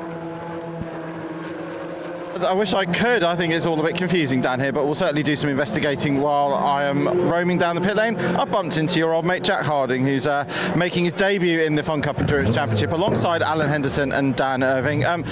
Welcome. How are you finding it? It's good. People race hard, really hard. I've realised even it's not a sprint racing, it feels like it sometimes. So now we made a good start and made up a lot of places, but the car just don't feel as quick as yesterday, and I thought it might just be me. But Alan's just confirmed that we're struggling in a straight line. Something from yesterday, I don't know what it is, but we'll figure it out. So we're okay when we're in a tow, but when we're on our own, we're very vulnerable. But we'll give it a good go. Anyway, we're still in top 5-ish, I think. Yeah, you're still there, and you've been hovering around sort of the top 5 all day. Of course, for those that don't know, the Northern Velocity guys, if they win, will win £10,000. I know it's probably not on your mind at the minute, but it'll be a nice thing to have, won't it? Oh yeah, of course it would. I think we'd have a lot of things need to go right though for us to do that. Like I said, if we had the pace we had yesterday, it was really, really good. But then you got to put pit stops and stuff in that as well. So we had a slow pit stop. So we'll just give it a good go. We're enjoying it, and anything can happen. Obviously, safety car near the end or anything like that. You should never know, do you? And you've done a lot of one-mate racing in either rear and front-wheel drive. I mean, what attracted you to this? I might have been badgering you a little bit to come and do this, but it's a great little championship to be part of. As you say, the racing's hard. The guys out there have been doing it for 10, 15, 20 years. You learn a lot, but you also have to learn very quickly. Yeah, exactly. Well, we've always got on so well. I've been with the lads at AK and Alan and Dan. I've known them for over 10 years, and it was just like, right, okay, what can we do together? And we'd kept an eye on the Fun Cup for the last couple of years, and we thought, you know what, let's give it a try. We've done a lot of sprint racing, proved ourselves in that, and we said, let's just go do something together, and we'll win together and we'll lose together, and we're just having a bit of fun. It's like I said, it's tough, but we're enjoying it. So. All right, excellent stuff. Cheers, mate. Thanks. Back to the box. Thank you, Jamie. Yeah, good to hear there from Jack Harding. Spoke to him this morning, and he was saying much the same thing, really enjoying his time in the Fun Cup. Felt that they'd lost pace since yesterday. When they were testing yesterday, he said he felt among the quickest cars out there, and then they put new tyres on the car for qualifying this morning, and it seemed to lose pace. They were hoping that as the tyres wore out, the balance of the car would fall back into their favour, but perhaps that hasn't quite happened. Right, Uvio Hoffman's Motorsport lead the way, and we're just waiting for the timing screen to shuffle itself back into some sort of order. We think actually Rob Boston Racing are now potentially, in fact no, Team GRD I think might be third. PLR Racing are losing some ground on this particular stint. Tim Wheeldon losing a few positions since he jumped into the car, and in fact he is nearly a lap down, would you believe, on Uvio. I think the next car ahead of the Uvio Hoffman's Motorsport car now is the PLR Racing car. They've just lapped 7th place GCI Racing. We're not even halfway through the race. And this is, if you like, the problem. I hesitate to use that word, but it is the problem when we race on shorter tracks. If we don't get safety cars, and if one team does dominate the first half of the race, you all of a sudden end up in a situation where quite a lot of cars fall one lap down. And I think we're well on our way towards that situation, aren't we? He's not even that far away from lapping the likes of Team GRD, which is unthinkable, really, isn't it? Although Riley Phillips, what's Riley's pace like? He just did a 31.0, which was quite a slow lap for Riley. Again, traffic, I'm sure, had something to do with that, but yeah, there's a real danger here that some of our favourites to win the race, perhaps, could end up falling off the lead lap. It's a distinct possibility, isn't it? It's not something that any of us considered at the start of the race, given that, as you say, only an hour and 40 into it, and bearing on half distance, which I guess just shows just how much more impressive this race simply has been. And the fact that you can't remember exactly just how the last time that Uvio were this dominant in a race just says it all. And again, I have to bow to your superior experience in watching Uvio having raced several times. I thought, for example, they're having Riley in the mix, getting into that car and switching the stint like they did. Is it one of those rare occasions where, I don't want to tempt fate, has it potentially backfired for them? Is it that plus the fact there's no safety cars? Possibly it hasn't quite worked out. Maybe the default strategy was the best possibility, because it seems that all that work was done mostly in the second stint, as we go almost all 3 wide between Red River Sport there and GCI and one of the other cars, which is further back in the order. GCI are the ones that are, this is for position of course in fact, between the two of them. Red River Sport make the move. That's up into 7th place. Johnny Molan getting past the 111, which means that is now Craig Butt, Ian Wood relinquishing the place again, and stuck behind the lapped car for good measure as well. Yeah, this seems to be a race where Uwe in particular just getting on with it, and for a team that doesn't take it all that seriously, they're taking this. they are seriously dominating this race. Yeah, well, outwardly they might not take it that seriously, but I think they have realised that they had to sort of step up a little bit over the last year or so. They've not had things their own way for the last few seasons, but yeah, they clearly have been concentrating quite hard on making sure that they are the ultimate package for this weekend, and they have been flawless. They haven't put a foot wrong yet, touch wood, and they've got a minute and 11 second lead. The biggest winning margin in Fun Cup Championship history, I hear you ask, Scott, is 96.1 seconds. It was a race at Donington Park in 2021. It was a race that was won by Uwe. So they have history with this. In fact, 3 of the top 6 biggest winning margins in Fun Cup Championship history were races won by the Uvio squad across their various different driver lineups, but Fabulous and Farkini were part of most of them. So 96 seconds, the biggest winning margin. Well, they are 71 seconds clear, give or take now, and we're not even halfway through the race, so who knows, we could be breaking a record if the race goes safety car free, certainly, for the rest of the afternoon. It's FNS Morpheus who are second, actually, so I sort of overlooked them slightly. They've crept nicely up into second place with a really quick pit stop. The 553 car now back in the hands of Neo Clark, going really well. Northern Velocity are third, so they've been in and around podium places pretty much all race long. That car, as we've said, is now being driven by Daniel Irving for the first time, and Daniel's pace is perfectly fine. He's last lap was in the 29s in traffic, but I think he's capable of going quicker than that. Although, as I say that, he loses 3rd position to Riley Phillips. So Riley Phillips for Team GRD, he is now the one to watch, isn't he? He's a minute and 19 seconds off the lead, and in fact on the previous lap was 2/10 slower than Farkini, but he is making decent progress now. He is. I'd also give a shout out as well outside the top 5. Fastest car on the track right now, Gillish set a new personal best.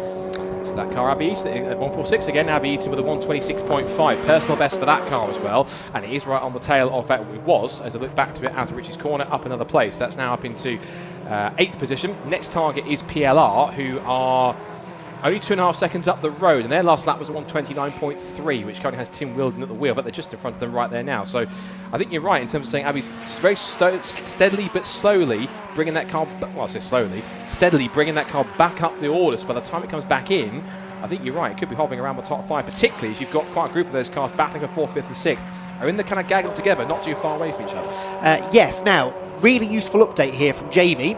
He might not be on camera all the time, but don't worry, he's not skiving. He's not found himself a nice comfy seat and a pile of biscuits to work his way through. He has been chatting to teams and getting some fuel information for us. PLR and GRD both double fueled, so they took 2 full churns of fuel. That's why they had significantly slower pit stops than Uvio, who we saw only took 1 churn of fuel. So it does almost double the length of the pit stop, because you can't do anything else to the car. No one else can touch the car whilst the fuel is going in, so you can't do the driver change. One driver gets out, then you do all of the refueling, and then you plug your new driver in. So an extra churn adds quite a chunk of time onto a pit stop, and that goes at least some way towards explaining why they lost so much time. So actually, an even more important stint this now for Riley Phillips. If he can start eating into the advantage that Uvio have, they might just have a chance of getting themselves back into contention, or at least staying on the lead lap, which is really bare minimum that they need to do over this middle portion of the race. So GRD and PLR, that's the reason for their slow pit stops. So thank you, Jamie. Really useful information. Agreed. Good stuff, Jamie. The position change for 5th position might be imminent, because you can see from the onboard shot here for Johnny Molan. If we get a chance to see onboard with Johnny Molan in a Fun Cup car, we're getting it here for this one of our 2 live cameras in this broadcast. And chasing after the Rob Boston racing car, which does currently have Jason Baker at the wheel now in its third stint. It's Jason's first run in the Fun Cup car, because he's given as good as he can, given that he is a former Ferrari challenge racer, so he's doing a fine job at the moment on his Fun Cup debut. Looking at lap time wise, his last lap was a 1:28.3 compared to a 1:26.9 for Johnny, so it's not too bad, but it looks so that he's hit a bit of a wall in terms of getting past him at the moment, because even in the tow he wasn't able to fully get past at the pace he'd like to. There goes Riley Phillips. Yes, there goes Northern Velocity in 4th position. Here comes P5. And in the background you can see as well that there has been a change. So up another place past PLR, and PLR also lost out to GCI Racing, but were they a little slow down the pit straight there? Yeah, I don't think they had a great run off the last corner from what I saw. I don't think it was anything to worry about, but Tim Wheeldon is struggling a little bit for pace at this stage. And there goes Johnny Molan past now the Rob Boston racing car, as we suspected would be the case. So 257 gaining a position. Quick note, by the way, I know we were bigging up the possibility of a safety car before that last round of pit stops, but I have had it confirmed the Race Logic car was collected because it was so far off the road. They were able to collect it with a recovery vehicle and recover it to the pit lane without the need for a safety car. So we do not have the chance, imminently anyway, of safety car interruption. Only 2 hours and 17 minutes to go. Will we go safety car free for the 4th time in championship history here at Snetterton? And the first time on the Snetterton 200 circuit, I wonder. It got that kind of feel about it at the moment, but you just never know. As attrition inevitably starts to spike in the second half of the race, there's always a chance that the complexion of the race could change. Through corner goes the Red River Sport car, now setting its sights on Northern Velocity several seconds further up the road. Yep, and just behind them is now a fight that's going to go on for 6th position now between 6th position between Rob Boston Racing and Clapham North. Now Abby has been steadily putting in personal effort. Her last up was a 1:26.1, so this second, she's coming alive in the second stint now, and she is genuinely the fastest car on track at the moment. The next fastest car, ironically, is Uvio on a 1:26.931, a 1:26.1 at this point in the mid-stint. It's pretty rapid progress. In fact, there she goes up the inside past the Rob Boston car, past Jason Baker, and pace-wise, her next target is going to be Johnny Molan. This will be for P4, and I don't want to tempt fate, but of course, if you look at how things currently are at the moment, because first and second in the Masters category, in the top 3 spots overall, so technically, if the race was to end right now, this would be effectively for the Masters victory, given that we ignore Masters drivers that finish on the overall podium when it comes to that result. So, as it stands right now, in terms of where everyone else is respectively in the field, this is for the net Masters lead. Although she did thump the curb quite a bit there going through there, but you can tell she's pushing and matching, even bettering the pace that she was setting in clear at the start of the race. Yeah, absolutely. And if she can keep on matching or going quicker than the leader, she might be able to get back on the lead lap, because look, there is the Uvio car, only a couple of cars ahead. So for her and Johnny Molan, actually, worthwhile maybe working together here to try and get onto terms with the leader ahead, get back on the lead lap and keep themselves in the game. That's the key in endurance racing. Stay on the lead lap and you've always got a chance. If you fall off the lead lap, there's really very little you can do then to get back into contention. Across the line they go then. Uvio about to put a lap on Northern Velocity now, I believe. That's the 4th placed car then about to fall off the lead lap as they head into Rich's corner. And I reckon the next time we see that group, the Uvio car will be ahead of the Northern Velocity machine as they continue their dominant run. And yes, indeed they are. And here now come Molan and Eaton. Molan's back ahead of Abby. Was he already ahead of Abby? I think he was. No, yes, that has changed, hasn't it? And they both now nip up the inside, heading down onto the Bentley Straight. And Abby had to hang tough around the outside, the exit of Montreal onto the Bentley Straight, but she managed to make it work. And she was initially so busy trying to battle with Johnny Molan to try and get past, but he threw the block down towards Montreal. And then as they were both battling each other nose to tail, Irving moved down to the, didn't move out of the way, he was put to the outside anyway, given that the GCI car had, Uvio got through anyway. So because of that, it then changed around, all it changed around again. And now you can see Uvio just ahead of Red River Sport, and they're going to get the tow benefit from Uvio, but of course Abby's going to get the double tow from both of them, and now get the chance to ironically try and unlap herself if she can to get themselves in another good position. So another good steady progress up the order from where they were when they pitted. Oh, Farkini completely sideways, really dancing the car around through Coram. But yeah, you're right, these two have gained quite a chunk on the Uvio car over the last half a lap or so.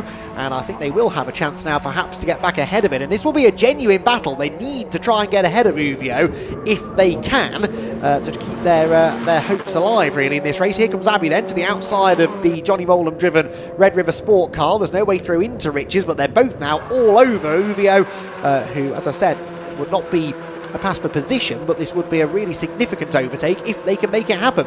Looking to the outside, he's forcing Molam to go defensive on the run towards Montreal Hare, but he's not comfortable on the racing line. Looking for that up and under, can't quite get the outside line, but now Molam will get the reprieve with a bit of a tow from Farkini in front, but of course Abby's going to get the double tow from the two cars in front here. Back down the Bentley straight, looking a little cooler now in this afternoon part of the race. We're looking at what's the time right now. It is around about 10 to 4. Yeah, 10 to 4. Thanks for the time. The speaking clock out of Andy. I've got my uses.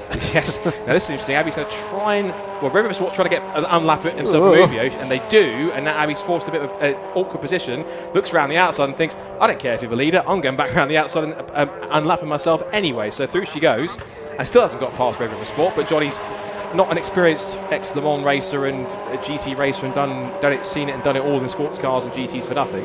And certainly both of them have gone through. And that's quite interesting in terms of pace, given that is that Farkini struggling on a heavier fuel load, or is that just possibly the tyres going off a little more, or the cooler temperatures maybe benefiting some of the cars that run with better pressures? What do you think's happening here?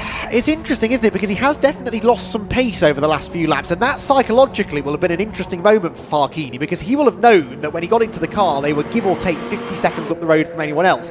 To now be overtaken by two cars that he knows are potential race winners, that might just unsettle him ever so slightly. Speaking of, Abby Eaton here trying to go to the outside of Johnny Molam through the first corner. Is Farkini going to buy into this? Of course he is. Thinks about going to the inside of both of them. That door was closed firmly in his face by Johnny Molam, but he does at least get back to the inside of the Clapham North car. That's the outside for the left-hander though, and Abby Eaton will just about keep the race leader behind her. But this is starting to become a bit perilous now, isn't it, for Uvio? They don't really need to be getting too involved in this battle, but it's Farkini, and he knows the significance of keeping these two cars off the lead lap. Definitely, particularly when they're fighting for fourth position, but of course anything can happen, and it certainly could change in the blink of an eye. Now, Cussy going to go around the outside and go for the lead, the fourth position. Yes, she is. Good move to hold the line. Gets it stopped for Nelson. Does she with enough pace? Job done, up to fourth position.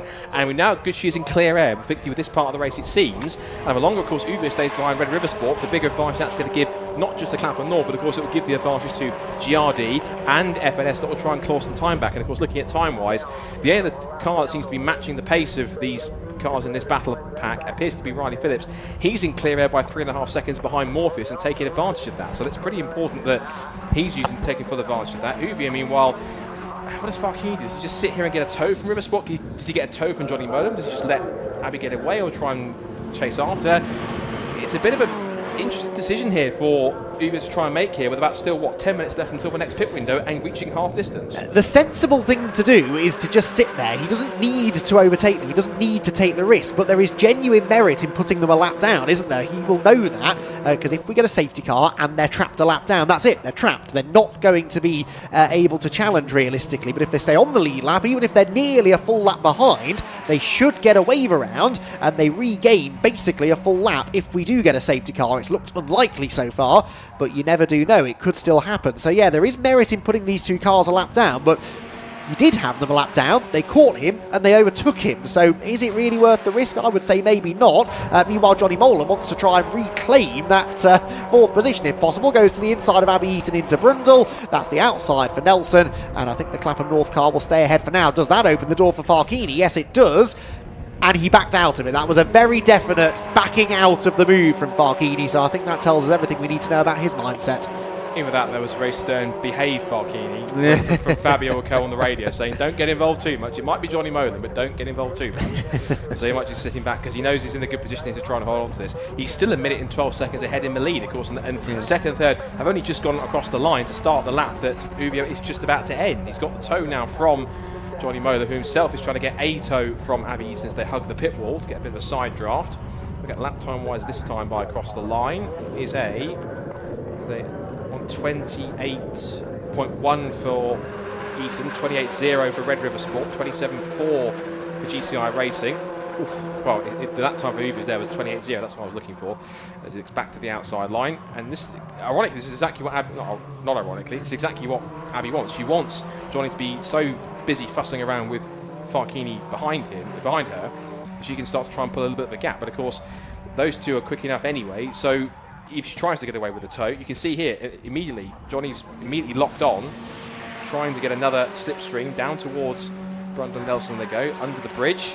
And again, thinks about going defensive, but Abby's got confidence on the outside to try and hold on. And for the third time in as many laps, takes the outside line, flicks right through Nelson, and continues on with Uvio and Farkini still keeping a watching brief behind him, still in the lead. But in terms of lap time, you compare it to Riley's pace, 126.7 at the moment, only 1.4 seconds off Morpheus in clear air, compared to Farkini getting stuck / playing with both Johnny Molam and Abby East on the track and losing about a second and a bit per lap at this point. Yeah, it's indeed so. GCI Racing, I think, catching this group, so there's a chance more people could get themselves back onto the lead lap here as they head towards the end of the first half of the race. We're 7 and a bit minutes away from that. Let's head back down to the pit lane though, see who Jamie's catching up with now.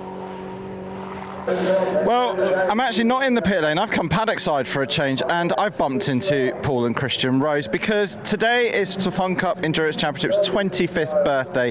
25 years ago, these wonderful cars appeared in the UK there's only a handful of cars at the start. They're only available in red and white, but now look at it, Paul.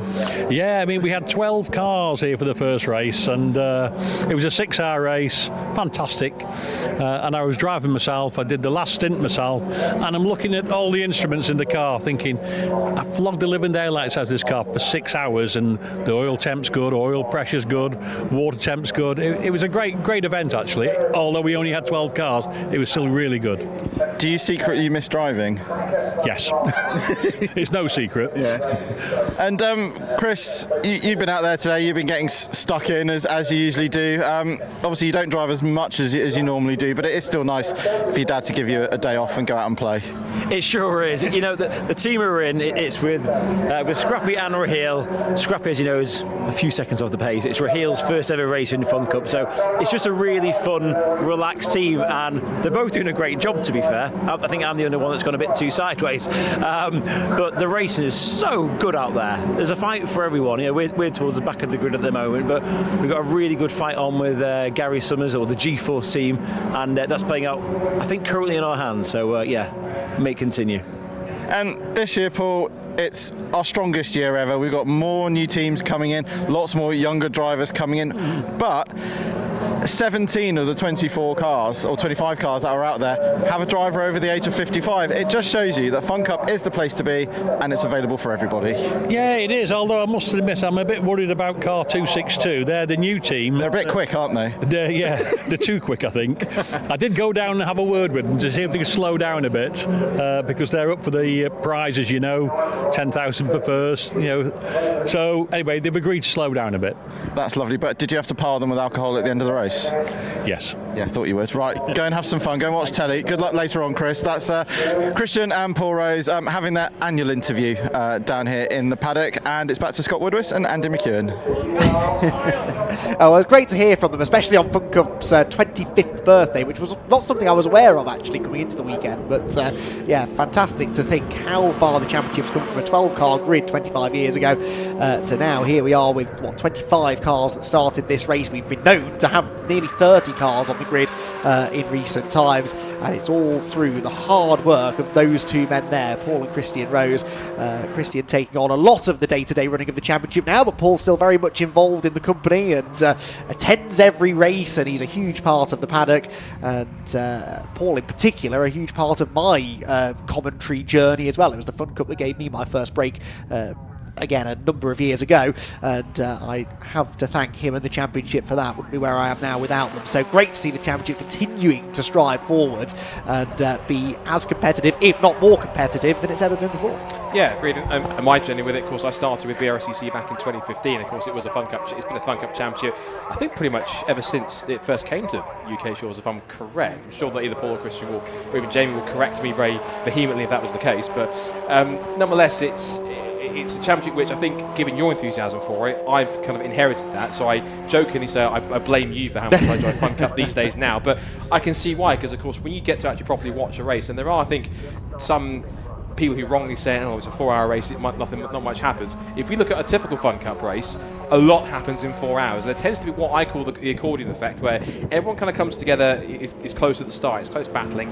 Then you get the first pit window, things spread out a little bit, you get some battles, but typically by the time you get to the end of the race, at least for the lead battle or for a podium place, you do tend to find that the gaps start to close back in again. You start to get those gaps that come back together right towards the end until they get to the checkered flag. And we've had, in recent years, as the championships have become more and more competitive, more and more close finishes where after, 4, 6, even 8 hours race, 3 hours, even an hour sprint or so, races are still decided by, in some cases, less than a second at the flag between 2 or even 3 cars. So it's quite phenomenal that this championship has continued to go for 25 years, first a series, then a championship, from strength to strength, and where it is now, where you've got top talent and top drivers in here, like, for example, Abby Eaton and Johnny Merlin are 2 drivers to watch out for. We've had even drivers like JK in this championship before, as in from Jamiroquai fame, and others have come through this and given it a go and shown what they've done. And so many good drivers. I think Jake Hill's been in it before, British touring car champion. Tom Ingram as well on top of it. That's in terms of, and they'll come away from it thinking how waxing lyrical about how great it is. So to have lots of positive encouragement and actually advocation by drivers of that calibre just shows how good it is, and why more and more keep coming into it and keep hearing, not just by word of mouth, but the fact every race is now live streamed. It's a really good, simple way to put it together. All the cars are covered on one spot. We've got a car that's gone around at Murray's. Yes, didn't see who it was, unfortunately. The camera panned across too quickly, but there is a car pointing the wrong way. Hopefully it can continue on. Sorry to jump across you there, Scott, whilst you were waxing lyrical about the championship. Quite rightly so, it deserves it, but well, is that going to... Oh no, I think the car has continued. It was the 158, I reckon, which had the rotation. That was G-force, and Gary Summers perhaps experiencing a bit too much G-force there as his car went backwards through the final corner. I won't thank you for saying it's not the first time that car's had a spin today. It had a spin in qualifying, which initially, I remember being down, I was down in the Clapham North pits when it happened, and there was a shout of, "Oh no, Abby's spun," and then looked at the again, it's not that, and it almost caught George off guard before he was about to get into the car to practice the pit stop and change. So that was a bit of unneeded nerves before he got back in, but thankfully it was all good. But the car did look arguably very similar when you look at it from a distance, so it's all to be forgiven in that sense. GRD continuing on. Riley Phillips hasn't got away from Neo Clark all that much in this stint. He's still kept the 553 Morpheus Motorsport car in tow as they come through the bomb hole towards the end of this pit window. And the gap lap time wise, everything just settling down a little bit. Again, Uvio's car, I think they're benefiting now from the tow they're getting from Clapham North, because their last lap was their personal best of the race, 126.5. Everyone else behind them is doing 127s in the top 5, the quickest of which is the Clapham North car of Abby Eaton, 127.0. So this is good stuff from them so far, behind Morpheus and GRD, River Sports to holding on to 5th. And we should also, we need to, of course, talk about Masters, of course, because as we said before, Masters it applies, the only exception you'll find is you've got Masters drivers, it's any cars on the time screen you see with the pink number backgrounds. It's drivers aged 45 or 50, or it's either 45 or 50 years old plus. But there's a rule in Fun Cup where if a team with a Masters in the Masters class finishes in the top 3, they are essentially nullified from the Masters podium, because of course it means it's a quick car anyway. It means then that not getting 2 sets of awards. So it means they're second and third, they're getting a trophy anyway because they're overall second and third, which means that if there is one in there, they get kind of ignored from the Masters podium, which means they get 4th, 5th and 6th. So 4th, 5th at the moment, and 9th would be the podium, which at the moment would be, if things stayed as they were, with the next, as we've gone literally into the second half of the race with 2 hours completed, 2 hours to go, the current Masters top 3 pretty much, when you look at it taking GRD and FNS Morpheus Motorsport out of the equation, is currently Team Clapham North leading on 146 in the Masters category. If you take second and third out, then Red River Sport in second place, and then third is the car back in 9th, which is the PLR car, which has Ted Bradby plus also Neil Plimmer and Tim Wilden, so there's plenty going on. Speaking of plenty going on, there's plenty of jostling going on onto the Bentley straight between this little bunch. Yes, this is for 11th position. Axiometrics with 11th position at the moment, the 103 car. See Data there were a bit wide coming out of the Wilson hairpin, so Greenheath got ahead of them for 12th spot. We've got the Team Viking car in this group as well. That car's not on the same lap as the cars around it, the yellow and blue car, but yeah, good dicing for position here. Signature RV as well, I think. Yes, they are battling for position with these cars too, the orange and blue car at the back of the group. So a lot are going on on in the midfield, just outside the top 10 this, and Axiometrics were at the front of the group. It's now Team Greenheath. Haven't really mentioned Greenheath much today. They've been regular front runners over the last year or so. They've really taken a big step forward, but Paul Turner and Gary Bate having a slightly under the radar run today. They are knocking on the door of the top 10. They're in 11th position, and they are now how far behind the top 10? 2.7 seconds behind PLR Racing. Tim Wheeldon now down into 10th position. Tim Wheeldon took the car over in a podium spot, and he's now in danger of falling out of the top 10 altogether, as we now do head into the next round of pit stops. Yellow flags at the Wilson hairpin, so something's happened around the next corner. I wonder who or what that is. Can we see a car anywhere that it shouldn't be? Not from that camera angle, but the yellow flags must be out for a reason, Scott. If not, maybe debris on the side. We didn't see anything obvious at the apex of Montreal hairpin, so it's obviously a car. If it has gone somewhere, then it has gone firmly off the road somewhere, but it's a spot we can't see. Safety car in a pit window as well. Now this is very, very rare indeed. This is going to completely change things around, and the really switched on teams need to get themselves in now and get their next pit stop, the third pit stop of the race complete. So this has come absolutely out of nowhere. I'm not sure what the reason for the safety... it's the Race Logic car again. The Race Logic car again, and it's stopped this time in a much more dangerous position, right on the edge of the road, and Julian Floyd had no choice but to throw the safety car, and this turns the race potentially on its head. Tell you what, though, I think Uvio just made their stop, literally as the safety car was coming out, so I think they've just exited the pit lane, whilst the likes of... Well, I think they have anyway. No, still on two pit stops. Illusion of pace of my eyesight. So both... So Clapham North and Uvio have gone through. Yes. So too has Red River Sport. The safety car has picked up the Northern Velocity car, which is currently sat in 6th position. You can see GCI are in, Rob Boston are in, Demon Tweaks 249 are in, PLR are in as well. So is the Ninky not, but they've been in the pit lane for the last 71 laps or so anyway, so that's not really going to work out. Northern Velocity, actually, the ones that are possibly going to lose out the most on this, because look, they're stuck behind the safety car, forced to go at safety car speed. So therefore, because of that, this could be a massive loss for Northern Velocity. Of course, Daniel Irvin's got no choice but to go at the safety car pace, whilst everyone else is going to be speeding around back to the pit lane. You can see Viking also finished their stop. GCI have also finished their pit stop at half the field are in to make those mandatory stops. And again, it's a no-brainer. Why wouldn't you go out unless you do that? So some of these will come through. GRD are in as well. So, of course, is Morpheus. That's still GCI in there as well. And naturally, Morpheus, we're going to get obviously Uvu will do that because they are on track behind Clapham North, so I'm sure they will do so too. GRD are in now as well, and Morpheus, as you said, so that's going to be a significant pair of pit stops could do with. In fact, there is the GRD car. I think they were taking fuel on. We cut away just as we panned around to it. Uvio now in as well. They, of course, were nearly a lap ahead of those cars, so everyone is going to make a pit stop now, and we'll wait and see exactly what the gaps are. It's an absolute nightmare situation, this, though, for Julian Floyd up in race control to try and make sure that when all is said and done, we end up with the right car behind the safety car at the right time, and we don't end up having to do really complicated wave rounds because the leader was so far ahead of everyone else and they've now pitted.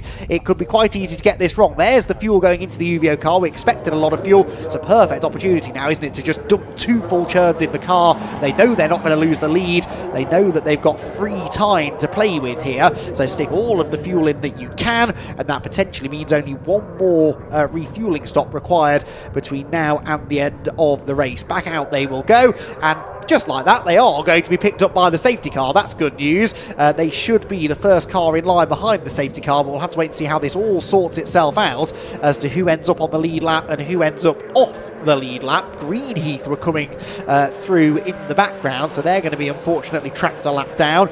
But that might mean, Scott, that we have somewhere in the region of 8 or 9 cars back on the lead lap, and they'll all come right around to the back of the queue. We've got a race on our hands again. Definitely so. And also notice the car immediately behind, because they were the car that Uvio followed in, was the Team Clapham North car, so George Grant's that car now.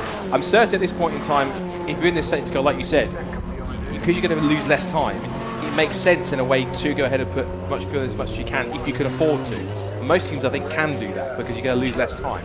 And I think this will certainly benefit, at least given the fact that Clapham North is going to be, well, track position-wise, they'll benefit from the fact they're right behind the races. They're second in the queue, so it'll be less time for drivers having to pick their way through and pass through the order. Look who is right behind the Uvio car. That's the Clapham North machine. Now, is that a lap down? I think it will be, won't it? It'll just have been trapped a lap down, Scott. That's a shame, but we know they potentially have the pace to get that lap back, don't they? They do, once Abby gets back in, of course. So I think that they're fortunate they said that stop has happened behind the safety car. But as long as the safety car goes on, it means it'll start to, technically it'll eat into George's stints. Therefore, effectively, ironically, I think teams like Clapham North and others want the safety car to go on, ironically, longer, because it means then that, Tim Them, for example, George can, the longer it goes on, he can sit behind the leader and just simply sit there, and it's less time for the cars behind to try and put pressure on him, and therefore, when he does hand that back over to Abby, it will be in a better position where he'll have spent less time going forward, and he might even be a little bit fresher for his final stint when he comes in after he hands the car back from Abby for the final stint of the race after their final pit stop.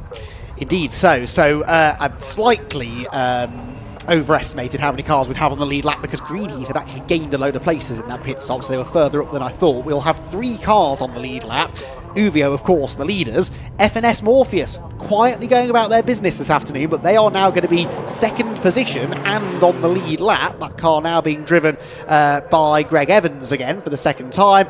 And then Team GRD, how do they do it? Here they are, back on the lead lap. This is Chris Devell's second and final stint as well, so similar situation to that of George Grant. They're eating in to his driver time. They've got Simon Rudd and Riley Phillips, respectively, to take the car home, and they're right back in the game now because they're going to be, okay, they'll be right at the back of the safety car queue. They're not going to be on the tail of Uvio, but it's a heck of a lot closer than a minute and 20 seconds or so, which was the deficit before the safety car. So this is a big, big win for those two teams. Currently at the moment under the safety car, yes, it's elementary, but for the record, the gap is 23 seconds under the safety car for FNS Morpheus, 31 seconds for GRD. Yes, they're behind the safety car. Well, it'll be less than that at racing speed, won't it? Of course it will. So that essentially, the biggest loser out of all of it technically is Uvio, because that massive lead they have over a minute has, because of a safety car, just been completely wiped out because of the pace that, well, yes, we've got Chris Devell with the GRD car, yes, and in terms of Morpheus Motorsport, they've now put Greg Evans in there, so we know how quick Fabulous is, so he will try and extend that gap as much as he can,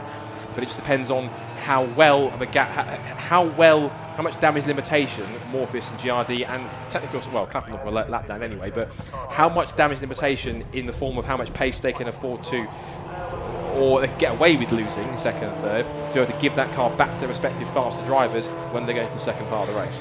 Indeed. So now, caveat all of this with when we do go racing, of course, FNS Morpheus and Team GRD, they're going to have a lot of traffic between themselves and Uvio, so there is a chance that gap will grow initially, but hey, they will take even just a shred of hope here that they can get back into it. I've had confirmation from Jamie, by the way, GRD double fueled again. Waiting for confirmation on what Uvio did. I suspect they double fueled, but I can't be 100% sure of that. And so I think, we'll try and get Jamie to confirm that maybe with the team. They're often quite tight-lipped, the teams, understandably, on what they did strategy-wise. If we didn't see it happen, they're not always that generous with their information, which I totally understand, but hopefully Jamie can work his magic and get a bit of info out of Uvio as to what they did. But we know GRD double fueled, so they certainly won't have to spend a huge amount of time in the pit lane for either of their final 2 pit stops. They'll have another one, of course, with 1 hour and 20 minutes of the race to go, and then their final pit stop coming with 40 minutes of the race remaining. Red River Sport here slowing behind the safety car, Scott, and I think limping into the pit lane. So what's this all about? This car then, which has been again a factor inside the top half dozen all afternoon long, is crawling into the pit lane. And that would have been one of the cars which would be in contention had it done well, because it was back in, where was it, where did it drop back down to? It gone down to 16th place, actually. They lost another lap somewhere, so they had a very slow pit stop. So issues for them, and they were obviously, with Johnny in the mix, they were in contention for what would have been the Masters podium or Masters victory. So now it's kind of at the moment in the mix now, I'd say, at this point, between, genuinely I think at the moment, between Clapham North, Greenheath and PLR, at least for the podium. Well, not Demon Tweaks can do anything on top of that also, but Red River Sport in. They're looking at something on, looks like it's, well, they're taking the clamshell off, I think, aren't they? So it's engine related, they must think. And Johnny Bones come out in the sunglasses to have a look to see what's going on as well. With concern. Yeah, this is just listening to it. Either that's just the bodywork vibrating or something sounds off. Yeah, that's possibly misfiring, isn't it then? But the team will have a look. I'm surprised they haven't already taken the clamshell off, actually, to investigate. They might choose to put the car in the garage. They've switched it off now, I think, haven't they? They've killed the engine, so that car going nowhere for the time being. I think they're going to give the instruction to get out of the car to Gareth Williams, and that's a great shame. Another team that were in contention for a really good result, sadly falling by the wayside. So Uvio Hoffmann's Motorsport then, with 87 laps completed, are your race leaders, and the next, well, quite a lot of cars lined up behind them are all at least one lap down. And it is FNS Morpheus Motorsport who are now second. Uvio single fueled, Jamie tells us. So what does that mean? It means they will have to take on more fuel at least one of their final 2 pit stops than GRD will have to. GRD are far from out of this right now. If they can just stay within touching distance of Uvio over the next half an hour, 40 minutes or so, they're right back at the races, and I think there's a genuine chance still that GRD could continue their winning form. Remember, they won the first race of the championship at Alton Park a few weeks ago. They won the last race of the championship at Alton Park last year, one of 5 wins that they claimed in 2025, Team GRD. 5 of the 11 races in 2025 were won by that squad. It's an unchanged car, an unchanged lineup, and they came into 2026 very much as the firm favourites. They have not dominated this race, far from it, but they could still be on the top step of the podium in an hour and 3/4 time. The safety car is coming in this time then, and well, plenty of battles for position to watch out for. They might not be lead lap cars, but you've got the likes of Clapham North and Greenheath, 2nd and 3rd in the queue, who are very much battling for position. There is the Race Logic car on its way back to the pit lane. PLR Racing, they've popped back up into 6th position as well, and that car has Neil Plimmer back at the wheel again, and he will be keen. In fact, he's right behind Greenheath, look, and in fact then so are Rob Boston Racing. So we've got 4 cars there, nose to tail, in a battle for positions just off the lead lap. The green flags wave. We're back underway and racing again here at Snetterton, and it is that group of cars immediately behind the race leader, Scott, that I think we need to focus on. Yeah, so 4th position backwards. This is now Team Clapham North with George Grant. Well, he tried to stick as close as he could to Fabulous through the safety car period to try and get a good restart. He might now possibly come under threat from Greenheath, which now currently has Gary Bate at the wheel, but George defends nicely and holds on to the place. He might well be under threats to come onto the Bentley straight here. Also not far behind is Neil Plimmer, and also the that's the Rob Boston car behind, which now has in 252 in stint number 4. We are back to James Riley, so he's now, yeah, they're kind of almost done. Yeah, so Riley's gone back into that car. They're putting Will Blackwood Chambers in at the end to keep him fresh enough as possible. Here comes Gary Bate to have a challenge on George Grant. Greenheath on Clapham North, and through they go. So based on current positions in terms of, as I say, ignoring the 2nd and 3rd place cars that are top 2 in Masters, that was a change for essentially the Masters lead. And then you have, just behind them, Riley, followed by the Viking car as well. And that's Viking back in 18th position. They've been up a couple of spots, given that Red River Sport have been in the pits. So that's currently 170, which has Harry Mailer at the wheel. So of course he's pretty rapid at this point. So Harry, we know from previous times, at one point he was co-driver with Neil Plimmer, wasn't he? I think, am I correct? Yes, he was. Correct. PLR. Amongst other teams he's been quite a well part of. So Harry's been almost one of those Fun Cup hired guns in terms of any team you stick him into. He's always pretty rapid and has been any car you put him in, any team in fact. So side by side, also we see James Riley again put him in the pass on George Grant, and he holds on, he gets a bit of a push from Viking through the corner, and Viking is attacking Rob Boston Racing. GCI get through as well, but that was Viking literally pushing Clapham North through the corner to help them maintain the place, and then he's passed him in terms of track position. GCI passing them now 4 positions, so Viking have had something happen down the race because they've obviously a couple more laps down. They've got a lap back off Clapham North, but that's now given GCI the place to get past him to put them down to 7th position. And then PLR still in the contention, as are Demon Tweak. So on the restart, not too bad in terms of holding on for Clapham North, but let's get to the point now, once you get up to speed, that the other cars are unfortunately starting to do so also. Yes, and GCI Racing, I think, are now into the top 5 as a result of all of that. They've cleared Clapham North and Rob Boston, and George Grant there under attack now from the Rob Boston Racing car as they head through the Brundle and Nelson sequence of corners. Early on in the race, of course, these 2 cars were fighting for the lead, weren't they? And now here they are a lap down, trying to stay within the top half dozen or so. Round the right-hander at Coram Corner they will go, and GCI Racing Racing now setting off after Team Viking and Ursus Capital Racing, although that's not, as we've said, for actual position. The next car they're chasing for actual position is Greenheath for what would essentially be the Masters win, if, again, we were to throw the checkered flag now, which we're not going to, but the highest placed Masters team outside of the top 3 overall would get the win in that class. At the moment it's Greenheath, but GCI Racing are not far behind them. George Rock coming back at James Riley here down the inside. He's not quite finished. And here comes down David Twiggs to make it 3 abreast, but they thought better of it. And George again trying to stick his nose down the inside, but James had the outside grip to hold on to the place and take it. And of course now he's got pressure from behind again for position from Demon Tweaks and also from Axiometrics. C Data aren't far away either, so George is going to be careful to start hemorrhaging places here, otherwise he's going to start tumbling down towards the bottom of the top 10. I know he wants to try and make sure he's got a least amount of work for Audi to try and get back through the order if they can. Of course, they could probably do another safety car at some point to help things out, but just got to hold on now, I think, for at least, another 23 minutes until the next pit window, if he can. He's keeping in the tone, of course, of Demon Tweaks. Axiometrics are motoring along as well. That's currently got Chris Bridle at the wheel, and currently for Demon Tweaks, that is Jason Minshaw, who's slash, and he's back through on the inside, so that's past Jason Minshaw.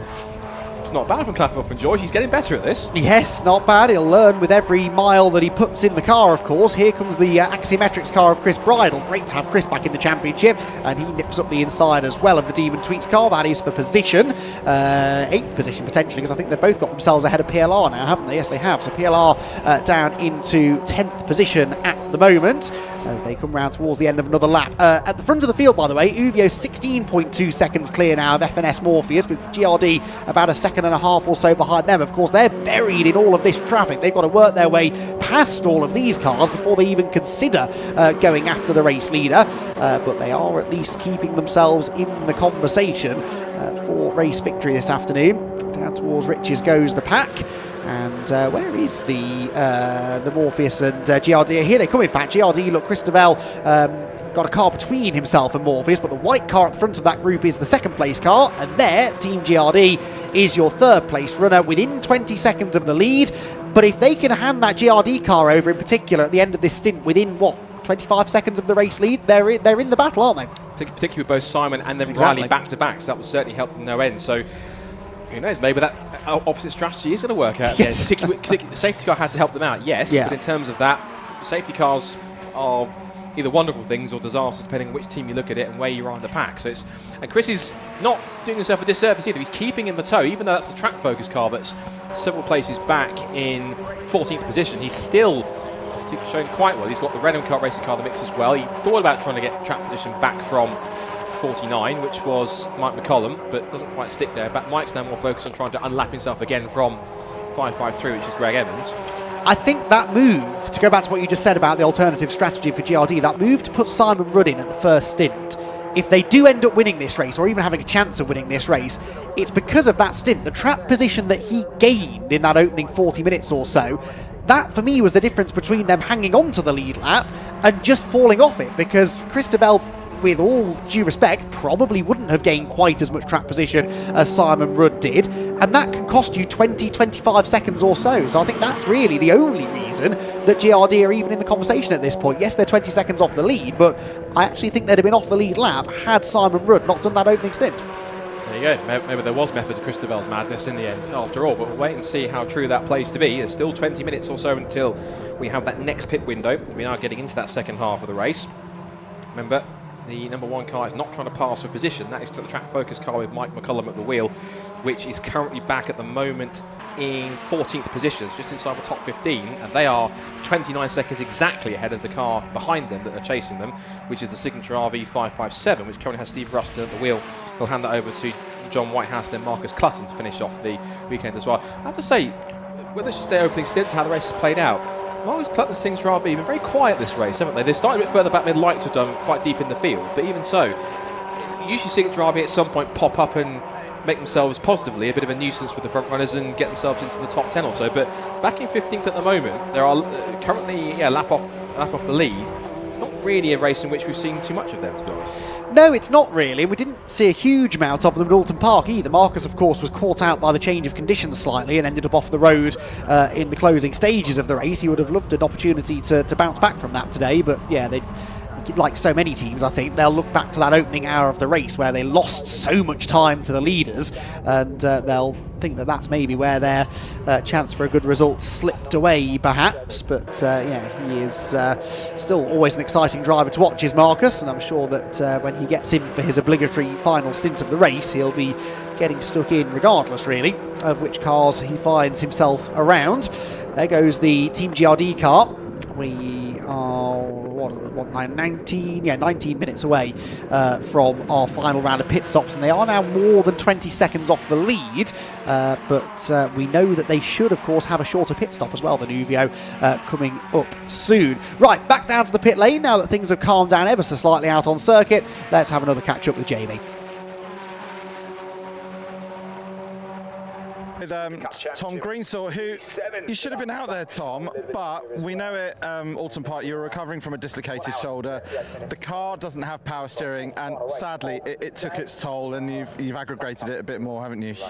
Yeah, it was actually worse than before at Alton, so I got an MRI, and I'm going to be getting surgery most likely, so probably my racing done for the year. But the good thing about Fun Cup is the paddock is so fun and there's so much to be involved in that you can still come and have a good time. You know, it's not as fun as being in the car, but it's still a good weekend. So, as you just said there, that's going to be you done for the season now, or are you going to hopefully try and get back for later in the year? There's a small chance to be able to do maybe the next Alton race, but it's very unlikely, so aiming for the start of next season now and give it another go then.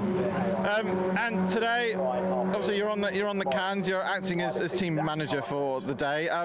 Bit of an unscheduled pit stop earlier on in the race, obviously with the query of misfire, but you're now back up into the top 6. And you've also borrowed a bridle as well, which we've got to remember, 8 years ago, Chris came in as one of the Fun Cup Academy drivers as a Ripole 16-year-old. So it is great for the championship that all these young guns are coming in and they're progressing well, aren't they? Yeah, absolutely. And you know, if you need a sub driver, you can't get much better than Chris. And he's double stinting at the moment.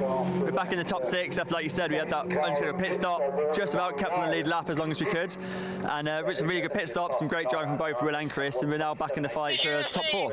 All right, mate. Well, hopefully we'll see you back out very soon. Cheers, mate. Thanks. Cheers, Tom. Thanks. Back to the box. Thank you, Jamie. So, yeah, to hear from him there. Shame he's not out on the track, but hopefully that will change for some of the rounds in the near future. So things just starting now to settle down after that unexpected safety car, really. Sort of came out of nowhere, caught everyone off guard. The Race Logic car, which has been troubled all day, stopping for the second time up at exactly the same part of the circuit, but just not quite a safer location this time, which led to the safety car being scrambled.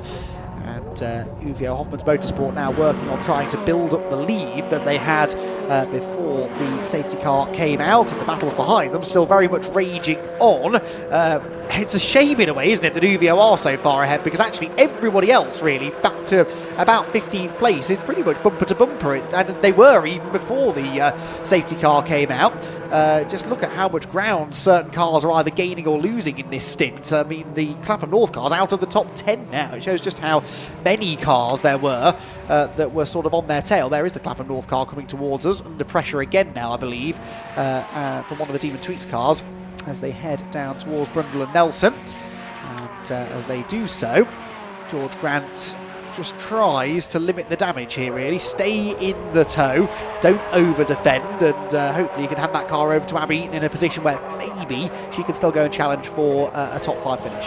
Thankfully the car behind him is not for position. That's the other Demon Tweaks car back in 19th place. That's the 207, which currently has at the moment Steve Roberts at the wheel. So if it is Steve Roberts, of course these two will have raced each other at some point in MX5 Super Cup. Steve had a stint for at least a season. He had it in Super Cup. I think he did a few, and they were teammates as well at Rob Boston Racing, weren't they? Yes, so these two know each other intimately well on track, at least, as they turn in. Just two teammates that have raced together before, just in a different environment. Now onto the back straight. Of course, Steve has done a lot. He was before multiple-time BMW Compact Cup champ, and he's done Porsche Sprint Challenge GP at some points. He does a Formula 4 as well, on top. Yes, I think so. And then he's done some.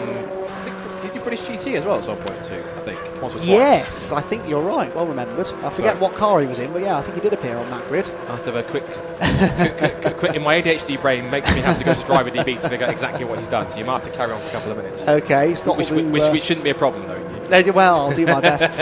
Yes, Scott will research that, and yeah, it's fascinating when you start digging into some of the things that drivers have done through their careers, even international grade factory GT drivers have been popped up in all sorts of strange places. Only when you start doing some real deep digging that you start to figure out just how varied their careers may have been. Here comes the the Team GRD car. I knew I'd do that at some point. Simon will have me. The Team GRD car, number 1, heading down towards Brundle and Nelson. And they are, to be fair, Christabel doing a good job here of at least sticking with the FNS Morpheus machine. That gap's only been a second and a half, really, throughout the entirety of the stint. Greg Evans, another very experienced Fun Cupper, has not exactly dropped the GRD car.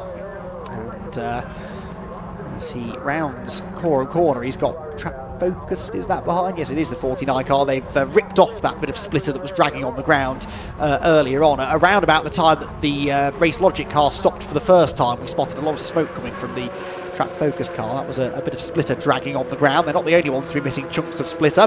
See Data, meanwhile, doing battle here. Is this for position? Yes, it is. This is for 8th position. So the blue and white See Data car 214, being driven at this stage by Matt Hogg, getting ahead there of car 249 for 8th position. And Clapham North coming back at PLR as well. That's going to put them back in the top 10 if they can. That's George Grant getting there, but of course he now has not the Demon Tweaks car. He now has Northern Velocity right behind him, which currently has. That is Jack Harding back with that car. Yes, it is. So Jack Harding back in there. And of course, George is trying to keep the tow from that he's getting at the moment from the car in front, which is PLR, which currently has Neil Plimmer at the wheel. Tim. Yes, that is. Yes, well, because we have to remember he's got Ted Bradbury there. Is that Seat Data up the inside of Demon Tweaks, and now it looks like PLR might have a look as well. I'm guessing that. Okay, yes, I was wondering where Clapham North was for a second there, but it's only because Northern Velocity got through, and then now the next couple of cars behind are putting the pressure on, which is Rob Boston and another one of the white cars that I can't quite make up the number on. So it's 207. That's the other Demon Tweaks car that's further back anyway. It is indeed, and the 169 car, which, as you said, was the Rob Boston Racing with Rare Vinyl car. That is Tom Roach in that car for this particular stint. Tom Roach, legend of Mazda MX-5 racing, Mr. Mazda MX-5 really, was the nickname that he was given during his very, very successful stints in the One Make series. Oh no, and there's contact, and around goes the Clapham North car. George Grant heading to the gravel trap, thankfully avoids the gravel, but has he stalled the car? And if he has, can he get it going again? No, there's no power. He can't get the engine switch back on. This is disaster for George Grant, who had not really put a foot wrong. Neither he or Abby had put a foot wrong really in the race so far. Here's the replay. And it was contact at Rich's corner. Tom Roach was coming back up the inside, and I don't think George knew he was there. And he just tried to turn into the corner. The 169 car was occupying the gap, and George Grant ends up facing the wrong way. Now, has he since got the car back underway? That's the big question. No, he hasn't. The car will not fire back up.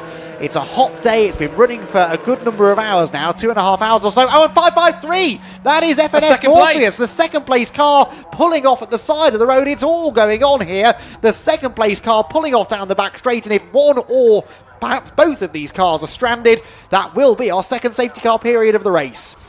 I know that George is going to be kicking himself in that 146 car, trying to get it restarted if he can. But as you say, race engine. Jesse's got it going again. Good. There it is. He's gingerly got it going. It might have been a bit of a refire to do it.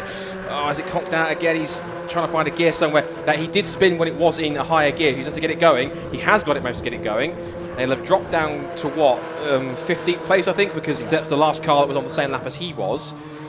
And he'll get going. Yes, it'll be down to 15th. There'll be an extra bit of task for Abby to get going. I think he should be good. Hopefully, he'll be okay for the rest of the stint. Now, yeah, it looks like it's driving straight. At least, anyway, it appears to be. At least, it's gingerly getting going. It's out. So 553. That's it. Morpheus is out. Wow. So up to second place goes GRD, and I think you're right. This might well be safety car number 2. What a shame, though, for FNS Morpheus. I said that they were having they were sort of quietly, understatedly going about their business, putting themselves in a position to get a podium finish, and now they're potentially out of the race, and that leaves now just 2 cars. No, it doesn't leave 2 cars on the lead lap, because GCI are ahead of Uvio. So GCI have got themselves back onto the lead lap, perhaps just in the nick of time here. GCI racing at one of their absolute favourite and most successful racetracks are back into the lead lap. Greenheath, of course, they're also only 1 lap down. They're battling GCI for position. Now would be a very good time for Gary Bate to find a way past that black and gold car ahead, because if we do go safety car, that puts 2 more quick cars potentially into the battle for the victory. So GCI Racing then, the 111 car being driven by Craig Butterworth at the moment, that is a pivotal move potentially if we do get another interruption to the race. We haven't yet had confirmation of that, but I would suspect, given what happened when the Race Logic car stopped on the Bentley Straight, that may well be what happens. GCI all arms and elbows at the apex as he got Viking right on their tail, and there's Uvio getting involved in the tussle. They don't really need to do, but again, it's Fabulous Randaccio. Of course, there'll be yellow flags down the back straight, so there's no passing there either. So all the Fabulous can do, he's not battling anyone for position at all, so he's got to just try and sit there and hold on to the place like he can. You are right, GCI of course up to 3rd place now, which is quite crucial for them. As for Clapham North, I was right, they come through in 15th place and George has carried on, so that's at least some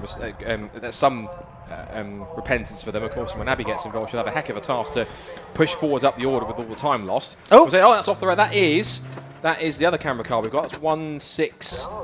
158. That's G-Force, and that's had a spin up at Murray's. A second spin up at Murray's. And we do now go safety car. Yes, safety car out. So what on earth went on there? We've had a really quite quiet race, let's be honest, by Fun Cup terms up until now. In the last 5 minutes, everything's gone absolutely berserk. But we do go safety car. A second safety car period of the race. We waited 83 laps for the first one. And we've had 2 now within 17 laps of one another. The safety car comes out. It will pick up the race leader, Uvio Hoffman's Motorsport. And GCI Racing have just put themselves firmly back into contention for a race win. I'm not sure what fuel strategy they're on. I'm not sure where they're at as far as what fuel they put in last time. But if they can have a couple of quick pit stops between now and the checkered flag, they are right back in it.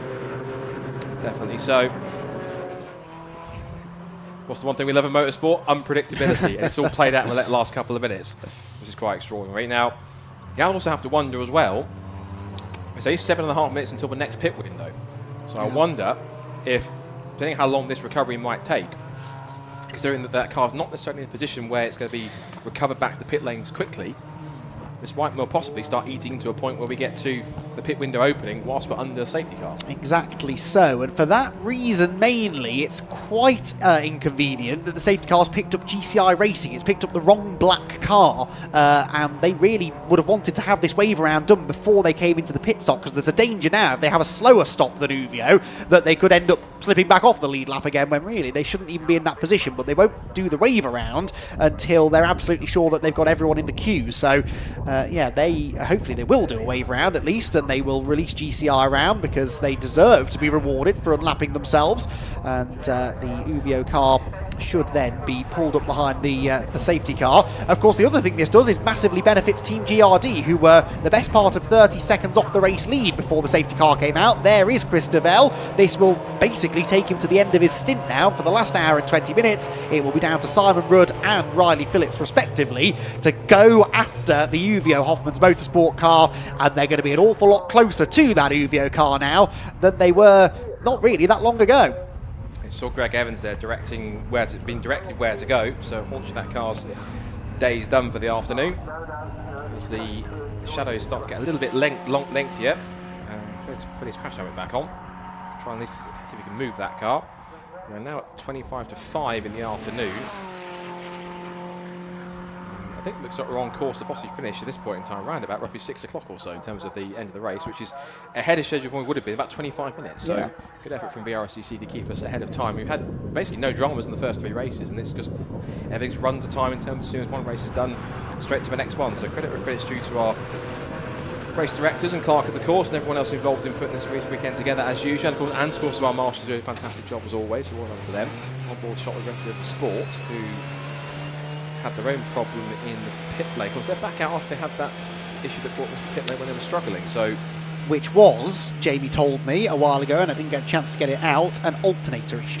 So quick fix for them and get it out. 1 minute 25, 1 hour 25 minutes left. Not quite that far yet. Left to go. I was also going to say, Template, that another the situation Carlos also benefits as well is possibly Team Clapham North, given that they are back into a safety car and back on the lead lap, which means if this does go to the pit window, which we suspect you probably will do, given they haven't even recovered the Morpheus Motorsport car. There is a recovery vehicle there, you can see just in front of it, but it will take a few minutes to do so. I imagine that's one of the cars that will literally straight in first off as soon as that pit window opens, and away it goes. The recovery vehicle has now at least latched onto the front end of the Morpheus Motorsport machine. That will then get pulled to at least a place of safety. Or what they are going to try to do, of course, is try and get it back to the pit lane, which means they're going to have to cross the track and put it off somewhere and then go from there. There's an access road, I think, on the right-hand side down at the end of the Bentley Straight, I think, which they can pull it onto the infield via, so it shouldn't actually take too long. I think we should go racing again before the pit stop window opens. Unfortunately for Team Clapham North, I think George Grant lost another lap in that spin. He's showing us 2 laps down. Just had the wave around, by the way. That's good news. So GCI and Team Viking with Ursus Capital have been waved past the safety car, so that is GCI well and truly back at the races. But yeah, Clapham North, I think, might have fallen 2 laps down. So we now have, what do we have?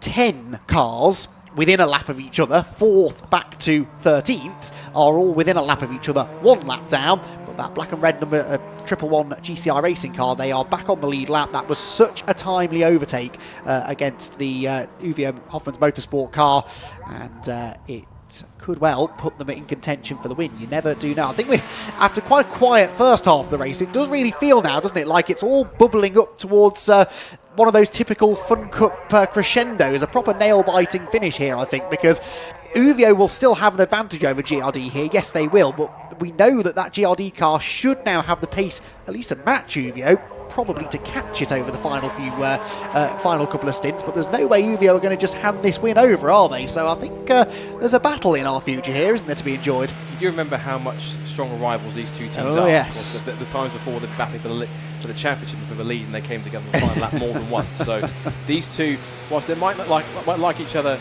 off track, they certainly don't show that on track when it comes to battling with each other, even though it's all technically good-natured in the end. They kind of leave it all, literally, they leave it all on the circuit and then come back and have a beer about it afterwards, which is typically the Fun Cup and the Uvio and GRD way, I suppose. Yes, they were even winding each other up in the paddock earlier on this morning. Simon Rudd was doing an interview for the highlight show that still goes out after every Fun Cup round, as well as the live stream coverage. They still have a highlight show which you can watch. I'm actually not sure where that's broadcast these days, television or online, I'm not sure. But anyway, they were filming an interview with Simon Rudd, and as he was mid-conversation, Fabulous Randaccio crept up behind him with a glass of water and poured it down the back of his overalls, which I suspect led to that particular version of the interview no longer being broadcastable. But yes, they were very much, they are long-time rivals, but they do get on very well, those two teams. It will be fascinating to see them do battle for a race victory. Safety car in this time then, an hour and 21 minutes or so we'll have left. So yep, we're going to get this race back underway before the pit window opens. That's good news. We're a minute and a half away from that, plus a lap, of course, before the first pit stop's going to happen, and you can be fairly certain that Team GRD car is going to be among the first to come in, so that the aforementioned Simon Rudd can jump in for his second and final stint of the afternoon. So the Uvio Hoffmann Motorsport car leads the way there in the background, the black, white and blue number 1 GRD car, and then the black and red 111 GCI car right at the back of the queue. Second car from the back of the queue there, your 3 lead lap cars with an hour and 20 minutes still to go. Safety car in, green flags wave, we're back underway again here in round number 2 of the Fun Cup Endurance Championship, and Uvio Hoffman's Motorsport's Fabulous Randaccio gets us back underway, and that car, which has performed immaculately all race long, is perhaps now going to face, over the next hour and 20 minutes, Scott, its biggest challenge of the day. Probably so. The rest of the pack goes pouring through. There goes GRD in front of Red River Sport, and GCR are right on their tail. Oh, something's happened, hello. Someone's gone off. And that is 22, that's the Sunoco car, and that's off the road. Now, I like to think it can restart itself, but what's the phrase? Safety cars breed safety cars. That's absolutely right. Well, thankfully, he has got it restarted, so we don't need that this time. Rotating, that will have been, I'm guessing that will be Anders Hildebrand. Yes, it will. So, what are you trying to say? Only because it's stint number 4.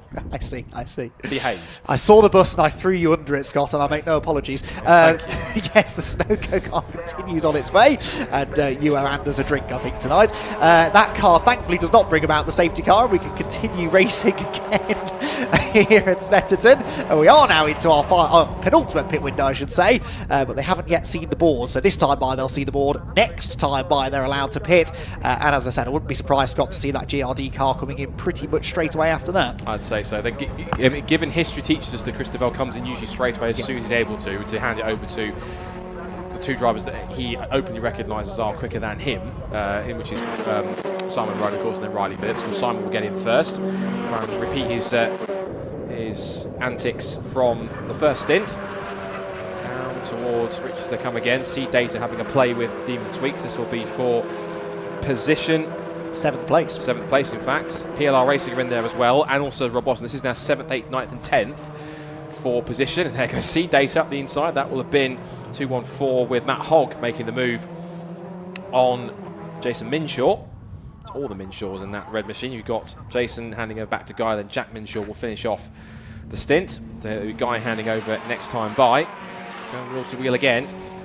And this will also now be the stint in which, the next time by, we'll get Ted Bradbury in for the second stint. He'll try and make some progress if he can, and that's going to be Neil Plummer being brave, looking up the inside. He gets past C Data as well, so Matt Hogg didn't want to really, he tried thinking about going past Demon Tweaks again, but then as a result of that, was far enough out of the way just to let, effectively, Neil Plummer waltz past him into Brundle and secure the place at Nelson. And now Neil Plummer, I don't know exactly when he's going to pit, but he's looking pretty fired up before he has to hand that car over to Ted Bradbury, thinking, maybe proving a point, thinking, I am as quick as Ted, and trying to at least prove he can. A little wayward there from Jason Minshaw, a little white sideways as he went through the middle of Coram.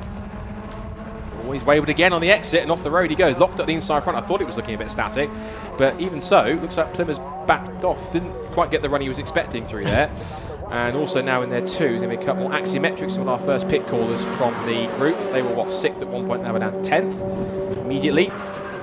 And also who else is in? As I expected, also Trap Focus and Clapham North are also in as well from 14th. So they're going to be in to see if Abbey can try at least gather a lap back to put themselves on the same group if they can. They're hopefully going to need at least another safety car to put themselves in the mix. There was fuel going into the GRD car there, I spotted, but whether they did 1 or 2 churns, I don't know. They double fueled last time, so it should only need 1, and that should now get them to the end of the race, I would imagine, without needing to refuel at the final stop. That's ideally what you want. You want that final stop to be as short as possible. A dry stop is what we refer to it as, where they don't need fuel.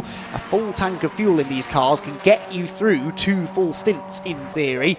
So if they have brimmed it, that might be it for refueling. Sometimes teams tactically short fuel just to save a bit of time, keep the track position, but I see no reason why they wouldn't choose to absolutely brim the car at this point. So Simon Rudd gets into the car, and he now needs to really get his head down. Of course, he's in clean air as well. It's the other benefit of pitting early, Scott, straight after a safety car period. It was so congested with everyone, of course, bunched together behind the safety car. That early pit stop buys Simon Rudd a couple of laps with no cars around him. And of course, come that final pit stop, it would be one of the quickest pit stops of the race, because it'll be literally straight in, Simon out, Riley in, away it goes, no fuel, which means that should be, if Simon can do what we think he'll be able to do in that clear air, because that'll be a massive advantage, as you've rightfully said, that will mean that that car will be absolutely motoring, quite literally, touch wood barring any safety cars for the next hour and 16 minutes, motoring away along to try and reduce that gap. Of course, GCI goes up to second as a result of that pit stop, but they'll have to make their stop, as will Uvio. We didn't quite see exactly fuel-wise what GCI took on at the last pit stop. No. I don't know what their fuel strategy is. Maybe Jamie can find out if he's down there to have a quick word with them if they can, but we shall wait and see how this plays out as this pit window ticks on with 6 minutes left of it. Whoops, that's the 158 car off the road again. They've got a few stories to tell, haven't they, about their Fun Cup racing this afternoon. That was, who's in that car? Graham Winstone, isn't it? Yes. With Gary Summers, who of course has raced in the Fun Cup extensively, but Graham's name I don't recognise, so I suspect this might be his first appearance in the championship, carrying our onboard camera and losing a bit of track position there down the back straight, but thankfully keeping the car this time pointing in the right direction. You can see there those big curbs that have been installed down at Nelson and at the final turn at Murray's as well. Really need to give them a wide berth if you've got mechanical sympathy on your mind. It's a long race, and if you are really abusing those curbs, you can quite easily do some damage, which could take you out of the race at this late stage. Graham thankfully avoids the curb, avoids I think it was one of the Demon Tweaks cars there sliding through on the inside line, and will try and get himself back into the rhythm now after that little grassy excursion. Tries to do so. He's going to go for another lap. He's not pitting just yet to hand back to Gary, so you see a couple of cars over the top of the barrack. He greened for one of them there in, as is also PLR Racing and Northwest have gone through. Demon Tweaks 2 in from 17th, Redham Racing in from 19th, Black Widows in from 21st. So we go almost 3 abreast. That's AI Racing, GCI going past both of them, and Viking in there too. Now Viking, I think, they've been pushing GCI the last couple of laps, because I saw them down the pit straight last time, but not this one, or before this one. And Viking was right on the back of GCI, pushing them along to try and give them a bit more of a speed boost. So it looks as though they're trying to play the game here. And that is, as we said, PLR Racing with their pit stop. And that will be Ted Bradley getting in. So expect that car to be rapid from the get-go from that stint. Yep, GCI now to the inside of the G-Force car to put another lap on them. 16.1 seconds off the lead, GCI, so to be fair, they're, in fact, on the previous lap, were 1.1 seconds quicker than the leaders, so obviously Uvio have had a bit of traffic, at least I hope that's all it was, for Fabulous Randaccio on the previous lap, because GCI weren't exactly in clean air, and they managed to take quite a chunk of time out of the race leaders. So it's all just getting a little bit closer now at the front of the field, isn't it? Simon Rudd's first flying lap was a 27.6, but I'm fairly certain he'll go quicker than that over the next lap or so. It was still a couple of tenths quicker than the leader, though, so he's already starting to do exactly what his job is in this stint, to try and bridge that gap to the leader. He actually matched the leader, because his lap time last time by compared to, well, no, the lap that Uvio's just done is exactly the same lap time to the thousandth of a second than GRD had done to go on to lap 109 that Uvio's just finished, if that makes sense at all. Sort of, yes. They've both done exactly the same lap time. Within a lap of each other. Yeah, if you look on the actual team now, that's Northern Velocity, still with carrying damage on the right front. That'll be Alan Henderson getting into going from Jack Harding. The Sunoco car comes back out just behind another oil-sponsored car, being Gulf. So that is going to be the fifth. That's John Whitehouse that will have that car now, whereas the Axel Hildebrands has taken over for Father Anders once again for his final stint. No, in fact, I think Anders is double stinting. In fact, so it's Anders has stayed in. It's not often you get double stints in Fun Cup. They usually get just alternating drivers, but they chose to put, at least they've changed, unless they changed the system and they've changed the sequence. I think Anders has stayed in for a second stint. That will save them time on the pit stop, and they'll obviously at least done some fueling. And then Axel will get in for the final stint when we have the next pit window in roughly around about half an hour's time. Indeed so. Remember, if you do double stint, you still have to get out of the car to simulate a driver change, but it's inevitably going to be a little bit less clunky than trying to get a second driver in there, maybe changing the seat insert if the two drivers are of different heights, and that all adds just a second here or there to the pit stops, which can make all the difference. Leaders are in. Uvio Hoffman's Motorsport Ring could do with seeing this pit stop. Oh, my wish is apparently the director's command, because in comes the fuel, and this is going to be at least one tank of fuel, and we've got Farkini coming over to have a chat. In we'll get... no, it's Farkini getting in now, isn't it? Sorry. Fabulous having just got out. Fueling done, and it was one churn of fuel then that went in to the Uvio car, and that was pretty slick. Yeah, they held up a tiny bit for a second by Signature RV coming in, but no stress for them at all as they head back out. Of course, GCI yet to pit, but they've now taken over the lead. That's the first thing we've had. Somebody isn't Uvio leading since, well, the end of the first stint, because that was, of course, Clapham North came in with Abbey in the lead, and when they came back out again, it was Uvio who took over. Yes, that was 75 laps in the lead for Uvio Hoffman's Motorsport, or 148.8 miles to be precise. Yeah, so the first lead change in quite some time. We have had 1, 2, 3, 4, 5, 6, 7 lead changes, so actually a decent amount, to be honest, considering one car's led for getting on for a third of the race. But yeah, first time in a while it hasn't been car 225 at the top of the tower. Of course, 5 of those 7 lead changes have occurred in the first stint. Yes, they did, very much so. Basically. Yeah. So, lots going on. Indeed so. 22 seconds then the gap between GCI and Uvio. What we really need to know is the gap between Uvio and GRD, isn't it? Here is GCI turning through the final corner. Rob Boston Racing are in now from 4th position as well. Are GCI pitting? No, they're going to continue on. So Craig Butterworth hanging on for at least another lap. He can do actually one more after this if he wanted to. He's not going to see the pit lane window close board. In fact, they changed just as he went through, but he had passed the line before that board swapped over.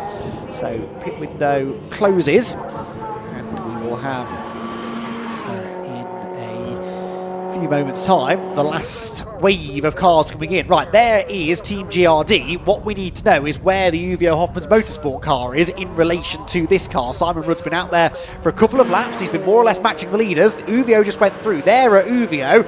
And look, in the background there, the blue car just coming to the line now. That is the Team GRD car. The gap is 11 seconds, let's call that. So it came down fractionally, not as much as I expected, to be fair, although they both took fuel, didn't they, at that stop. It's perhaps the next pit stop where we might see a bigger difference, but GRD are 11 seconds back. Can Simon Rudd and Riley Phillips between them take 11 seconds out of Uvio in just over an hour of racing? That's the question. Yes, I think they can. You heard it here first. Simon and Riley, I apologise on Scott's behalf because he's almost certainly just put the curse on you. Yeah, I mean, if anyone can, it's GRD, right? I think so, yeah, and I'd do it again. Anyway, so there is GCI. Of course, they will carry on. Yes, they're going to go right to the end of this pit stint, as they should do. So they'll pass the pit-in board, closed board. So again, remind you, they can do that once, but they have to pit in next time, or it will be a penalty. There is Simon Rudd enjoying some clear air in front of him as he heads through the bomb hole. This is on lap 112 that he's on, but GCI are on. Well, he's on lap 112. GCI is 113 because they're not a lap ahead. They're not quite there yet. So we'll go through. So GCI. Let's see. So Uvio come through. Yeah, 25. I was getting confused between GCI and Uvio. It's a GRD that right behind. I've been doing that all day. So I thought they were in front and think, hold on a minute, they're in front, they're behind. No, they're fine. So the gap is now 10.5, and the gap has come down by about a couple of tenths of a second last time. 127.3 for Uvio, 127.1 for Team GRD. So that's second and third between them. Rest of the field, Seed Data up to fourth place. Good effort from them so far, Seed Data. They've now got, that will be Mike. They owe us the pit stop, actually. They haven't yet stopped for the fourth time. That's right, you're correct on that one. But they are still in there. I mean, anyone really from 4th down to about 12th, they're all pretty much together, and they have been for much of the race, haven't they? So they may all be a lap down, but they're all very close together, and that's why we're seeing so many changes of position in that group, pretty much stint by stint. Right, GCI coming in, and this is key. We don't really know where they're at on their fuel strategy. We're about to find out, though. Craig Butterworth will hand over to Ian Wood, and do they have fuel waiting? I suspect they will. The question is how much of it. Yeah, one churn. There's, well, a bit of a delay getting it in, but of course they couldn't actually attach it until the driver was out of the car anyway. Is it a full churn of fuel? It looks like it's going to be, isn't it? They're going to stick as much fuel in as possible. I think that's basically what GRD and Uvio have done, though, so no time lost there. This is the key now, getting Ian Wood strapped in as quickly as possible. Uvio have just gone through, which means GRD are only about 10 seconds away from going through as well. The door closes, off goes the GCI car, through goes Uvio, so they will still be third, and they're going to be, if anything, a bit further back from that GRD car than they were before the pit stops, I'd say. And on the last lap, GRD managed to gain, what was it, 1.4 seconds, wow. 26.8 compared to a 28.2. It's on, isn't it? And there's still one more stint to go.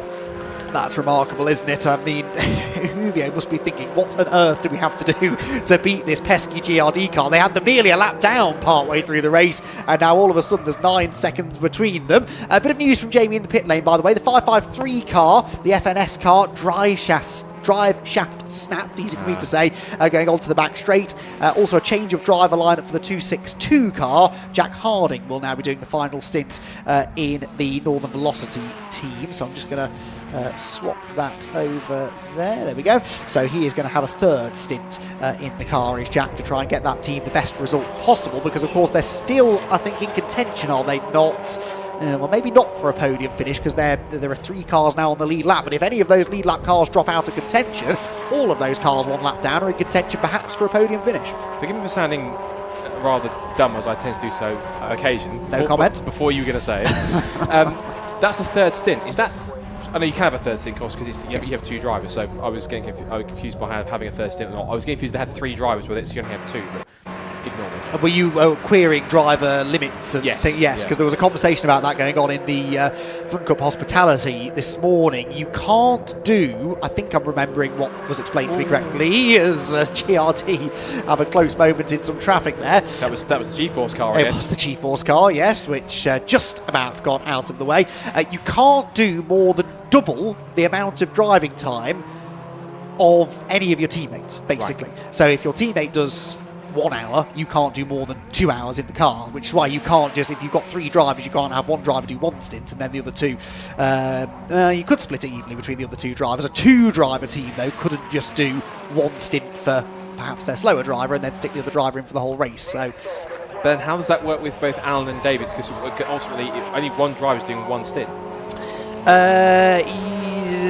Yes, that's a good point, actually. I suppose if they extend, I think they did extend, didn't they, the stint for Daniel Irving. So if he does more, you could do 50 minutes in a stint. In fact, you could do more than that, because you could do the 10 minutes either side, couldn't you? So you could do 50 minutes, give or take, as a stint, which means if you then shorten Jack's final stint, you buy that 10 minutes back and it's not quite over the limit, is roughly how it was explained. There was a lot of maths involved and I did check out mentally as soon as they brought the abacus out. Right, Jamie's got some news down in the pit lane. Jamie, what have you got for us? Thanks, Andy. I'm down with Craig Butterworth, whose team GCI propelled themselves up into top 3. But Craig, first of all, we're celebrating Fun Cup's 25th birthday today.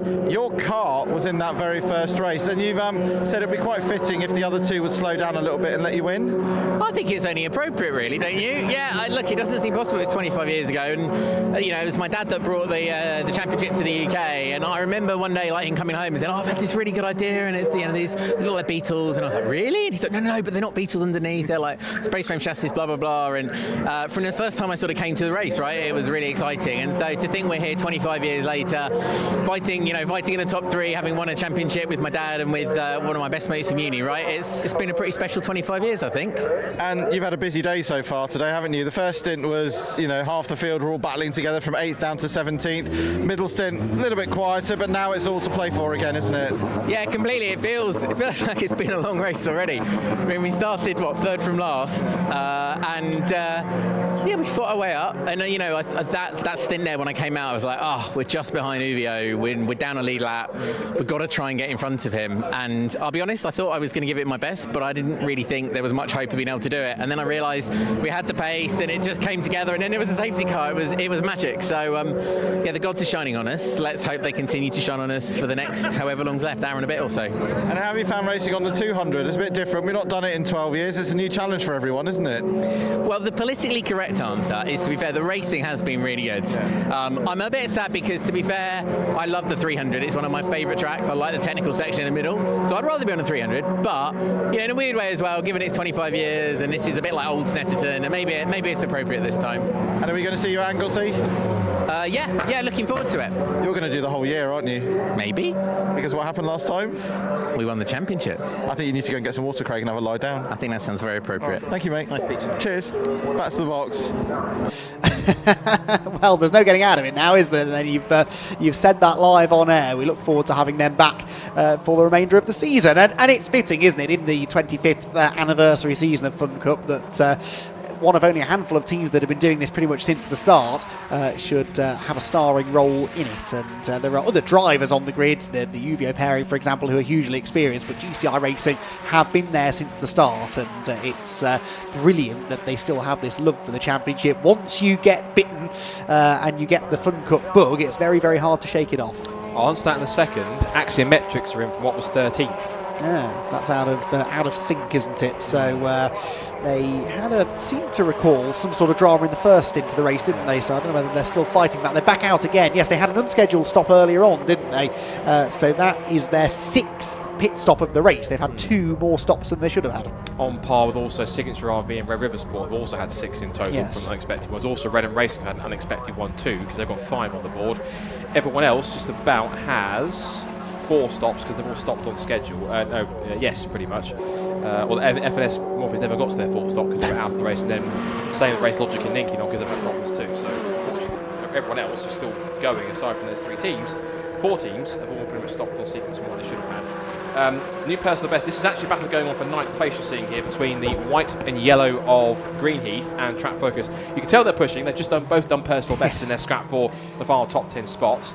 Also, a position change that's imminent as well, I can see, is coming up on screen here, because this is now Team Clapham North recovering after the contact between Tom Roach and George Grant at Richie's corner. Now Abby Eaton's back at the wheel, and she's now doing, again, one of the fastest cars in the field, 126.6 at the moment, lapping compared to Viking, who are just in front. Viking are about to lose track position to the car that's trying to power past. Is that it's a Rob Boston car? It is. That's the other Rob Boston car that's not in the top 5, and Abby's not waiting around either, is she? He's kind of thinking, right. He's also on the tail of the car, do I awkwardly say that's the car they made contact with? It was, yes, it was the 169, wasn't it? Interesting meeting back on track again, I think, but I think Abby's just going to try and possibly go look and say, right, this is how it's done, and try and make the move wherever she can.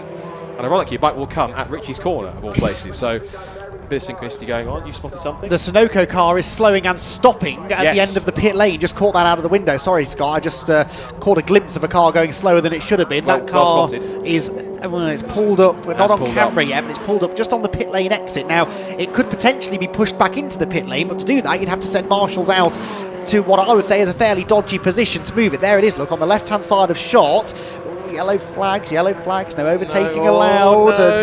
Well, there was a green flag panel, so just you should be all right, I afterwards. think. Okay, we'll wait and see. That's thankfully not our call to make. But is this going to require another stoppage? If it does, it's really bad news for Uvio, isn't it? Because they're only 8 seconds ahead of Team GRD, and they need every one of those seconds, I think, in order to be able to hang on to the flag. So brilliant news, actually. I can see out of the window they have pushed the car behind the barrier without the need for a safety car. It's funny, isn't it? We spent most of the first half of the race, let's be honest, secretly wishing for a safety car.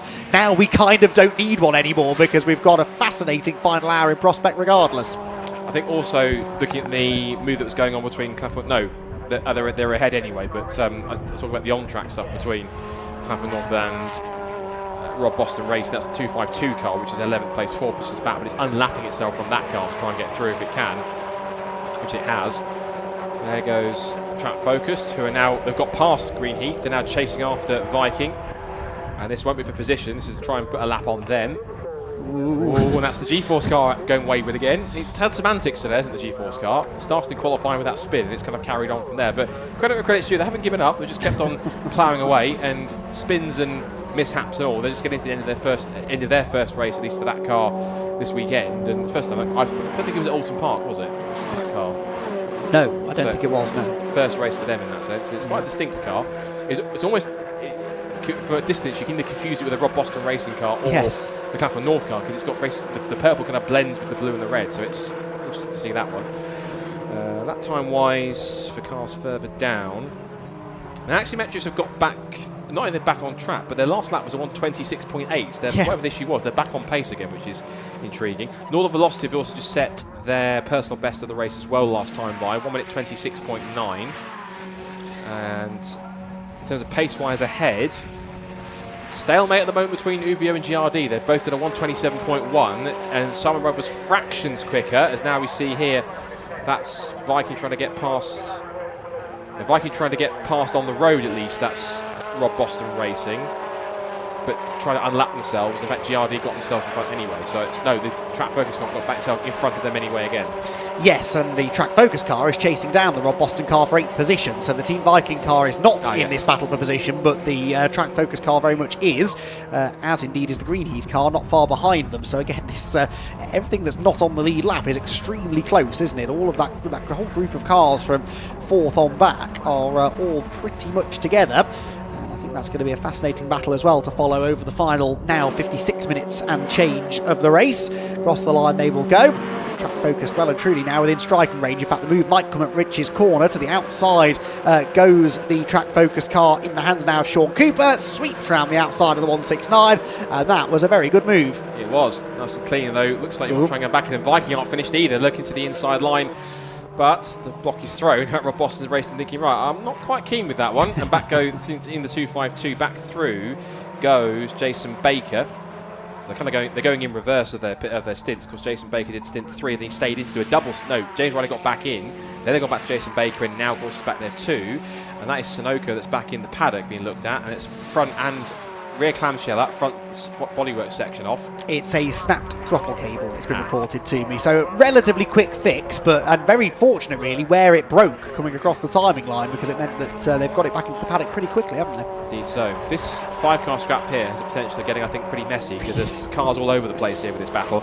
And 4 of these 5 cars all battling for position. The only odd one out is Viking, who is several seconds back and a lap back on these cars, back in 15th position. Yes, although I thought that was the 262 car at the back of the queue, but it's one of those many red, white and blue cars which I keep getting confused with one another, so I'll wait till I get a clearer view of it. Just behind the Greenheath car, the number 14, is another car. Is it the Rob Boston Racing car that's in 11th position? I think it might well be. Yes, 252, that would make sense. You're absolutely right, Scott. So that is 4 of those 5 cars fighting for position. There's the Demon Tweets car. They're having a solid run, aren't they? Up there in 7th position. See Data having got past them a little while ago. They're disappearing up the road. PLR Racing likewise going well in 5th position. That should be Ted Bradbury in that car. And yeah, looking at the lap times, I'd say that figures. So he is, of course, trying to chase after Northern Velocity. In fact, there are only 5.9 seconds between Northern Velocity and PLR Racing, although the gap went out by 3/10 on the previous lap. I was going to say, that was 27.2 compared to 26.9. Northern Velocity keeping 4th position. Yeah. So, and again, they're the highest car that is not on the lead lap. They're a lap behind, so doing quite well, of course. And if, touchwood, if there's a safety car, then they're the first ones that would benefit, I guess, from a wave round. So, for those who might not know, including just in case for a check from me, how does the workaround work? Is it every car that's a lap behind the leader goes back through? Is it select cars like NASCAR gets a wave around or a lucky dog? It's only if you... So a wave around only actually happens if the safety car picks up the wrong car, in reality. In theory, it should just pick up the leader, and anyone in front of the leader cycles round and effectively does a wave round. It doesn't require a wave, but they do come around behind the back of the pack. If, as happened before, the safety car picks up the wrong car, they will wave by all of the cars between the safety car and the race leader, which often are cars that are on the lead lap, but nearly a full lap back. So no, you have to be in front of the leader on the road, which is why I'd be interested to know actually where that Northern Velocity car is in relation to Uvio Hoffman's Motorsport, because their pace is comparable. There's maybe a chance that they could dig themselves back into contention for a podium finish here if they could get themselves back on the lead lap. Scott's got the tracker up, which you can follow on the TSL timing website. A bit late in the day now, I suppose, but less than an hour to go, but www.tsl-timing.com. You can see the live timing, the lap times, the positions, and the live tracker as well. And you can try and identify where your favourite car is. It's always a handy website to go to if you're ever at a Fun Cup race. Certainly if you're watching trackside, it's a very valuable tool for following what on earth is going on in what can often be fairly complicated races. So, they're actually not that far away. According to the tracker, they're only about a corner away from each other. Uvio is on the pit straight, heading towards the pit start-finish line now, which should be in a second. If I'm correct, yes, right on time, and they're not far away from them. There goes Axiometrics on. We've actually watched on the screen here a couple of cars battling amongst each other, which is both the Rob Boston cars, I think, in fact, amongst having to play with each other, and yeah, Northern Velocity have just gone through. So, track position-wise, interestingly enough, they are not that far away from them, and in terms of actual lap time, how they're going at the moment, Northern Velocity was quicker by, no, it's only slower by just under a 10th. They're matching each other, aren't they? They've got front-running pace. If ever they could get on the lead lap, they'd be contenders, but it's going to be tricky to do so, I suspect. This battle continues to rage on, though, out of the final corner. The Rob Boston Racing car, in fact, we've got 2 Rob Boston Racing cars in this group, haven't we? We've got the 9th place car, in fact, now 10th place car, the 169, battling with the 252, which is in 11th position, and that's going to be a change of position. Round the outside goes the 252, that car driven at the moment by Jason Baker, finding a way ahead of Rob Croydon in the Rob Boston Racing with Rare Vinyl car, which has just been losing a few positions on this particular stint. Greenheath got past them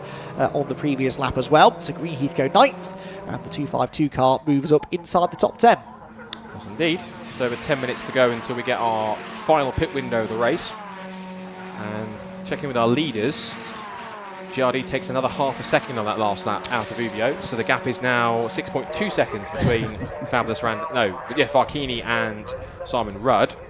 And then lap time wise again behind, it is GTI lost a second and a half to Farkini. Oh, Green, he got very sideways on the exit of Nelson, but caught it sweetly. And and put their foot back down to the floor. That's one thing I learned, is that if the car gets a little bit oversteery, because of where the engine position is that you kind of put the throttle down if it's starting to slide, just to help the back end sit down, so it actually helps you give you more grip. It's, of course, these cars being, are they technically rear? Are they mid-engine? They're mid-engine. They're mid-engine. So I was about to say rear engine, like an actual car that they look like visibly. Yes. Which I'm always convinced if you actually say it out loud, then Paul Rose will come on. So I will say it looks like a certain German car, but it's not rear engine but mid-engine, because of course this is technically in a way like a single-seater chassis in a way, with a space frame roll cage and silhouette bodywork over the top of it, because it sits a central driving position with a flappy paddle sequential shift gearbox. Absolutely so, centrally seated as well, just like a single seater for perfect weight distribution. It is a proper bit of kit, which is deliberately designed to not look like a proper bit of kit. The whole reason they went for the VW Beetle shape was to make the cars, well, first of all, eye-catching. Who doesn't love a Beetle? And it is one of the most instantly recognisable shapes in all of motoring, but also to make the cars deliberately unaerodynamic, to create close racing, to make that slipstream really, really powerful, and it's worked. It's a winning formula, and as you can see, it's hugely, hugely popular.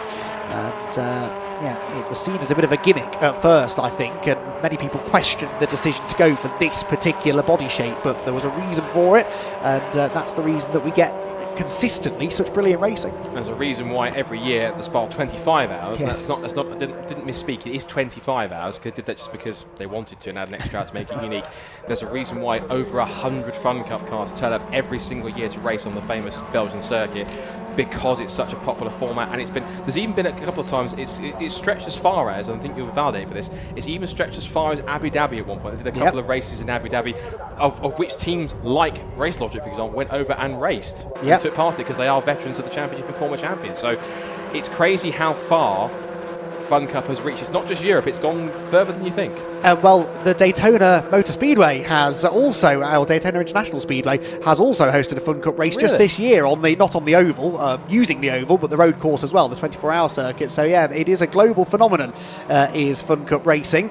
And yeah, that Spa 25 hours, a fantastic event. In fact, our very own Ted Bradbury is going to be racing, I think, for the first time in that race this year. He was out there doing one of the shorter race. I think it was still a 6-hour race the other week. Unfortunately, had quite a nasty accident. He was fine, but it wasn't the ideal preparation for that race. But we wish him and anyone else who's on the grid this weekend the very best of luck in that event when it comes up during the summer. And interested to see how he gets on that, because it's part of the European calendar. It doesn't run to exactly the same regulations as the UK. In fact, we're, I think, the only Fun Cup championship that still uses the petrol engines. Most of them are still diesel powered over in Europe. We used to have a class for both diesel and petrol powered cars in the UK until about 2013, and the mix of classes all descend upon the Spa-Francorchamps circuit.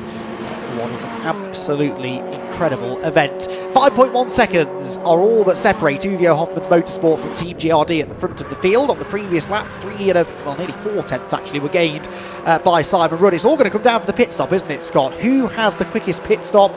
You normally wouldn't bet against Team GRD, but I think this might come down to who needs the most fuel. And if Uvio can come out with the lead, can they hang on to it? Well, considering that we think that GRD have basically fueled to the end, and Uvio haven't, it means ultimately, on the fuel battle, ultimately GRD wins it. It's a case of how quickly they can actually turn around that pit stop. And I've seen Uvio practice pit stops before, but it's a rare occasion that they do, because also they try to do it because they need to brush up, just because they want to keep themselves race ready. But I have seen practice them before when they've taken it a little more serious than they tend to sometimes have taken it in the past, on the surface at least, when compared to GRD, multiple time champions, still defending champions, and they know exactly how to make it work and get it done when they need to. So they kind of put themselves in the ultimate position where it's going to be a faster pit stop by default anyway. It's how quickly they can get Simon Rudd in, Riley Phillips out, belts on, doors closed, engine back on, away it goes. How quick it's going to be, both teams are going to have to be really on it, particularly if we want to get this refuel done. Now, I'm also seeing as well, whether it's just repeating itself with a glitch on the timing screen, 103 axiometrics has been warned, at least it's come up 3 times on the timing screen, on TSL on the screen there, 4 track limits. So not just they've had 3 track limits warnings, but it's come up 3 times. It might well be a glitch or something along those lines, but they're being warned about it. They've got to be careful. Yes, I suspect it is a bit of a glitch. I don't think they've picked up that many. I will have a look. Oh, no, they are three. No, they are three separate warnings. One was on lap 120, which was followed then by a general track limits warning, and then another one on lap 123. So no, you were right. Three separate warnings for track limits as they're track focused. Get up the inside of Demon Tweaks. That is for 7th position, and the Team Viking car, which seems ever present, doesn't it? How many battles has that car been involved in that weren't actually for position? But it seems to be in and around most of the action, getting themselves plenty of screen time despite not being in contention. They're a couple of laps down, but clearly have good pace in that car despite their earlier dramas. Shame they had those dramas, because they quite likely would have been up there fighting for a podium without them. And, they will now tag along with the track focused car and try and gain more ground. Good stint this for track focus. They've gained quite a number of positions. I'm not convinced they were in the top 10 at the start of this stint, but they certainly are now up into 7th place, and with the potential maybe to gain even more ground before the flag. And they're currently lapping as well, for what it's worth, quicker than seed data, because their last lap was 4/10 quicker than the car in 6th position. So they're doing quite well. Yes, there's only just under 5 minutes left until the pit window opens where they can come in, but they could be maybe extending that stint a little longer so they can try and get this pace that they've got at the moment. And it's even with a damaged front splitter. They've got damage to both the... It's more to the right-hand side, driver's right than driver's left, but there's still a little bit of a nick that's taken on the front. There goes GCI in front of them. They are still 32 seconds off the lead. The gap has stabilised at the front. It's now 5.3 seconds. And yes, Simon Robb was quicker again than Hoppers, but by 0.04 of a second, so not that much. So on even pace at the moment, give or take. And at the moment, GCI don't seem to be able to match it. They're about 8 or 9 tenths off. So 128.0 was the last lap. This is Greenheath now going for position on Demon Tweaks. They've just lost 7th. Now they're about to lose 8th. They could lose even 9th if they're not careful, because Boston Racing 252, which currently has, as we said, Jason Baker at the wheel, might be about to devote them another place to the bottom of the top 10. Indeed so, and that Greenheath car moving forward quite nicely in this stint as well. And the Bentley straight they head, 4 minutes away from the final round of pit stops. When will those leading contenders bail for the pit lane? I'm sure GRD will want to plug Riley Phillips in as quickly as possible. Uvio, they've been going sort of part way through the pit window for the most part. And Fabulous Randaccio, I'm sure, is chomping at the bit to get out there and get properly stuck into a battle for the win. Didn't quite get the opportunity to do so at Alton Park. They were one of the many teams that just seemed to struggle a little bit when the rain came in the final hour. But no threat of that today, it would seem. Glorious conditions. Quite a stiff breeze, though. It's a tailwind down the main straight, which means it's a headwind going down the Bentley straight, which possibly explains why that slipstream has been even more powerful than usual down that part of the circuit. And other than that, pretty perfect conditions for racing. Uvio then 5.2 seconds ahead. I've got to say, this has been, and I do hope that I'm not going to regret saying this, this has been, I think, the best performance for Uvio Hoffman's Motorsport in quite some time. No matter who's been in that car, the pace has been absolutely metronomic, hasn't it? They've not made any mistakes, they've not had any dramas, and they're keeping Simon Rudd at arm's length. He took some time out of them initially, but it's almost as if Farkini's now responded to that. He's matching Simon's pace, he's matching the Team GRD car, and not many people can do that. Yeah, 27.2 to a 27.1. Again, they are one of the master teams out of the... in terms of just how experienced they are and how many titles they've won. So it's no surprise that Farkini's sort of waking up a little bit. But you are right, at the same time, you have to give credit where credit's due, particularly against the likes of Simon Rudd, who's done quite a lot in his career, of course, and Riley, of course, has been incredibly well versed, and pretty much all he really knows is Fun Cup and what he's done. But then again, so do Farkini and Fabulous. They've been incredibly quick, and of course, Farkini's been doing it in the days when he shared with Graham Roberts for a few seasons and won a couple of times with him, of course, in those days. So it's been an awful long time, and you get some of these new younger drivers in there, but they are one of the teams that certainly proves the phrase experience counts for a lot, and it's certainly coming through, not just experience, but even with the years he's been in the championship, the pace hasn't fallen off. I'd argue in many cases he's kept on getting technically quicker and quicker with how much more pace and consistency he has got when they're absolutely on it. This has been one of those days, I agree, where they've just been on it. And yeah, Simon's pushing as hard as he can. He's taken another tenth or so out of them. But again, it's only tenths. It's not a tenth or at most 2 tenths. It's not a massive amount of time being taken out of them by chunks. It's, right now before the end of the pit window, that fucking he's matching Simon, at least keeping him as much as he can at bay. Absolutely so, and Demon Tweaks here hoping they can keep the Rob Boston Racing car at bay. There was a big slide for the Demon Tweaks car there coming out of Riches. This for 9th position at the moment, and most of the cars in that queue ahead of them are all on the same lap, so there are more positions to be gained here for Rob Boston Racing if they can make the move soon. And they head down into the braking zone at Brundle and Nelson. See Data there are also making some progress through the pack. That's not for position, that, but that's the 6th place car, so 6th, 7th, 8th, 9th and 10th, all in this queue of cars, and amongst some other cars that are laps down, and in fact the 3rd place car of GCI Racing, who are now fading slightly from the leaders. Good lap there for Simon Rudd, took a chunk out of Farkini on that lap, a 26.8, so that was 7 tenths gained. Possibility that there was some traffic maybe for Farkini. But just as we were saying, that he's putting in one of the stints of his life. He drops a fair chunk of time there to his pursuer, and you can't be affording to do that. Pit window is open, so for the final time today, the pit window is open, and we're now down to crunch time. Who needs to do what with regards to fuel, and who can get their driver changes done the most efficiently? That, I think, is what's going to decide this race. Yeah, 4.4 seconds being the gap. This is going to be quite critical. If we're led to believe what the plan is at the moment, the GRD don't need to fuel again, Uvio we think potentially do, so that's going to be quite crucial how that works out. Obviously the laps down, further back down, Demon Tweaks moves out of the way of the group of cars, which is being led by C Data, then GCI is in the group, being pushed along by Track Focused and Viking and also Greenheath. Then the first of the, that'll be the Demon Tweaks car that's right behind in car 207, and then behind them on track, we couldn't quite see exactly who it was. Indeed not. This is very busy, isn't it, in this group of cars. GCI Racing doing their best to try and escape from it if they can. So Uvio and GRD, 5.7 seconds, so there must have been traffic. There's traffic that delayed Uvio a lap ago, and then a lap later, Simon Rudd have come across it. Also, Farkini responded anyway, didn't he? So a 26.1 is that car's best lap of the race. That's only a couple of tenths off the new lap record that was set by Ted Bradbury earlier on. So, okay, my first thought there was, oh, it must be something that slowed the GRD car down. No, it was just Farkini going even faster. Does it also possibly not affirm that car's quite light at the moment, hence it will need fuel at the final stint? Possibly. And of course, remember, it will be Fabulous Randaccio versus Riley Phillips. Yes, this is Farkini versus Simon Rudd, but now you're putting Riley Phillips in the car. See how he stacks up against Fabulous, and that's not usually, not saying it's not equal, but typically Fabulous we know is incredibly quick. At the same time, Riley Phillips is Riley Phillips, and you never doubt Riley Phillips. You don't. Not many people are quicker than Riley Phillips, are they? That's going to be the problem. What I will say, though, is because of the nature of the track that we're at, provided Uvio can come out of the pit lane ahead, even if Riley then overtakes them on track, can Riley Phillips really pull away with the power of the slipstream?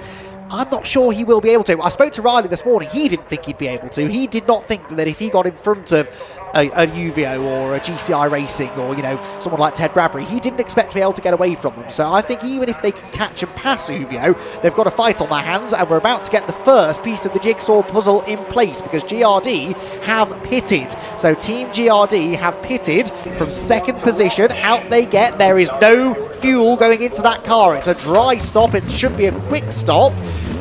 Close the doors, off they go. That was about as slick as it gets. Yeah, and that was barely, it wasn't even 10 seconds, that was a single-digit stop, and that's, again, well-versed, the reason why they're champions. Out they go, minimal time lost, and as they go back out, they did so, managed to do so ahead of Signature. They do so also, crucially, ahead of the Gagala cars headed by C-Data. That's really critical, so that's ahead of the battle that's gone on for 6th position. So they're going to stay 2nd, of course, anyway, because, of course, these cars are a lap down.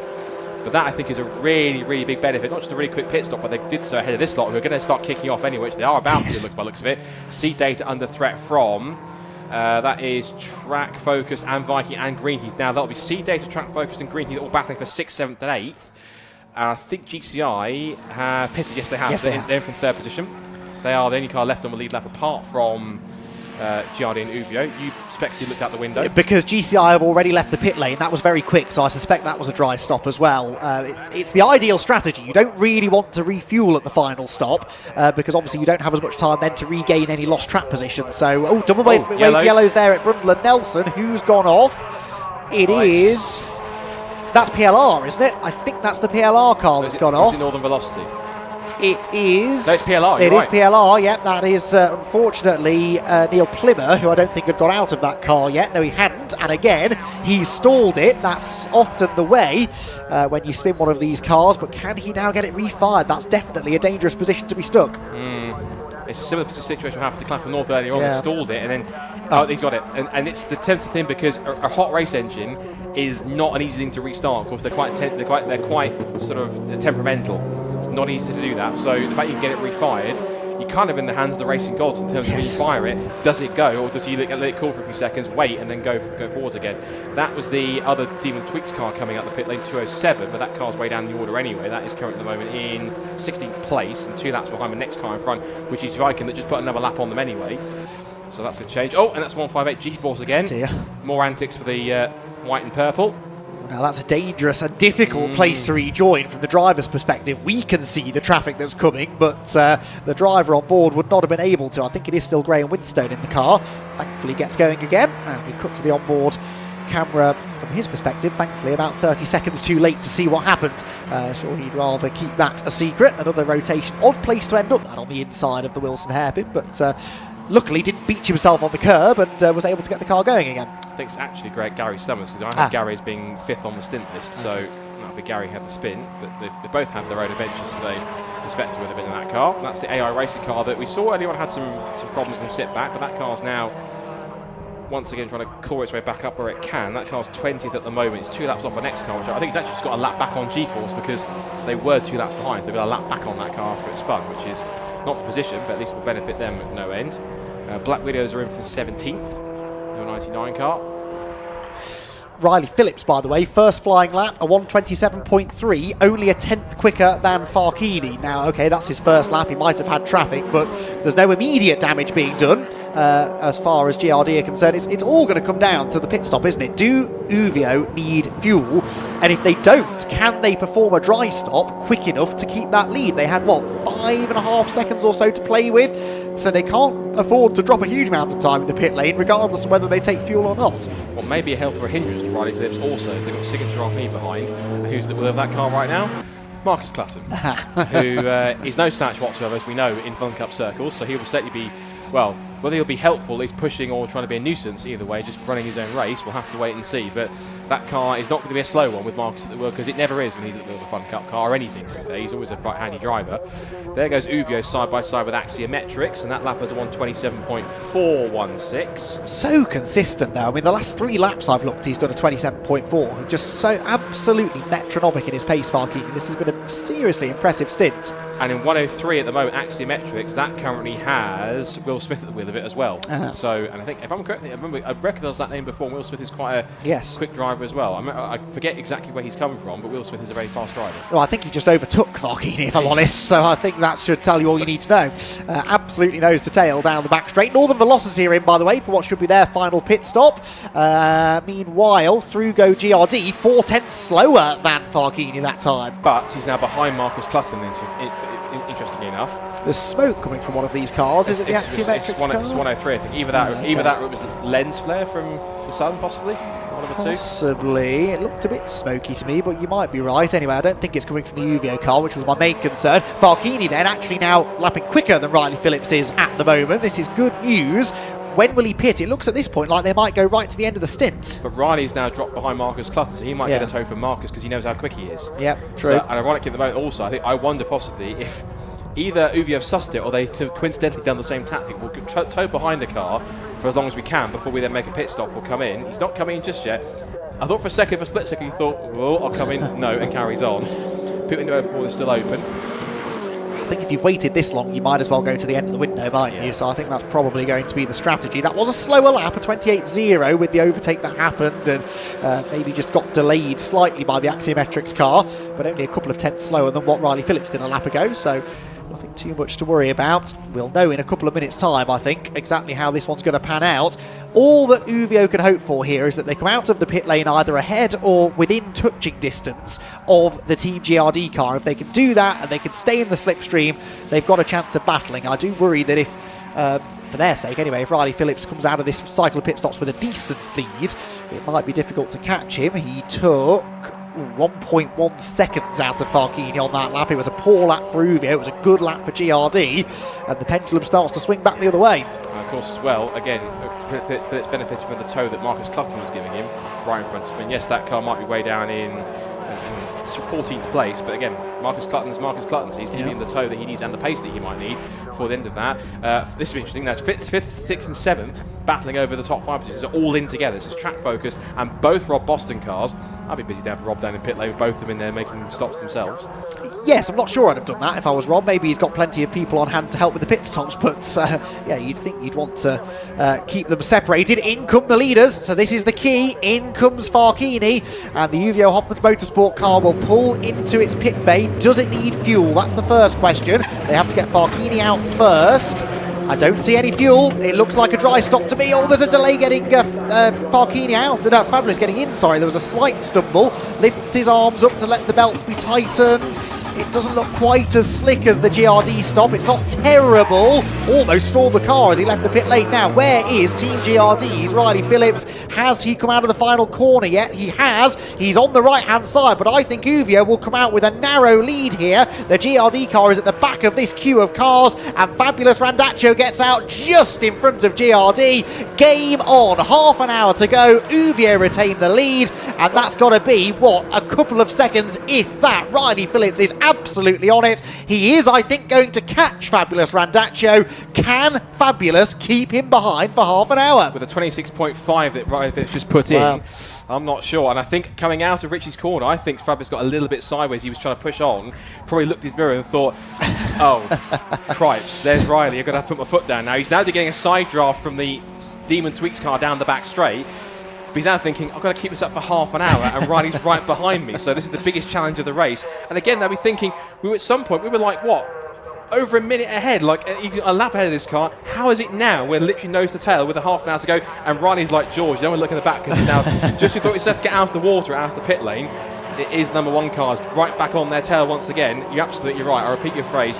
This is game on for the victory, and it's half an hour to go. If there's one thing we can promise you, it's that Fabulous Randaccio is not going to roll over and let this one slip through his fingers. They've utterly dominated this race, Uvio Hoffman's Motorsport. They nearly lapped the GRD car halfway through the race. A couple of safety cars have brought GRD back into it. They're absolutely nose to tail now as they come towards the timing line. This is the end of the 139th lap of the race, and it's absolutely nothing separating the top 2 cars. 0.2 of a second, says the stopwatch. That's irrelevant because it can be measured in feet and inches now rather than seconds. GRD have caught Uvio, something they've been trying to do since the drop of the green flag 3.5 hours ago. Now, can they find a way through? Penalty for car 22, and it's the G Force Again car that's getting in the mix as well. They always give plenty of people's antics throughout the day, and that's their latest episode throughout this 4-hour race. Now down the back straight they go once again. The heat haze rippling on the tarmac as we see the top 2 nose to tail once again. Riley Phillips staying there, and he's forcing Fabulous go defensive, but he knows exactly what he's doing to the outside line. You can pass down the outside. Marcus Clutton gets the popcorn out to watch this from a grandstand seat to watch these two. Is it going to be Phillips sweeping around the outside? Of course it is. And for the first time in ages, GRD do hit the front, and they've made it stick. And Marcus Clutton thinks, that looks fun. I might try that myself as well. Well, when was the last time these 2 cars were battling for a race win in the final stint? It was on Park last year, wasn't it? Can you remember what happened there, Scott? I think something happened on the last lap, didn't it? Yeah. And they're basically battling for the championship, and something happened, and I don't know. Can you remember what happened? I think there was a lot of carbon fibre that went flying, that which I do remember, or whatever these cars are made out of. Maybe not carbon fibre. This is affordable endurance motorsport after all. But yes, it definitely ended in tears. It was Farkini in the car, in fairness, not Fabulous. Maybe that's the reason Fabulous does the final stint of the races more often now. His job now is simple. He's got to stay in the slipstream. Don't let Riley Phillips get away. If you're within half a second or so, that's more than enough to stay with the leading car. But through all of the traffic, all of the twists and turns that the final 27 minutes of racing have in store for them, they've got to stay in touch and time when to make that crucial move for the lead. Absolutely so. So out of Montreal they go. These two are just the definition of perennial rivals in Fun Cup. These two always, it doesn't matter what happens in any Fun Cup race, these two always find each other, typically in a fight for the lead. It always comes down to the same story time and time again. It's almost like the 2 best tennis players in the world. They always find themselves in the final of a Grand Slam tournament, and it's always a fantastic spectacle. Here comes the repass, as you expect. Yep. And Riley let him have that one, thinking, right, I'm not going to fight you that hard. There's still 26 minutes to go. I'm not going to stupidly go wheel to wheel too much. I'll sit behind you. I think they both accept there is going to be a degree of cat and mouse here between the two of them, passing and repassing. It'll only be in the last couple of 2 or 3 laps, and they really start to get serious and start to go properly defending. They might well just let each other, within reason, keep on doing this to try and pull away and keep this gap going. Very sideways under brakes, but Corman's a tricky enough corner as it is. But still, Riley he's literally nicking away at the rear end bodywork of Fabulous car. He's practically, he is pushing him tandem drafting down the pit straight. Literally, they're locked together like an 8-wheel Fun Cup car down the pit straight here. Practically he is pushing him. Look, you can see he's practically locked onto the rear bumper or the rear end of the car. Which way is he going to dink, one way or the other? No, he stays right close underneath him. And forcing Fabulous to go a little wider, and that's giving the opening he needs. Even with a tighter run, Riley's got the speed he needs, and Marcus Clutton's getting involved in this as well. The signature car getting boxed in, he's wiggling around under braking, but Phillips goes back through, so now he's going to be the one that leads them onto the straight. And ironically, I think what that's done is, look, it's not only given Phillips a car length or so, but look at Marcus Clutton. He's locked onto the toe now. Again, forget the fact that he's back in, what is it now, signature RV in 12th position. Doesn't matter. Although it doesn't even matter really that since the Clutton's behind him, because here comes Fabulous Randazzo again. I suspect we're going to get pretty much a lot of this for the next 25 minutes or so. Marcus just drove onto the grass down the back straight then. I think he was distracted by what was going on in front of him. Look at this, they're side by side again. And this time Riley Phillips isn't just going to relinquish the lead. Here comes Clutton. He's laps down, but he's every bit as quick as these two. And he's going to get between them. Now, how significant could that prove to be? Marcus Clutton then in the car that is, as I said, at least 2 laps down, 3 laps down maybe now they are, I think. They want to try and he wants to try and demonstrate the pace that he's got, I suppose. He also doesn't really want to get too involved in this battle for the lead, but they were holding each other up so much, he had no choice but to go through. The only sort of saving grace might be is that Riley Phillips is going to get a toe from Clutton. He'll get a double toe of that, because of course it'll be the hole that's been punched in the air by Fabulous. It'll be made even bigger by the fact that Riley's right on the back of Marcus, so he might be using him as a bit of a decoy to get a double toe down the straight. Marcus is closing back in on Randazzo as they turn through the right-hander. Riley's, of course, got good pace off Richie's corner anyway, because we know how good he is on the run towards Montreal hairpin.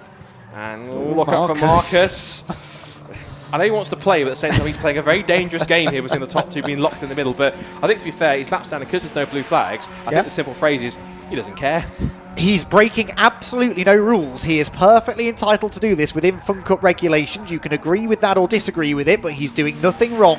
And he right now is getting between these two cars that are fighting for the race win. Here he comes to the inside now of Uvio. Is Riley going to go with him? That's what Fabulous wants to try and avoid. He pinches Riley Phillips over the inside curb. He lets Clutton go, but is Phillips going to get the switch back out of Nelson? No, he's not. Couldn't quite get the acceleration. And so in fairness there, Fabulous sort of negotiated that quite effectively, didn't he? Tell you what, Marcus has actually played that unlap technique beautifully. Yes, he's getting involved in it, but he kind of gave Ryan no choice but to go with him to push him down the straight. Got him past to unlap himself. So that's now Carr's got himself a lap back on. So he's only 1 lap off the lead now, and we know how much pace he might all have. As again, these two find themselves each other locked together. Front end of GRD's car practically shoved under the gearbox of the Uvio machines. They come back down the pit straight. They're coming on to complete lap 143, and now it's Randazzo getting the benefit of the toe from Clutton. Well, that's the trouble now, isn't it, for Riley? Because it's going to be harder for him to overtake Fabulous, because Fabulous will always have a toe. I don't see Marcus dropping these two anytime soon. So that's actually going to help the defence, isn't it, of the Uvio Hoffman's Motorsport car. He is now defending into the Wilson hairpin. Forces Riley Phillips to go the long way round, but it's difficult to get the switch back through that narrow technical sequence of corners. And so it will still be the Uvio Hoffman's Motorsport car that stays ahead. And now Riley Phillips would love to use the toe to try and challenge down the back straight, but it's actually Randazzo that has the most momentum. Look, pulls back to the inside of Marcus Clutton. Does Riley Phillips try and make it 3 wide? He's going to consider it, isn't he? Look at this. To the inside of both of them goes the GRD car, and he's gone through. Riley Phillips gets the lead away.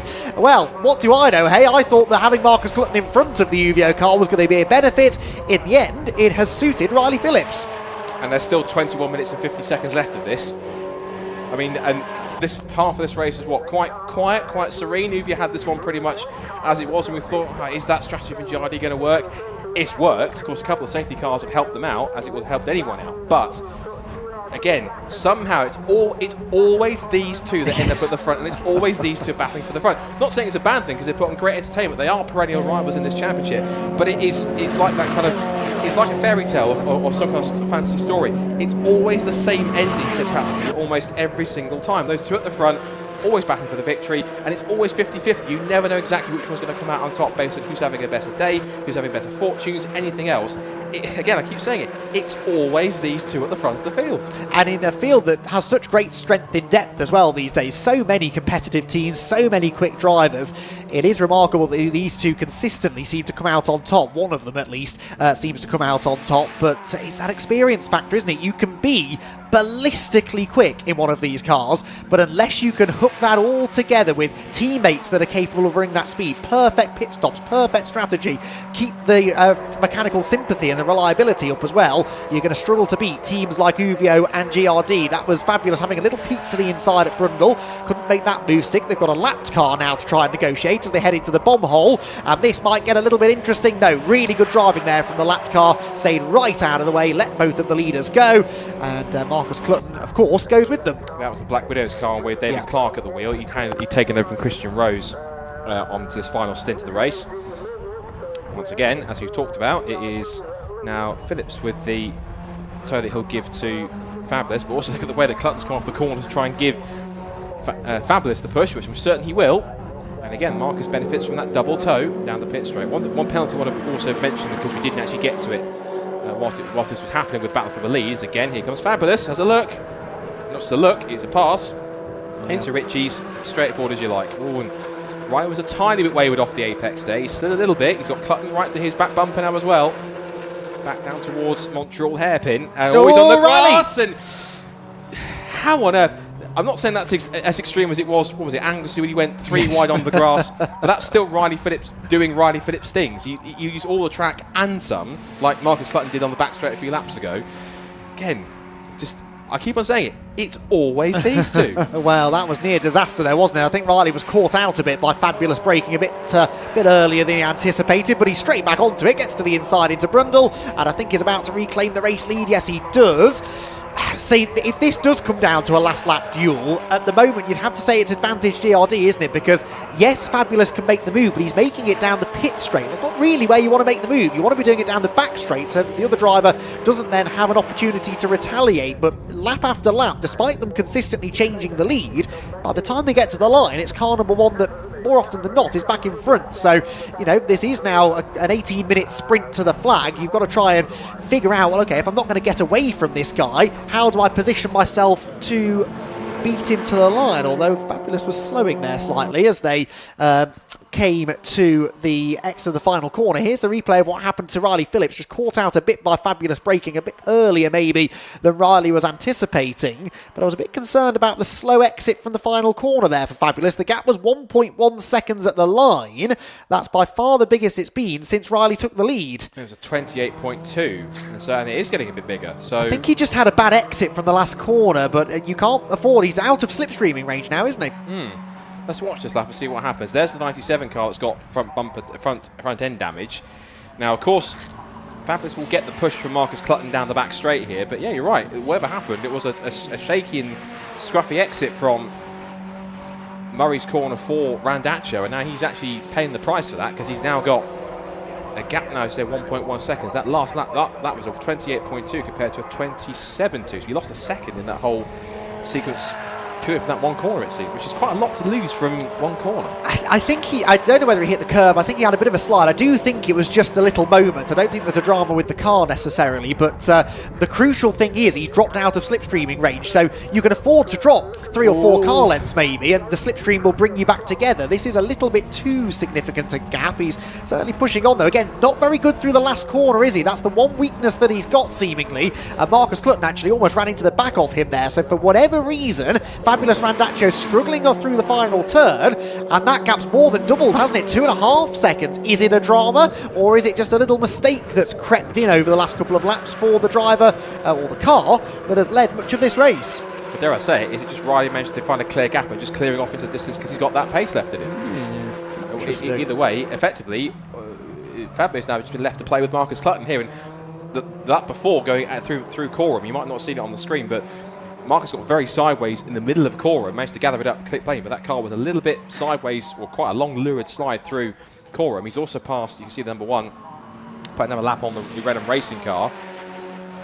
Just has the pace now. So whether it's just, again, the fact that he was benefiting from the tow, or whether it's just whatever happened, not even getting a push from Marcus Clutton is helping Fabulous out at all. So unless there's something Jamie can try and discover that he might be able to learn from what Fabulous might be saying on the radio if he's talking, yeah, that gap from what it was from 1.1, that's not 2.4 anymore. In fact, that's going out even more. So that's very perplexing.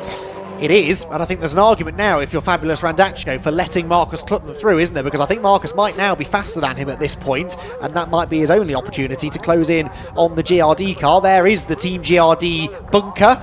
All eyes fixed on the monitors as they watch Riley Phillips do what he does best. Bring the car home, they hope, for a race victory. He's had a bit more of a fight on his hands in this race than he's had for quite some time, but I'm sure he's enjoyed it, and he will really be enjoying now seeing this gap growing to 2.8 seconds nearly now between the two of them. It was a better lap that for Fabulous, back into the 126s, still 3/10 slower than the leader.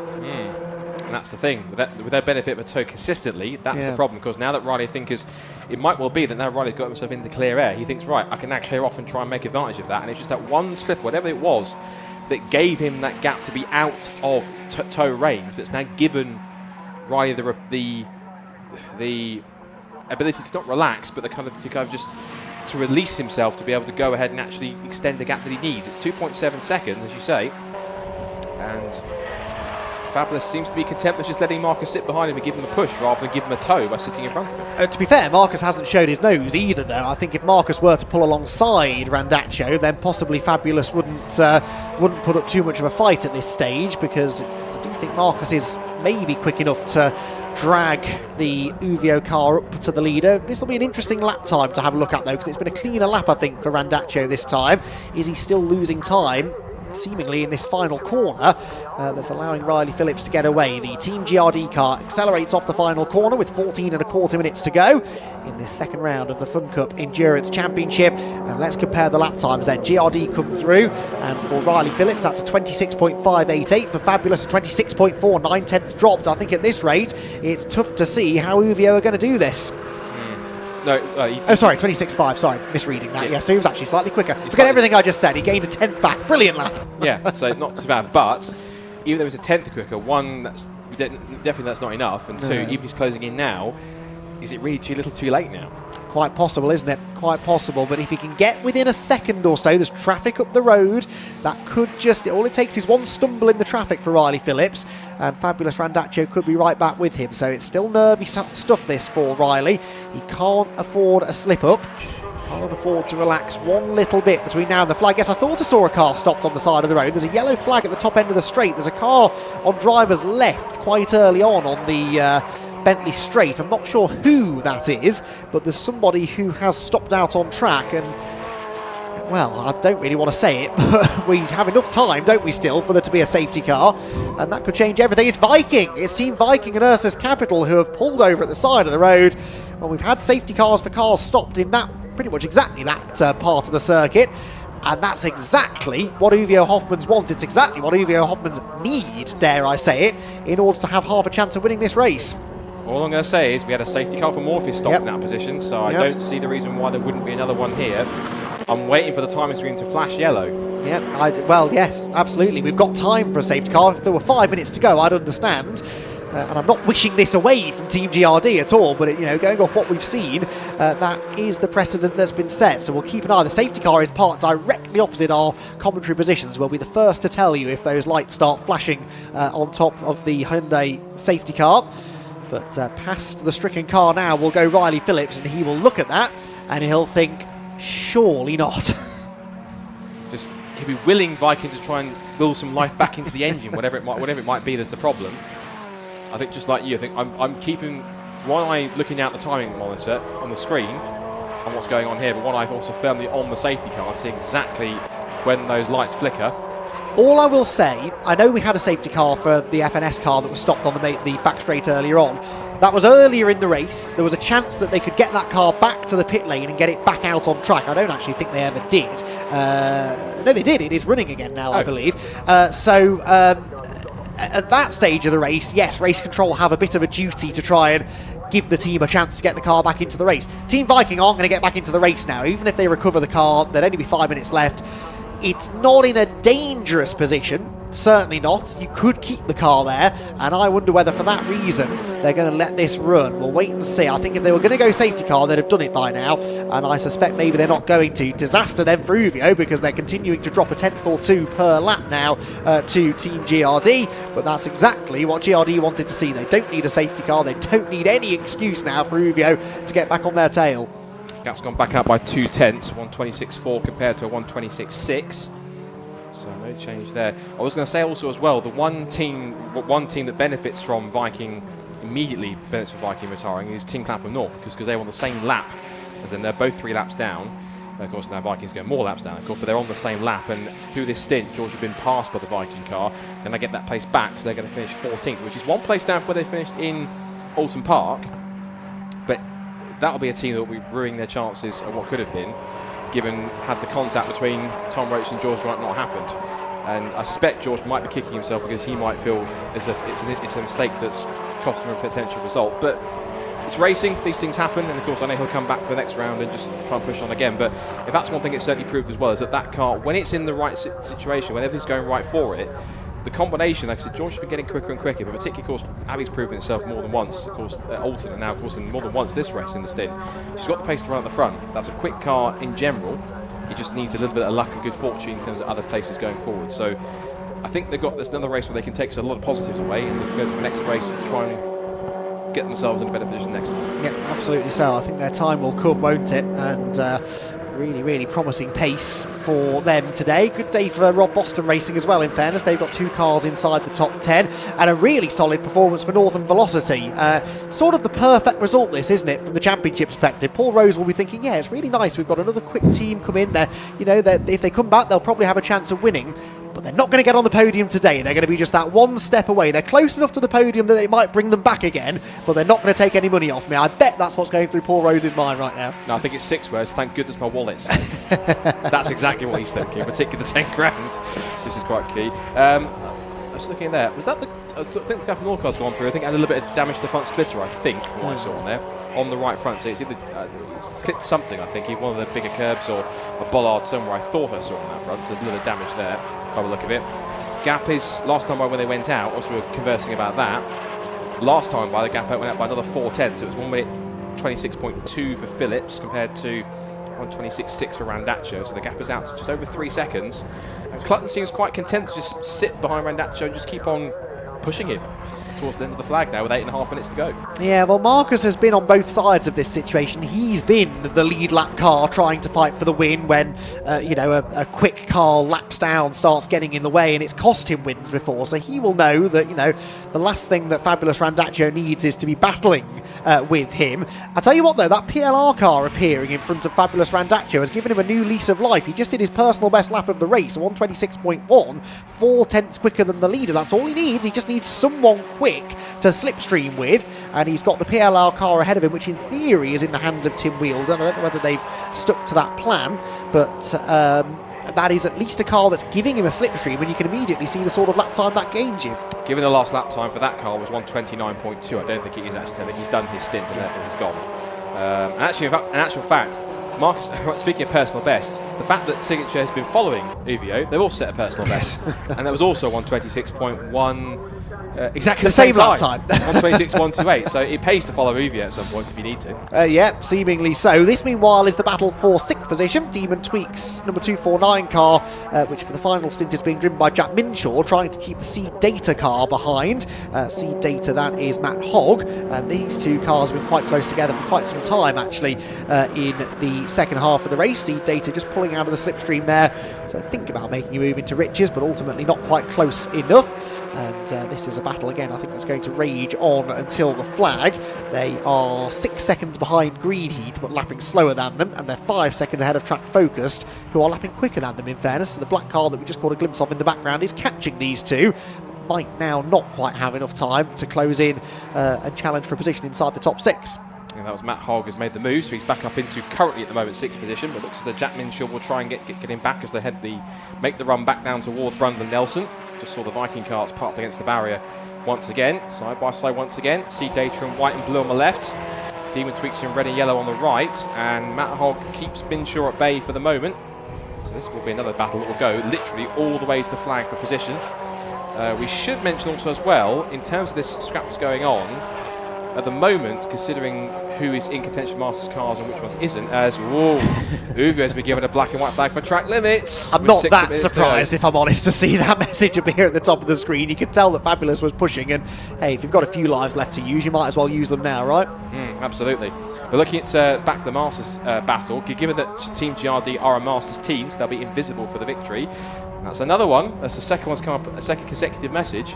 That's for track limits. Nelson lap 154, which was the lap that they've just finished.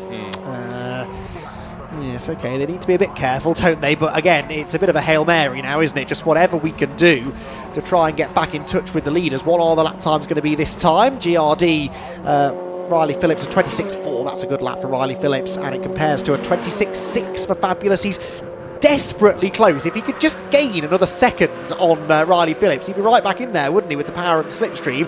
He needs Riley to just have a little trip up in traffic. There is a lapped car ahead. I can't quite see who that is. Riley, though, is probably going to catch that car down the Bentley Straight, and that's the perfect place, isn't it, to catch a slower car? Certainly is. Going back to the Masters mention, because GRD are leading, and of course they'll be invisible for the Masters top 3, it means that currently Greenheath are on course to win Masters, 5th overall, and they are about roughly just under 7 seconds ahead of the second place in that category now, which is Demon Tweaks. And they themselves, you mentioned they're being caught by Track Focus. That'll be for a switch on positions on the Masters podium, because if Track Focus do catch them, which currently has 49 with Mike McCullum at the wheel, that'll put them into 2nd in Masters and also 7th overall ahead of Demon Tweak. So Jack Minshew, his task now for the next 4.5 minutes, if he can, and given the gap is at the moment 4.7 seconds, yeah, I don't think he'll catch him actually, unless he makes a mistake, touch wood. That should be the Masters podium of Greenheath, Demon Tweaks and Track Focused in that order. So it looks like we're going to get the cars 5th, 7th and 8th to make up the top 3 in our Masters category. Indeed so. Right, we're going to have 4 minutes to go this time by, give or take. So only a handful of laps left, 3 possibly at the end of this one. Yes, I think you're right, 3 laps it will be to go. Through comes the Team GRD car. That was the Rob Boston Racing 169 car going another lap down. And here comes Marcus Clutton, look, interestingly, pulling alongside Fabulous Randaccio. But Randaccion's not letting him go. Now, far be it from me to tell Fabulous Randaccio what to do, but I would have been tempted to let Marcus go there. To give an extra bit of a tow, because every little helps. Yeah. And of course he benefited before when they were in that battle trying to catch Riley, and Marcus benefited both cars. We saw when you get a third element in there how much that changed things. So I think that it's more just Fabulous either just playing and accepting that he is going to be second and just literally playing with Marcus on track to have some fun, or simply being a bit more stubborn and thinking, I kind of want to finish ahead of you even though you are on my pace. Either way, he's not just letting him go, is he? He's simply just staying in front and holding firm in that Uvio Hoffman's motorsport car, not allowing him to get through one moment. Yeah, but by going into Riches on the tight line, that will have slowed him down through the corner and lost him another chunk of time, and he could actually have been gaining time now against the race leader. So maybe a missed trick. It might have been too little too late, but yeah, it might have been worth a go anyway. But I think he's now decided, to maintain some pride here. He's going to try and keep Marcus Clutton behind him. There was a time, of course, when Marcus Clutton was consistently seen as being the fastest driver in the championship. He's still up there, don't get me wrong, but it's a lot harder now. There are many more drivers who are in contention for things like setting the fastest lap of the race, for example, and I know that's something that the drivers do pay attention to. And Marcus Clutton has quite a bit of competition in that regard. Despite all of that, and again proving that I know nothing, they went 3/10 quicker than the leader that time by, so maybe they've accidentally discovered a really quick line through that first corner, and they're now catching the Rob Boston Racing car, which will give them a tow down the back straight. So maybe he was right to keep the Signature RV car behind him. I still think it's too little too late though. The gap's still 3 seconds, unless something, touch wood, dramatic happens in the next less than 2 laps. That's 3 seconds that I'm not quite sure he's going to get back. Even getting a small tow from that Rob Boston Racing car in front, I don't think it's going to be enough. I don't disagree with you, but it's just doing enough to keep the intensity a little bit higher than Riley Phillips would like. Keep the tension mounting. Keep the pressure on. That's all you can do. If you're not able to catch the car ahead, stay close enough that they can't relax, and you just never know. They might make a mistake. They might make a rash judgment call in traffic. They're both really pushing hard out of the bomb hole there. Let's hope they're not monitoring track limits at that part of the circuit, because we know that Fabulous is not that far away from potentially picking up a track limits penalty already. Slides the car through Coram into Murray's, where he just mysteriously lost all of that time on a couple of consecutive laps earlier on, and again he's slow off the corner. And actually we saw a lap ago, didn't we, that Marcus Clutton got alongside him here. Through they go on to the final lap of the race, and it's more time lost, and again it's all going missing in that final corner, isn't it? Yeah, it's 3.3 seconds. I think that's it pretty much. I think it's, aside from crossing the line at the flag, it's pretty much 99% game, set and match now. Which all Mark Riley has to do, touch wood, is get to the end, get to the flag and put this one to bed. This might be intriguing here. Getting caught behind the 169 car and getting a little bit held up. And that car's been pretty much spotless all the way through. Get a little nick on the rear bumper of 169, which is running at the moment in P10. That's the rare vinyl car, which is the car with Rob Croydon and of all people, he's just nudged into the back of Tom Roach. You don't really want to do that to get accurate Tom Roach on the final lap of the race.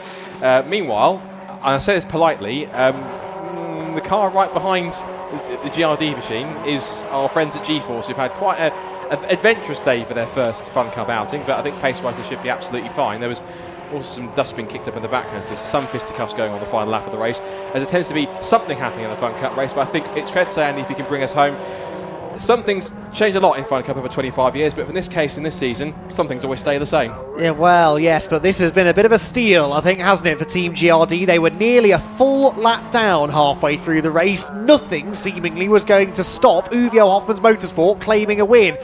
Instead, it's going to be a third win in a row and a second of the season for Team GRD. Christobel, Riley Phillips and Simon Rudd win the second round of the Fun Cup Endurance Championship. Second position will go the way of Uvio Hoffmann's Motorsport. They came short by 3.6 seconds.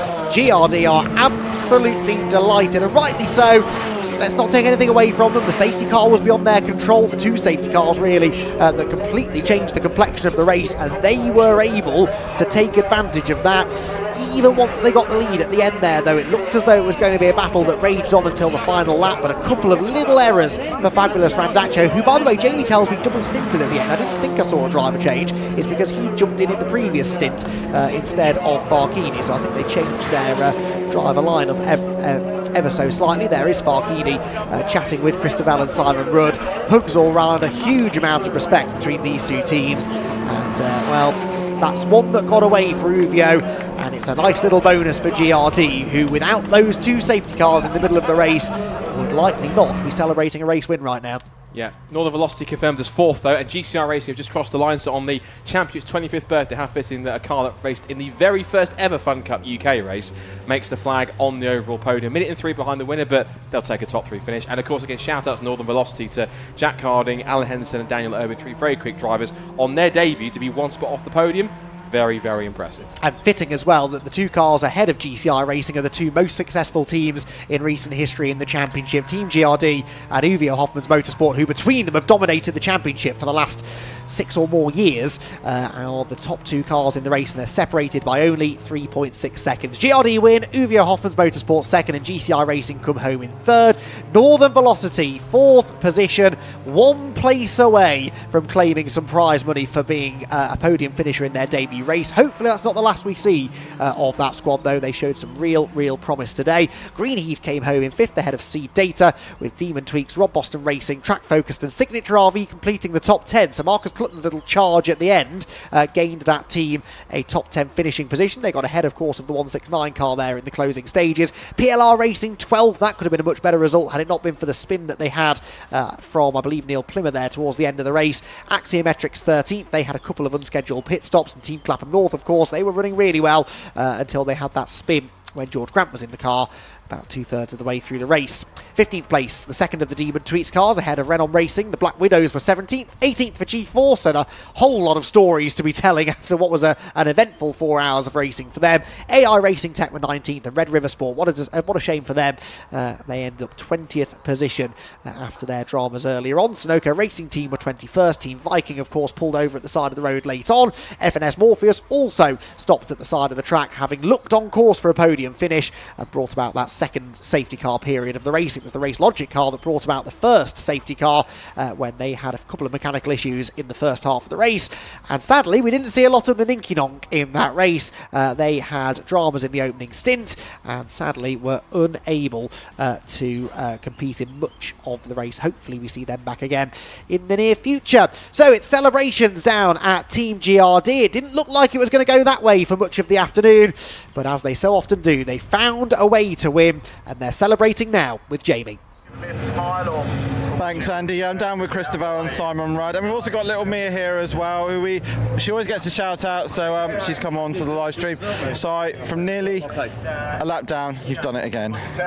Yeah, we were just saying that. I said with about 5 minutes to go, I thought we were almost a lap down, but we had a discussion, didn't we, about swapping the driver order, just due to the nature of the track, and it worked out well, I think. And Chris, I mean, for the first time in a while, you didn't start. I know you hate it when you're not starting because you have the nerves, but again, your consistency and staying out of trouble, it just paid off. Yeah, absolutely, and I think we did it for a reason. There was we had to stay on the lead lap. Uvia were on fire today, to be honest. They left everyone in that first half of the race, and if it hadn't been for the safety car to bunch all of us up, then we would never have caught them. But that's Fun Cup. You never give up. You keep going to the end, and you never know. And today we've been lucky with the safety cars for sure, but we can win with or without safety cars. We've shown that, but today we were lucky. Fantastic. And for you, great to see little Max here as well. We know his family, you've been in the wars a little bit the last few weeks. And Anglesey next, another strong circuit. Can you make it 4? Well, we're going to give it a go, aren't we? That's what we're here for. I think like Chris said, UVO were top class today. It just happened to fall nicely for us. I'm sure it will switch the other way at some point in the season, but we'll keep going. All right, go and celebrate. That's Christopher and Simon Rudd, your winners of round 2 of the 2026 Fun Cup Endurance Championship for Team GRD. Now, I understand we will be doing the podium live, so for now, I'll hand back to Andy McKeown and Scott Woodworth, who will take you through the highlights. Thank you very much, Jamie. Yes, we are looking forward to seeing the podium presentation hopefully taking place before too much longer. It's always the work of a few minutes to gather all of the relevant drivers together and get them where they need to be, but I'm sure the Fun Cup team are already busy working on that down in the pit lane, and we'll hopefully be able to show you that a little bit later on. The 4 hours of racing then started earlier on this afternoon with the typical early race shenanigans, the random grid draw, which placed on the pole position the Red River Sport car, but it was Team Clapham North, the car in the hands of Abby Eaton, who made the early break to the front, having started third on the grid. Abby was on her toes immediately, got to the inside of the G-Force car, which had started on the outside of row number 1, and tagged along with the number 257 Red River Sport car, which at the start of the race was in the hands of Gareth Williams. It was a good start as well for GRD, who put Simon Rudd in the car for the opening stint, going away from what is their standard strategy.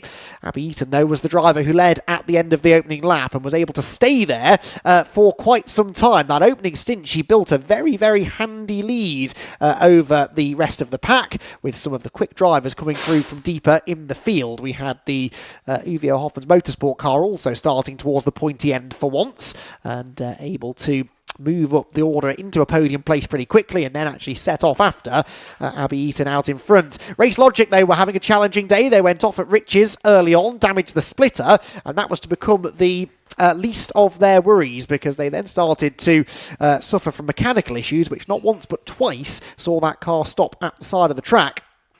The Uvio Hoffman's Motorsport car was on the move and managed to move into third position ahead of Demon Tweaks, and then set off after the Red River Sport car. And the Uvio car being driven by Farkini in the opening stint of the race. Didn't waste much time moving up into second position. Used that always powerful slipstream down the main straight to move into second spot, heading into Rich's corner. From there, those two cars would work together pretty effectively to try and chase after the race leader, and the Team Clapham North car, which at one point had about a 5-second lead, slowly started to see that lead shrink as that opening stint went on. There was a good battling behind as well. The Red River Sport car was slipping down the order slightly and then had a bit of contact with the 169 Rob Boston Racing car going into Rich's. That wasn't the last bit of contact that car would have at that particular part of the circuit. But thankfully that was only a minor skirmish, no major damage done. As we settled into the opening stint, the 49 track focused car was starting to pick up positions as well, and traded a little bit of paint with the Red River Sport car. There was also drama for the Ninky Nonk, which had contact going out onto the Bentley straight. That, I think, is what led to a right rear puncture on that car that was being driven by Mikey Porter, but they then had much bigger dramas as the race went on. In fact, that car wouldn't survive beyond the opening half a stint or so. They had engine issues that started to develop, and Mikey Porter was unfortunately forced to retire the car.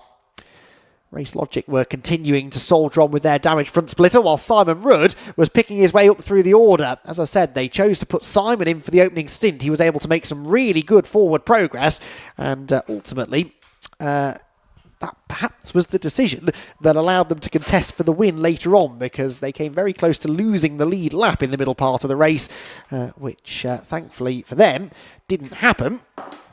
Meanwhile, the battle at the front of the field was starting to intensify, with the Abbey Eaton driven Clapham North car eventually caught by the Uvio Hoffman's Motorsport machine and the Rob Boston Racing car as well, as Abbey Eaton went to battle with both of those cars, the lead changing on multiple occasions, but it was Uvio Hoffman's Motorsport who eventually would establish themselves at the front of the queue. This was all coming into the beginnings of the opening pit window of the race as well, where all three of these drivers wanted to hand the cars over in the lead of the race. It was some proper Fun Cup slipstreaming, with the lead changing, as I said, almost by the lap. In fact, sometimes more than once per lap. Abbey Eaton, though, would not be shaken out of the lead for long. Every time the Uvio car came through, seemingly she was able to retaliate. There was drama for one of the back marking cars there through Rich's corner. That was a bit of a scare for the leaders as they continued their battle for first position.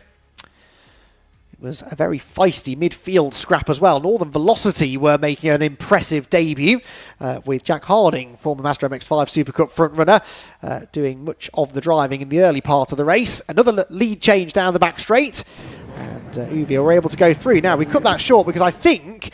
Oh, no, never mind. We will have a podium soon. Jamie Peters-Ennis isn't quite ready down at the podium area. We cut then to some of the later antics in the race. George Grant getting tipped sideways into a spin at Rich's corner. That was a real shame for George because the Clapham North car had lost a lap but was still in contention for a top 5 finish and ended up off the road. That didn't bring about a safety car, but we did have 2 safety cars in the middle part of the race. The first one because the Race Logic car had stopped again, and the second one, only a handful of laps later, was caused by dramas for the FNS Morpheus Motorsport car that had been running in second place at the time, and that completely changed the complexion of the race. The Team GRD car that had nearly been lapped halfway through the race had an opportunity to close back up to the tail end of the queue, and that revitalised them and gave them just a glimmer of hope that they could still contest for the race victory. PLR Racing were having a good race as well, with Ted Bradbury having jumped into that car last minute and looked really, really strong, as you'd expect from Ted. And he got that car into contention at one point for a position inside the top 5. Uvio then started to do battle with Team GRD after the final round of pit stops.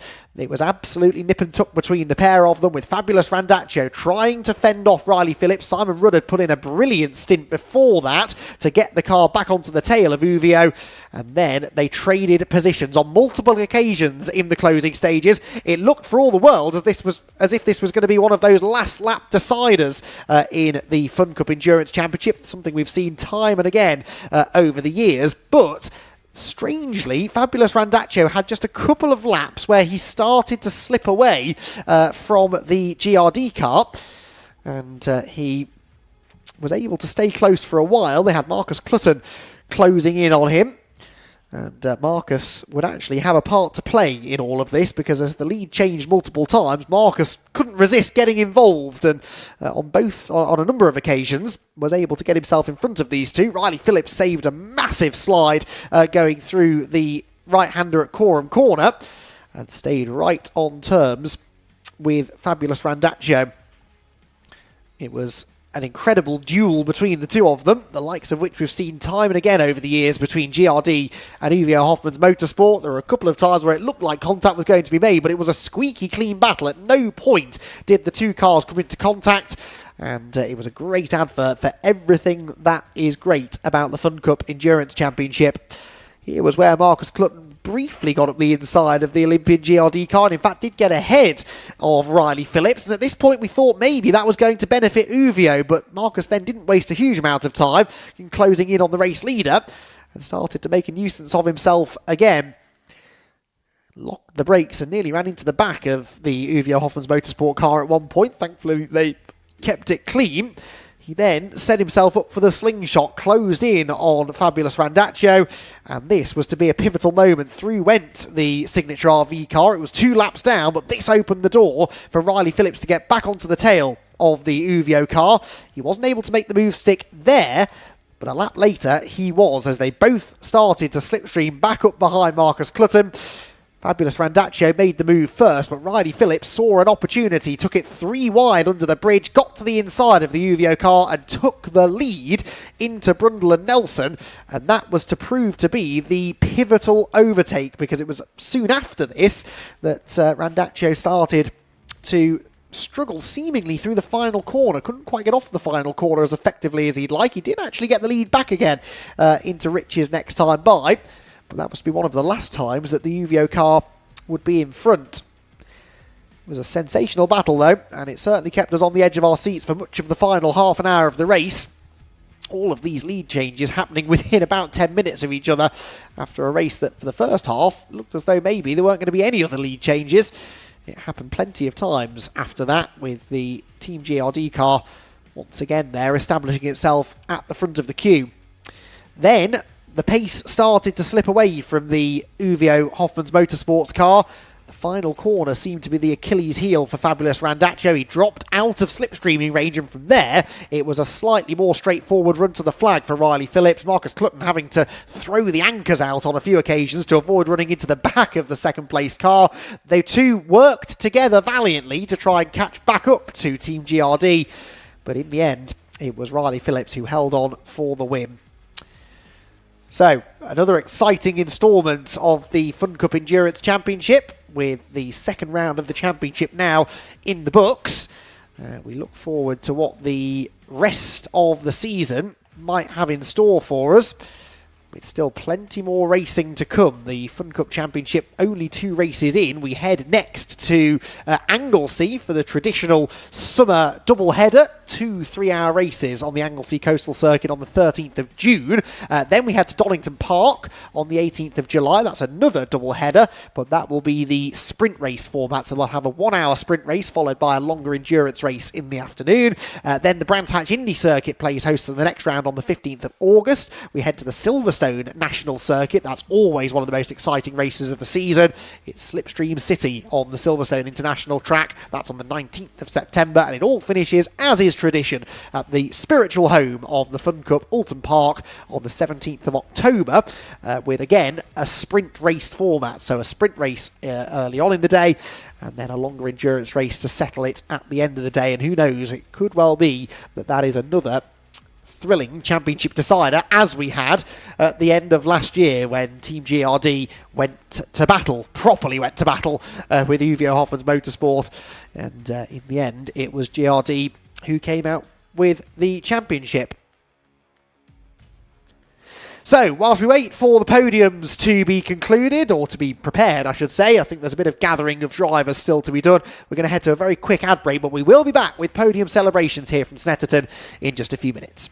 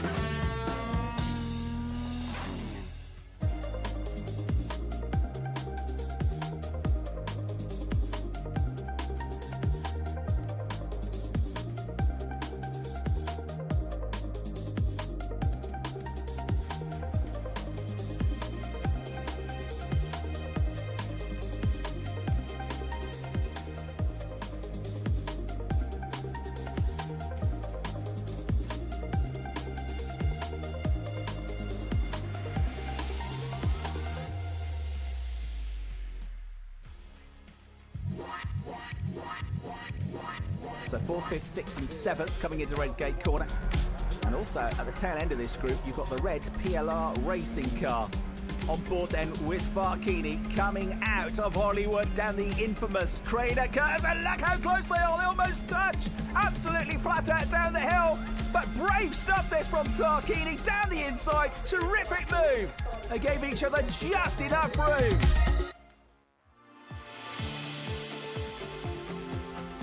I think it's the camaraderie and then also the close racing. There's some fantastic drivers out there.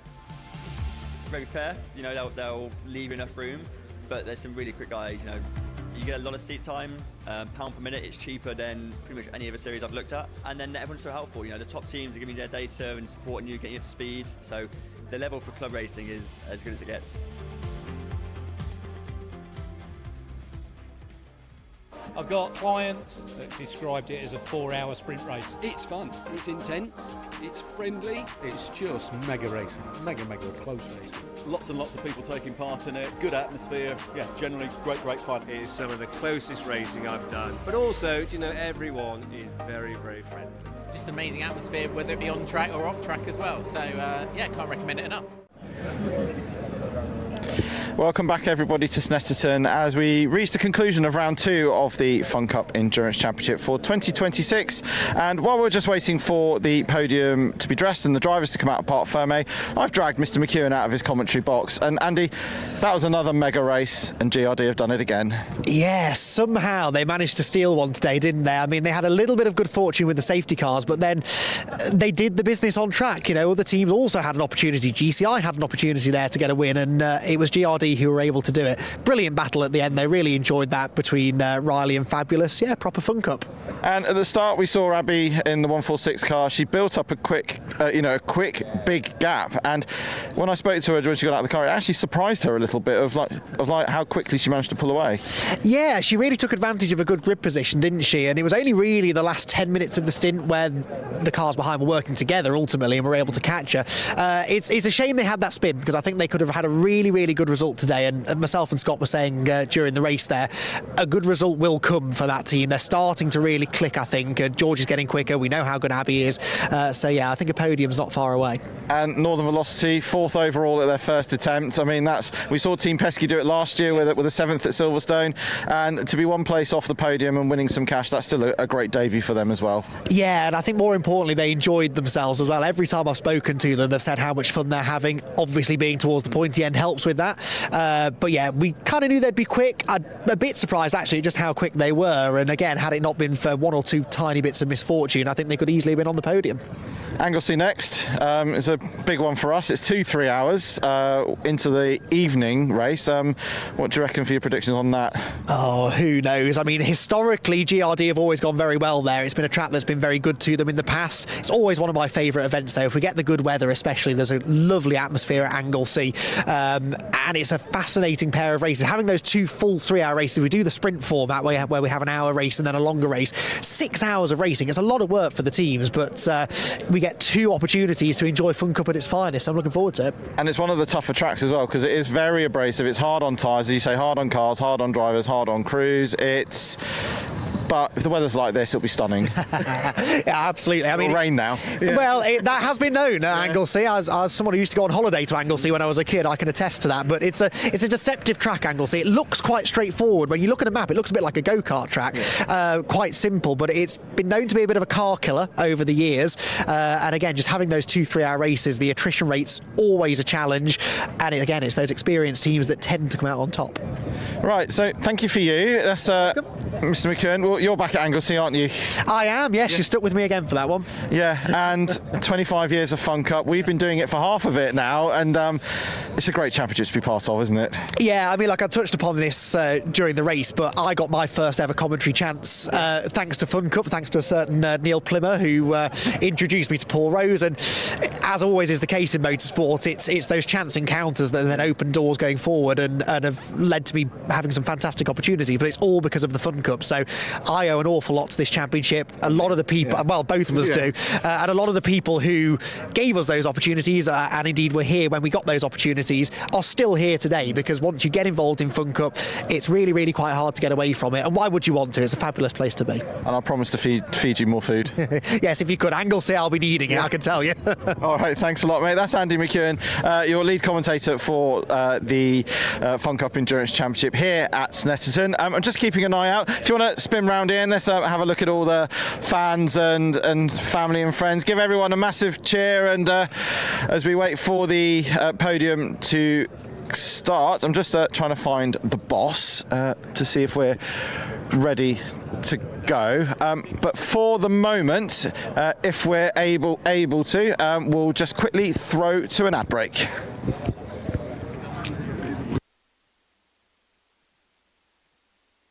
I've got clients that described it as a 4-hour sprint race. It's fun, it's intense, it's friendly, it's just mega racing, mega close racing. Lots and lots of people taking part in it, good atmosphere, yeah, generally great fun. It is some of the closest racing I've done, but also, you know, everyone is very friendly.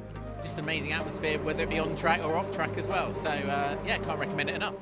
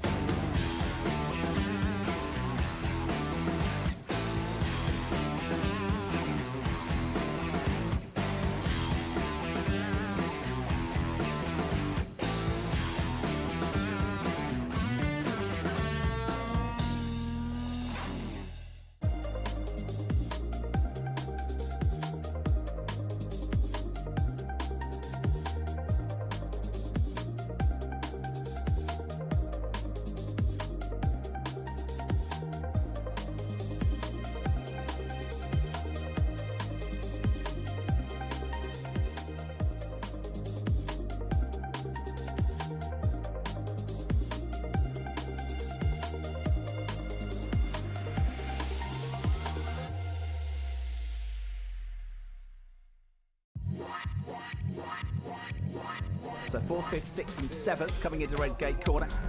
And also at the tail end of this group, you've got the red PLR racing car. On board then with Farkini coming out of Hollywood down the infamous Crater Curves. And look how close they are, they almost touch. Absolutely flat out down the hill. But brave stuff this from Farkini down the inside. Terrific move. They gave each other just enough room.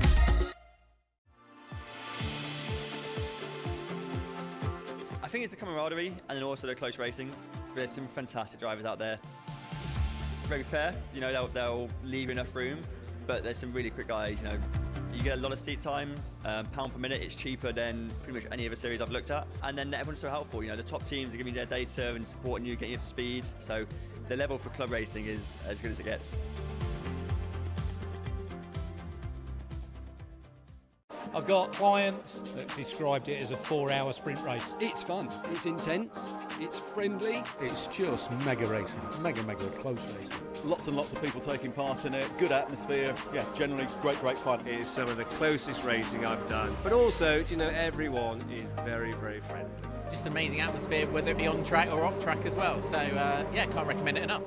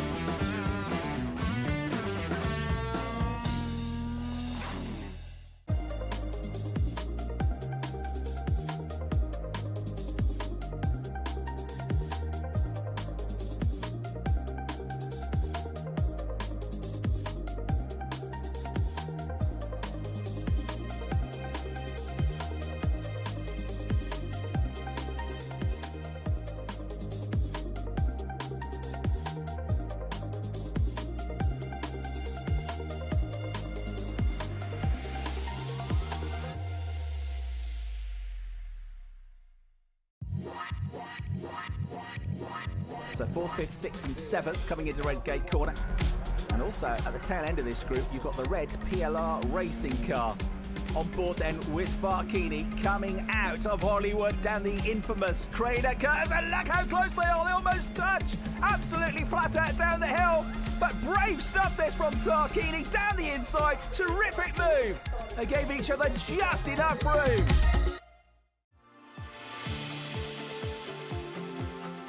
I think it's the camaraderie and then also the close racing. There's some fantastic drivers out there. Very fair, they'll leave enough room, but there's some really quick guys. You get a lot of seat time, pound per minute. It's cheaper than pretty much any other series I've looked at, and then everyone's so helpful. The top teams are giving you their data and supporting you, getting you up to speed. So the level for club racing is as good as it gets. I've got clients that described it as a 4-hour sprint race. It's fun, it's intense, it's friendly, it's just mega racing, mega close racing. Lots and lots of people taking part in it, good atmosphere, yeah, generally great fun. It is some of the closest racing I've done. But also, everyone is very friendly. Just amazing atmosphere, whether it be on track or off track as well. So yeah, can't recommend it enough.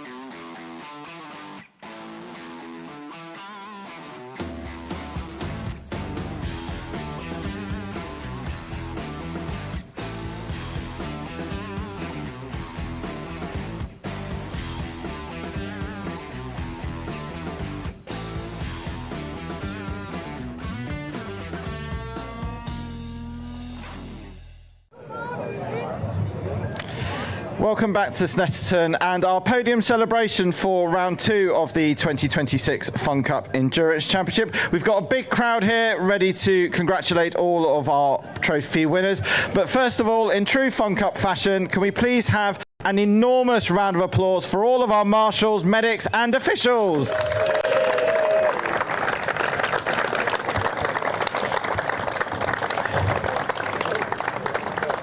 Okay, so starting with our Graphics Lab team of the day. Now, this team made their debut this weekend, and they might have done something a little bit special as well, which we'll come on to a little bit later. Put your hands together for Northern Velocity. That's Jack Harding, Dan Irving, and Alan Henderson. Well done, guys. Make your way over to the podium. We've got a little trophy from Emma there. She hands over the trophy, bottle of bubbles, and make your way onto the top step for James for the photos. Yep, just got to be mindful of the sun in eyes as well as the setting sun here at Snetterton, as they have their photos done by James Roberts, the BRSCC official photographer and also Fun Cup photographer. No, come back down, guys. Well done, guys. Put your hands together for our Graphics Lab team of the day. But don't go too far, okay? Right, moving on to our Masters class, and in third place in our Masters class, and a welcome back to the podium, is Trap Focus, and that's Sean Cooper and Mike McCollum. Well done, guys, as they make their way through the crowd to collect their trophy and some bubbles from Emma.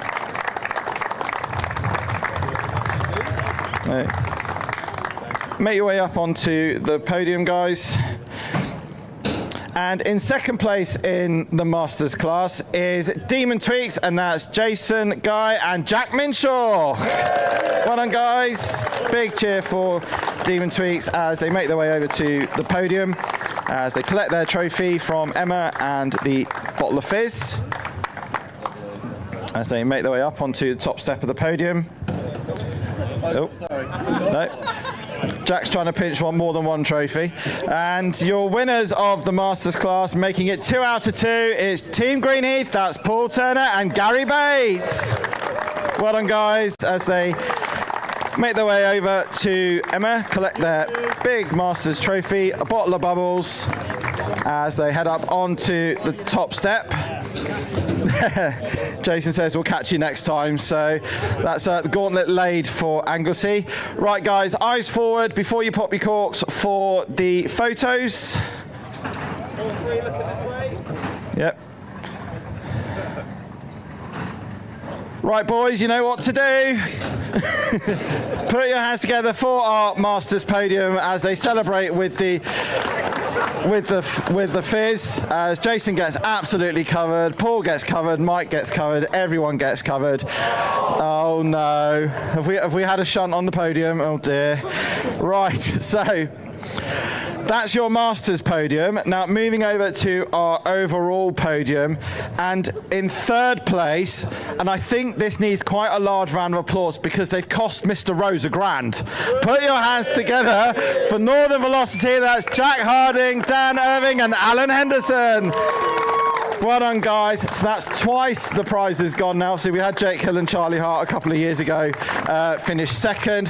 So, Mr. Rose, the 10 grand could go at some point. It's not today, no. Maybe at Anglesey. I might drive.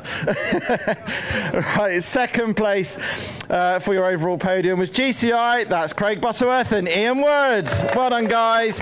And of course, their car won the very first Fun Cup race here 25 years ago today. So it's great to see that they're back on the podium as well. And of course, they'll be back at Anglesey. And everything all right? Yeah. Okay, cool. And your winners, making it 2 out of 2, is Team GRD. That's Chris Devell, Riley Phillips, and Simon Rudd.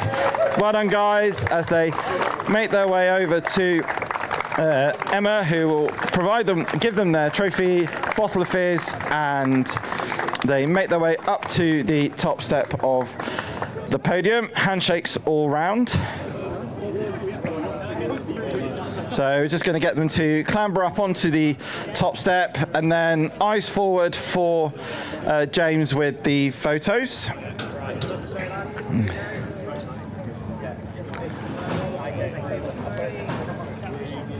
Well done, guys. Right, time to get busy with the fizzy. Well done. Put your hands together for our overall top 3 as they celebrate in true Fun Cup fashion with spraying the Prosecco on the top 3. Excuse me. Thank you, Jamie. Well done. Congrats, Ian. Congrats, guys. Big hugs all round. So that concludes. Oh. Not on the team boss. Not on the team boss side. Not a good idea. So that concludes the podium ceremony here for round 2 of the Fun Cup Endurance Championship here at Snetterton. Our next round will be the first of our double headers this year. 2 3-hour races at the fabulous Anglesey circuit in June. Have a safe journey home for those that are here at the circuit, and we'll see you in 4 weeks.